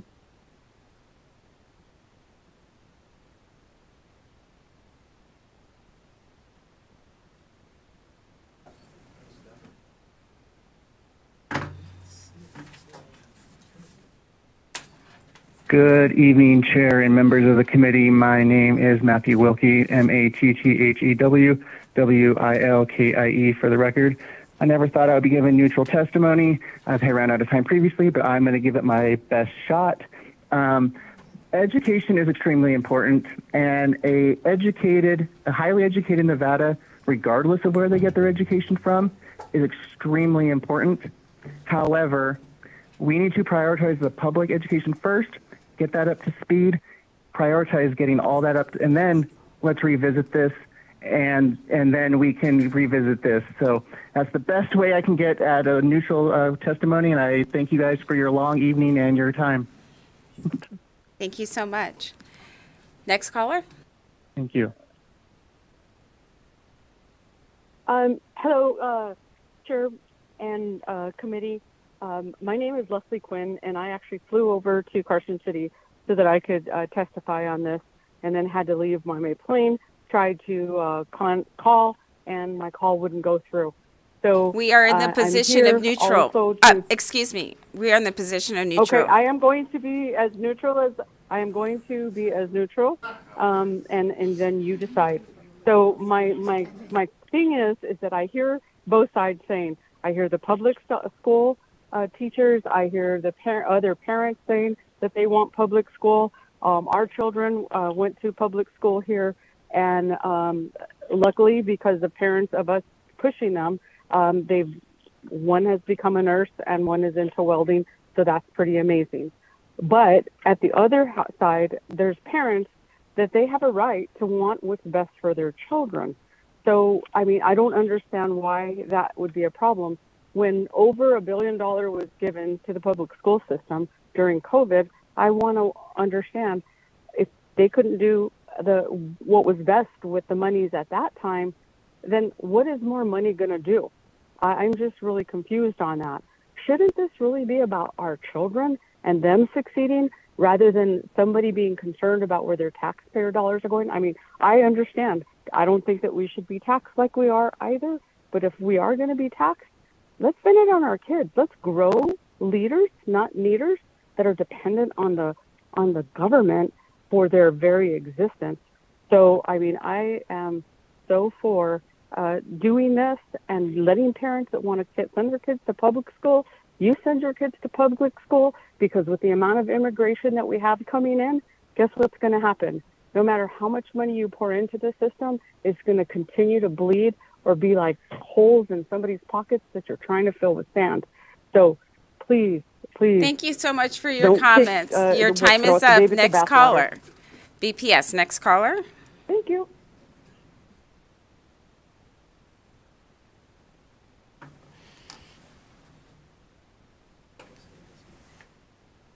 Hi, this is Catherine Ivanov, IVANO Frank, aka Mrs. Sixes, Assembly District 42, Senate District 9. I actually started the meeting at Carson City, had to board a plane, and my plane just landed. I apologize due to the bad timing. I'm not going to talk a lot. I just want to report my support for the bill. Again, I apologize about the timing. I had no chance Thank to you. call you from the We are plane. in the position of neutral. If you'd like to submit support testimony, you can please do that in writing, but we're in the position of neutral. We've gone through support, and I'm sorry that we couldn't get to you. I already submitted on Nelly's, but yes, I want to support it. Thank you. Again. The members will have that. I appreciate it. Next caller.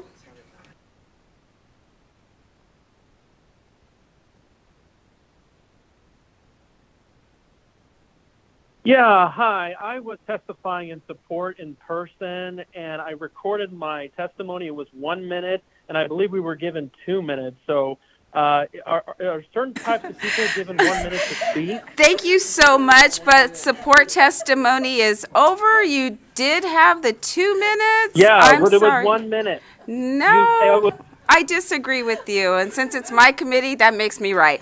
BPS, next caller. Here, there are no additional callers for neutral at this time. Thank you so much. I think we have a few more minutes. Let me do the calculation.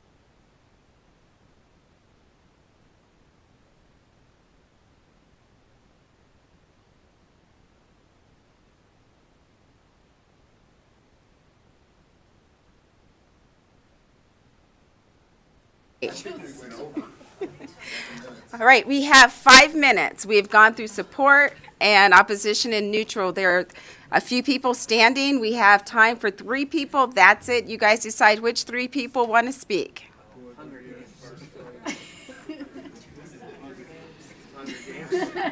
Hunger Games.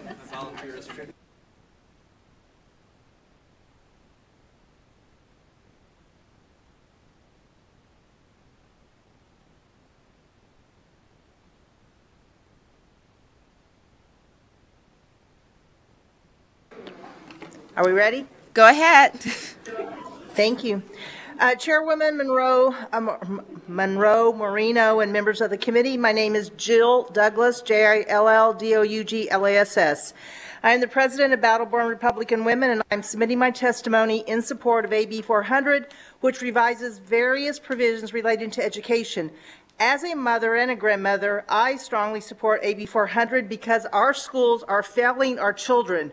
Quality education is critical for the future of our state, for job growth, and to reduce crime.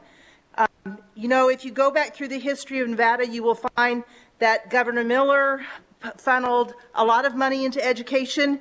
Kenny Gwynn in 2003 said, "A more prosperous Nevada and better educational system requires our investment of all Nevada." He brought forth $980 million to support education. Over the last 3 decades, billions have poured into our Nevada school system, yet we continue to fail, with fewer than 43% of our 4th graders proficient, and math is even worse with 34.9%. Sandoval passed legislation with a read by 3, which everything was overturned by Sisolak. So here we find ourselves with a failing school system. Now we have a choice that we can make. This legislation will provide significant improvement for school choice, will improve opportunity scholarships. I appreciate Governor Joe Lombardo's leadership to tackle this issue, expand school choice, and make historic investment in education for our students across the state. Nevada parents and their children deserve more choice for education. For far too long, we have seen students and teachers forced to contend with failing schools with zero accountability for those in power. It is time for change. Our children, all children are not the same. They deserve educational options to help meet their needs. More choice in education can bring fundamental change, greater success, and academic achievement. I appreciate that the bill has accountability measures in place to make sure funding Thank you increases. so much for your comments. Your time is up. Next person. Thank you. Good evening. My name is Raymond LeBeuf. It's R-A-Y-M-O-N-D, L-E, capital B as in boy, O-E-U-F. I am the principal of Mountain View Christian Schools here in Las Vegas. I'm speaking to give a perspective on what choice has looked like since the Opportunity Scholarship has been put in place. Our school serves families from infants through 12th grade. We are located in downtown Las Vegas, a few blocks south of this location. For the past 40 years, MVCS has been serving the Las Vegas community, with families coming primarily from East Las Vegas, North Las Vegas, and downtown Las Vegas. Personally, I've been at MVCS for the past 27 years, and I am thankful for the privilege of providing private school education to families in our community. Our families come from a diverse socioeconomic and ethnic backgrounds, but they all have one thing in common: a desire for an intimate relationship with their child's school that reflects the values of their family. At MVCS, each family partners with the leadership of our school in determining the needs of their child. Our families bond with one another, knowing that there is mutual accountability between each family in the school. This common understanding fuels togetherness and creates a foundation for success of their child.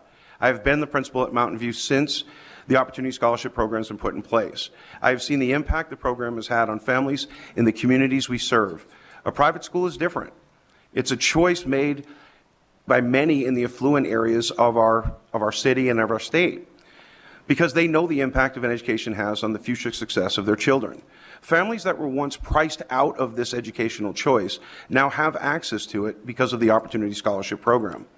This is the reality that hit home to me. This happened to my family as I grew up in Boston. And I'm humbled that I have the opportunity now to lead a private school in downtown Las Vegas. It gives families and their children the same kind of opportunity that I had for my family. It's the ability to provide private school education to families in neighborhoods in which they live, and it's invaluable. Our families are thankful, and they appreciate the opportunity for a school that's close to home, free from long commutes, and one that becomes an extension of their home. Thank you for the opportunity tonight. Have a great evening. Thank you. You do the same. Our last person. Thank you. All right. My name is Lindsay Dalley, D-A-L-L-E-Y. I live in a remote and rural community 60 miles away called Moapa Valley, and we support AB 400. I've got two other colleagues here that live 90 miles away that I'm going to include their comments in mine. So this is, you get a three-fer here. In spite of the numerous concerns expressed to this committee, we support AB 400 because it comes with a strong moral imperative. So who owns this moral imperative? Parents and communities. AB 400 would bring this moral imperative into balance by allowing parents and communities to work together for individual children and save them from the current one-size-fits-none failing approach. Now I have one final point. Well, I have a couple, but one final point that goes to all three of our views. AB 400 would not help our 4,000 remote and rural students in Northeast Clark County where we live, because we don't have the urban infrastructure to enable school choice. But we have solutions. We'd like to open a dialogue with the sponsors of this bill to help our kids and solve our educational equity. One of the issues that we do have is special needs. We don't have access to the urban special needs issues here in Vegas, nor do we have access, nor do our Native American reservation children have access to any of that. So there's some real concerns there, but we do support AB 400. It's a good bill. Its time has come and we support it because it will help solve the educational equity. Thank you. Thank you. And I'd like to thank everyone that joined us here tonight. That brings us to the end of the testimony for support, opposition, and neutral. And I'd like to invite the bill sponsors back to the table for closing comments.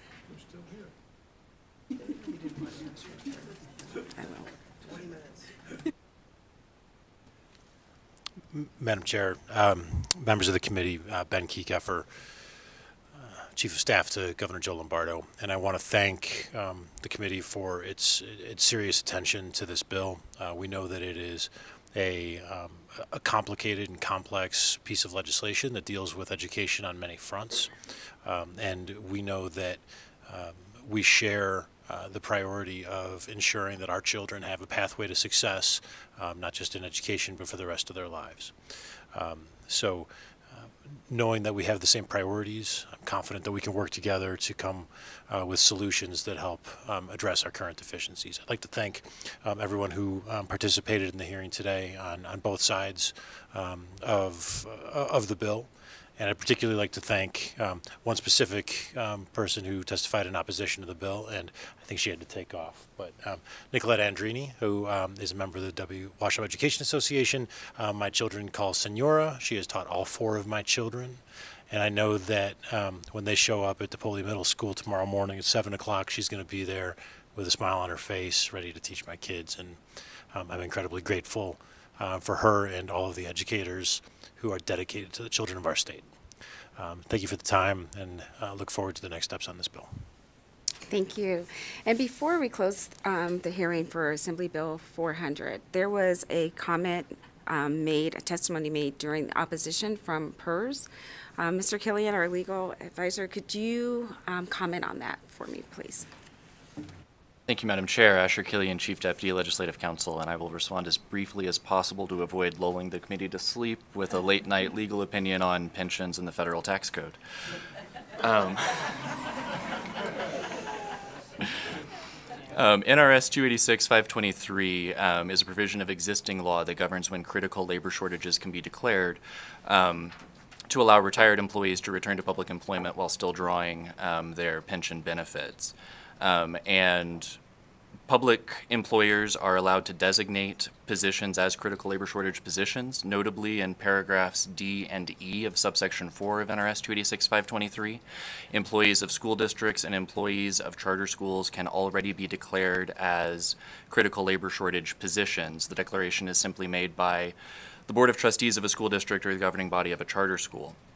The changes in Section 79 of AB 400 do not allow for this declaration to be made for any new positions. They simply allow the governor, in addition to the Board of Trustees of a school district or the governing body of a charter school, to make those designations. Subsection 1 of NRS 286-523 establishes the standard to be used when making that designation. It declares it the policy of the state to ensure that reemployment of retired public employees is limited to positions of extreme need, and it requires a determination of reemployment based upon the appropriate and necessary delivery of services to the public as the basis for making any such declaration of a critical labor shortage. This applies both to all of the employers that are listed in existing law as well as to the governor if AB 400 were to pass and he were to be given the ability to make these declarations. So while we do respect the conclusion of PERS tax attorney, we do believe that there would be no difference for the governor versus all of the existing employers who can make these designations, because the same standard would apply to the governor as applies to all of those employers under existing law. The bill does not require the governor to make the same findings in the same style as all of the other existing types of employers, but it does apply the same standard. So as a result, we believe the bill is facially defensible. The provisions of federal law apply regardless of whether they're recited in the bill, because federal law does not require a recitation in state law to be effective. The duty would be on the governor to ensure that he makes these declarations in a manner that is consistent with federal law when he declares critical labor shortage positions. And the legislature generally assumes that when they put a duty on a public official to carry out an action, the public official will carry it out in a constitutional and legal manner. The other portion of PERS's opposition that I wanted to respond to was the bona fide retirement requirement. That's a provision in federal law that generally requires you to be separated from employment for at least 90 days before you begin to draw retirement benefits. There is nothing in the bill that reverses or prohibits that provision of law from being applied. And just like with the requirement for the governor to follow the requirements of federal law when designating these positions, there is a presumption that employers will obey federal law when reemploying these retired employees and ensure that they have at least the 90-day waiting period before they are reemployed. So again, it's the opinion of our office that the bill as written would be defensible against any legal challenge on that basis. And I believe the one other portion of opposition that I was requested to respond to was the question about whether the provisions of the bill that establish the levels for opportunity scholarships would violate the opinion of the Supreme Court in Schwartz v. I promise I can say this, Schwartz v. Lopez. The core of that finding was that the Educational Savings Account program was generally constitutional, but was not appropriated for by the legislature. Under Article 4, Section 19 of the Nevada Constitution, money can only be drawn from the public treasury by consequence of a legislative appropriation. And it was for want of a legislative appropriation that the Educational Savings Account program was found not to have been properly implemented. There's nothing in AB 400 that makes any appropriation of public money.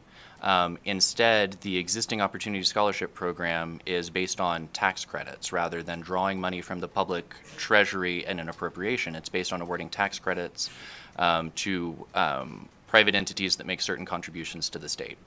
The only change made in AB 400 with respect to this program is changing the levels of those authorizations for tax credits. It does not require those tax credits to be funded from the state education fund. It merely pegs the level of allowed credits to the amount of money in the state education fund. So it's our opinion that this would not violate Schwartz v. Lopez and that the bill is once again legally defensible on its face. Thank you, Madam Chair. I tried to keep it as brief as I could. If you have any questions, I'm happy to answer them. All right, so with that, we will close the hearing for Assembly Bill 400. And members, that brings us to the very last item on our agenda, and that is public comment. I will remind anyone who wishes to testify in public comment, the hearing on Assembly Bill 400 is over. That means over for support, opposition, and neutral. If you have any generalized comments, this would be the place to give those. I see that we have a few people in Las Vegas. Do we have anyone in Carson City that would like to make general public comment tonight before we all go home and go to bed and take a nap to come back early in the morning? See no one in Carson City, we'll go to Las Vegas. Hello, my name is Susan Profit. I'm the Vice President of the Nevada Republican Club, and I would like to first thank you all. You've been working very hard for us, and this is a very important bill, and I do appreciate your time. I did want to give you some information that might help you with regards to your recruiting efforts, and also to correct a couple of misquotes. We're not making references to the bill, ma'am. We're in public comment. I'm not making references to the bill, ma'am. I just wanted to let you know that Florida only they only allot $900 more than we do, and they're doing just fine. So that's all I wanted to say about that. That was a misquote. And I wanted to let you know that I really think that our teacher shortages are an issue, but so are our doctors. Our infrastructure needs to be built for our medical facilities, and we don't have enough services. So the best thing that we can do to correct that is to improve our systems, and so that would you know, if we do improve our school districts, that's going to attract the professional talent and jobs to the community that we need. And so I really appreciate you focusing on all of the bills that you've been addressing for education. It is really the bedrock of our community, and we cannot grow unless we fix that problem first. So thank you. And I guess that's all I have to say. I yield my time. Good night. Thank you. Good night. Good evening, all honorable legislators and Madam Chair. For the record, my name is Philip Paleracio, P-A-L-E-R-A-C-I-O, and I'm speaking in behalf of the shortage of our teachers. Our state needs qualified teachers, and I'm sure the Philippines is one of the best sources of manpower supply. Our teachers are all English-speaking educators with great degree and extensive training. I believe that addressing the shortage of teachers is of paramount importance. And in this manner, I am asking the legislative body today to accelerate the global recruitment of qualified teachers, either through J-1 visa or through H-1 visa, in order for us to retain skilled and highly trained professionals. I strongly believe that getting the best education is the most stable foundation of our great society. Thank you, and have a wonderful night to all of you. Thank you, and you do the same. Go ahead. Wiz Rozard, Deputy State Director with American for Prosperity, that's spelled W-I-Z-R-O-U-Z-A-R-D. We're in the business of engaging grassroots, community constituents in your district to come out and speak on certain issues that impact them. And I'm going to share this public comment as a suggestion to the chairwoman. In my experience in grassroots and being a paid lobbyist, this has been the worst meeting that I've seen. You had students who came out, literally been here for 4 hours, parents, children sleeping in their laps. So when you start the meeting with 30 minutes opposition, 30 minutes support, 30 minutes opposition, 30 minutes neutral, I would ask that you apply that as well to your panel of committee members on questions when it comes to these type of bills, because it did break my heart to see, not only in this hearing, but in a lot of hearings, where the rules are applied to the people who volunteer and dedicate their time to come here. And I think it would serve the panel as well, committee members, to narrow down their questions. You have a work session, you can ask these questions. You have meetings that you can engage on. And I would ask that we respect Nevadans, regardless of party affiliation, by respecting their time as well, especially when these committees are going long in these late hours in the midweek where people have jobs and families. So I was really appalled of how this meeting was run, and I hope that my suggestion to this problem is implemented so that other people don't feel deprived of their actual voices in democracy, because it seems like this chamber went away from that this past hearing. Thank you. Good evening.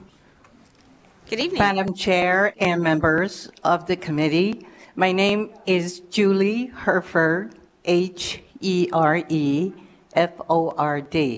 I'm the co-founder of Nevada's CAN, Citizen Action Network.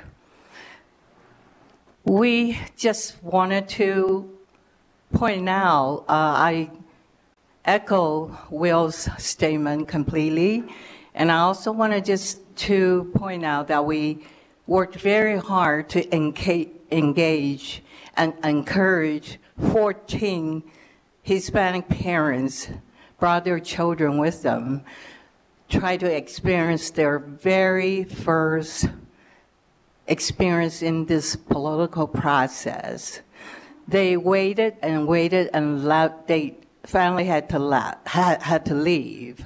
So I just wanted to wonder, we try to figure out how we can maybe get them to testify first, and they couldn't wait in line. People told them they don't wait in line, you get in there first, and then they couldn't get in there first, so they all left very, very disappointed. I just wish there's some way that the committee or the body can give some consideration in the future how to encourage the young family and the first generation immigration not to miss out their very first political process experience. Thank you very much. Good night. Good night. BPS, do we have any callers on the phone that would like to provide public comment? If you would like to provide public comment, please press star 9 now to take your place in the queue.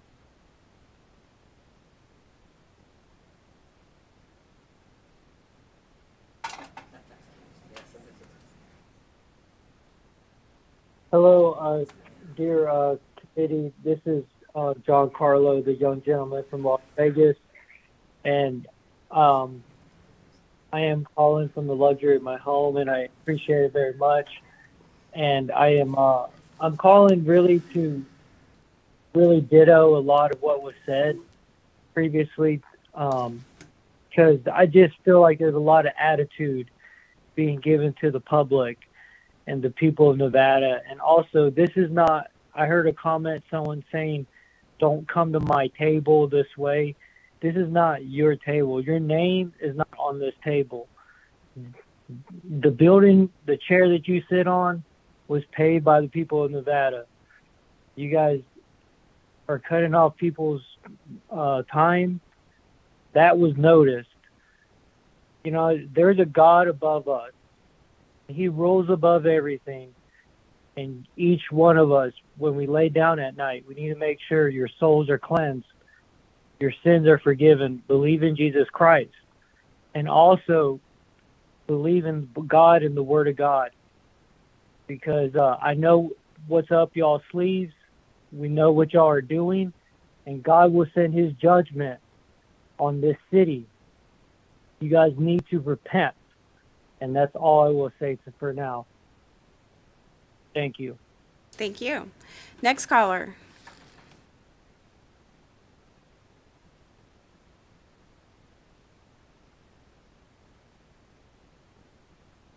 Good evening, all. My name is Leslie Quinn, and I just wanted to say thank you for everybody on legislators and chairwoman for staying there. And just to say a little quote to you guys, help others and give something back. I guarantee you will discover that while public service improves the lives and the world around you, its greatest reward is the enrichment and new meaning it will bring your own life.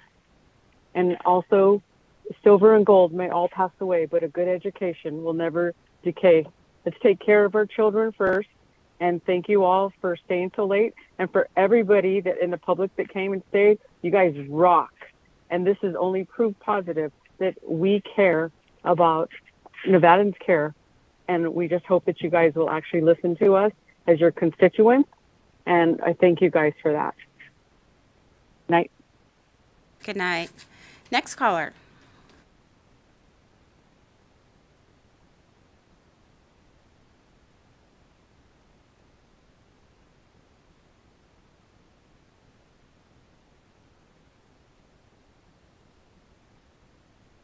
Caller with the last three digits 510, please press *6 to unmute yourself.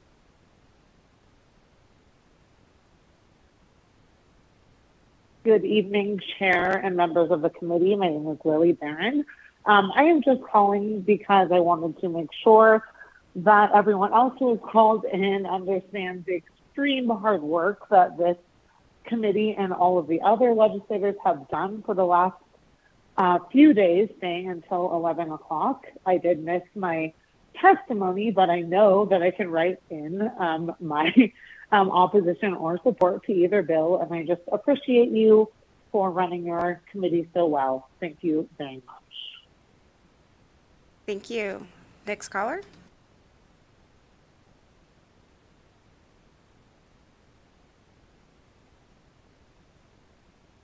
Yeah, CYRUSHOJJATY. I can assure you I have the recording from the end of the previous speaker and the one who spoke after me. It was 1 minute and 15 seconds. It was not 2 minutes. I read the agenda. It was 2 minutes. And I don't know what you mean when you say, like, this is my meeting, I can do whatever you want. We all have to follow by the rules. And all I wanted was just 10 seconds of extra time just to say that real-world contribution matters in education, not test scores. Now, if you can prove that it was 2 minutes, that would be wonderful.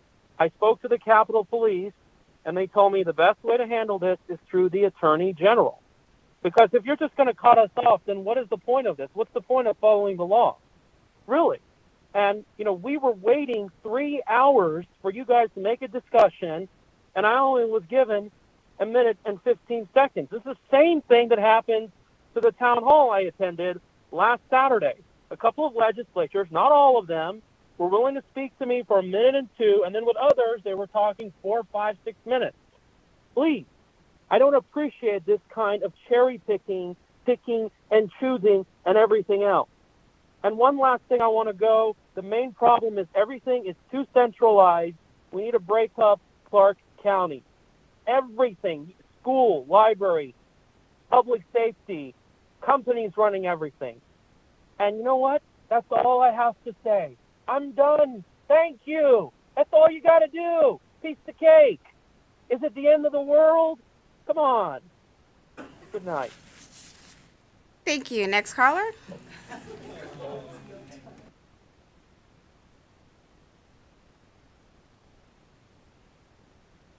Hi, my name is Katrin Ivanov, aka Mrs. Fixit, Assembly District 42, Senate District 9, and I just wanted to find out how come there is no some kind of a accountability on your guys' part. I know you work very hard, don't get me wrong, but when the public is in opposition or in support of a certain bill in overwhelming numbers, and then you vote differently on the bill that the public is either supporting or opposing, I don't understand. It was my understanding you were there to represent us, and if we go on Nellis and we express, and 80% of the people are supporting or opposing a certain bill, that should be pretty much automatic decision on that bill. It's just mind-boggling to me. How is the public wanting one thing and you keep passing laws that the public doesn't want? And when the public wants something, we don't get it. it was my impression you're there to represent us, and I don't feel very well represented, let me tell you. Thank you so much for the hard work. I know you're working hard, but hard work don't mean the representation we actually desire. So I hope that you I don't know, pray on it, find it within you to actually start listening to the people that are voting for you. And I wish you are more concerned with kids' education versus who's going to give that education to them. Why you automatically assume that people are going to leave public schools? Is it because you know they suck most of the time? There's some good ones, but mainly they're not that good. And if they're not that good, thank you so much. That's your 2 minutes. Thank you so much. BPS, do we have any other callers? For those just joining, if you would like to provide public comment, please press star 9 now. We have 5 more minutes in this allotment for public comment.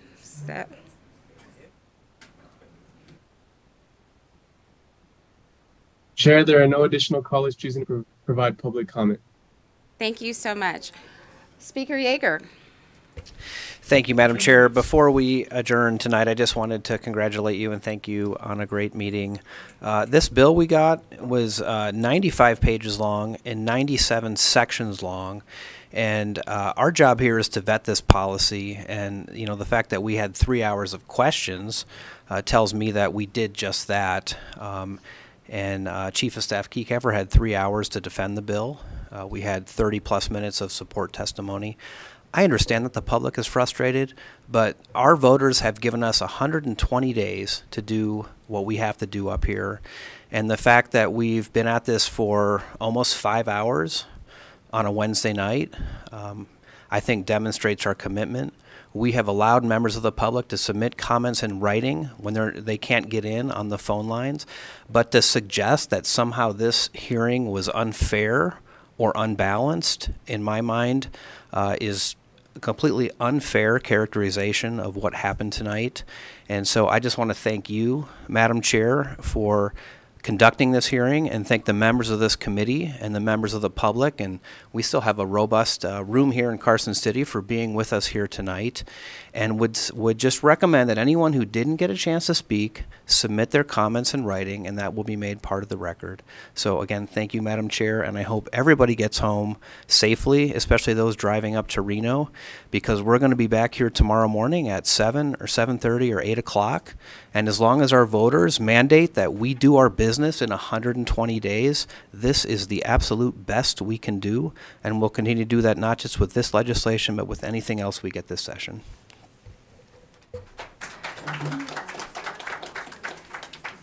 Thank you so much for the comments, Speaker Yeager. I will remind the committee we do have committee pictures in the morning,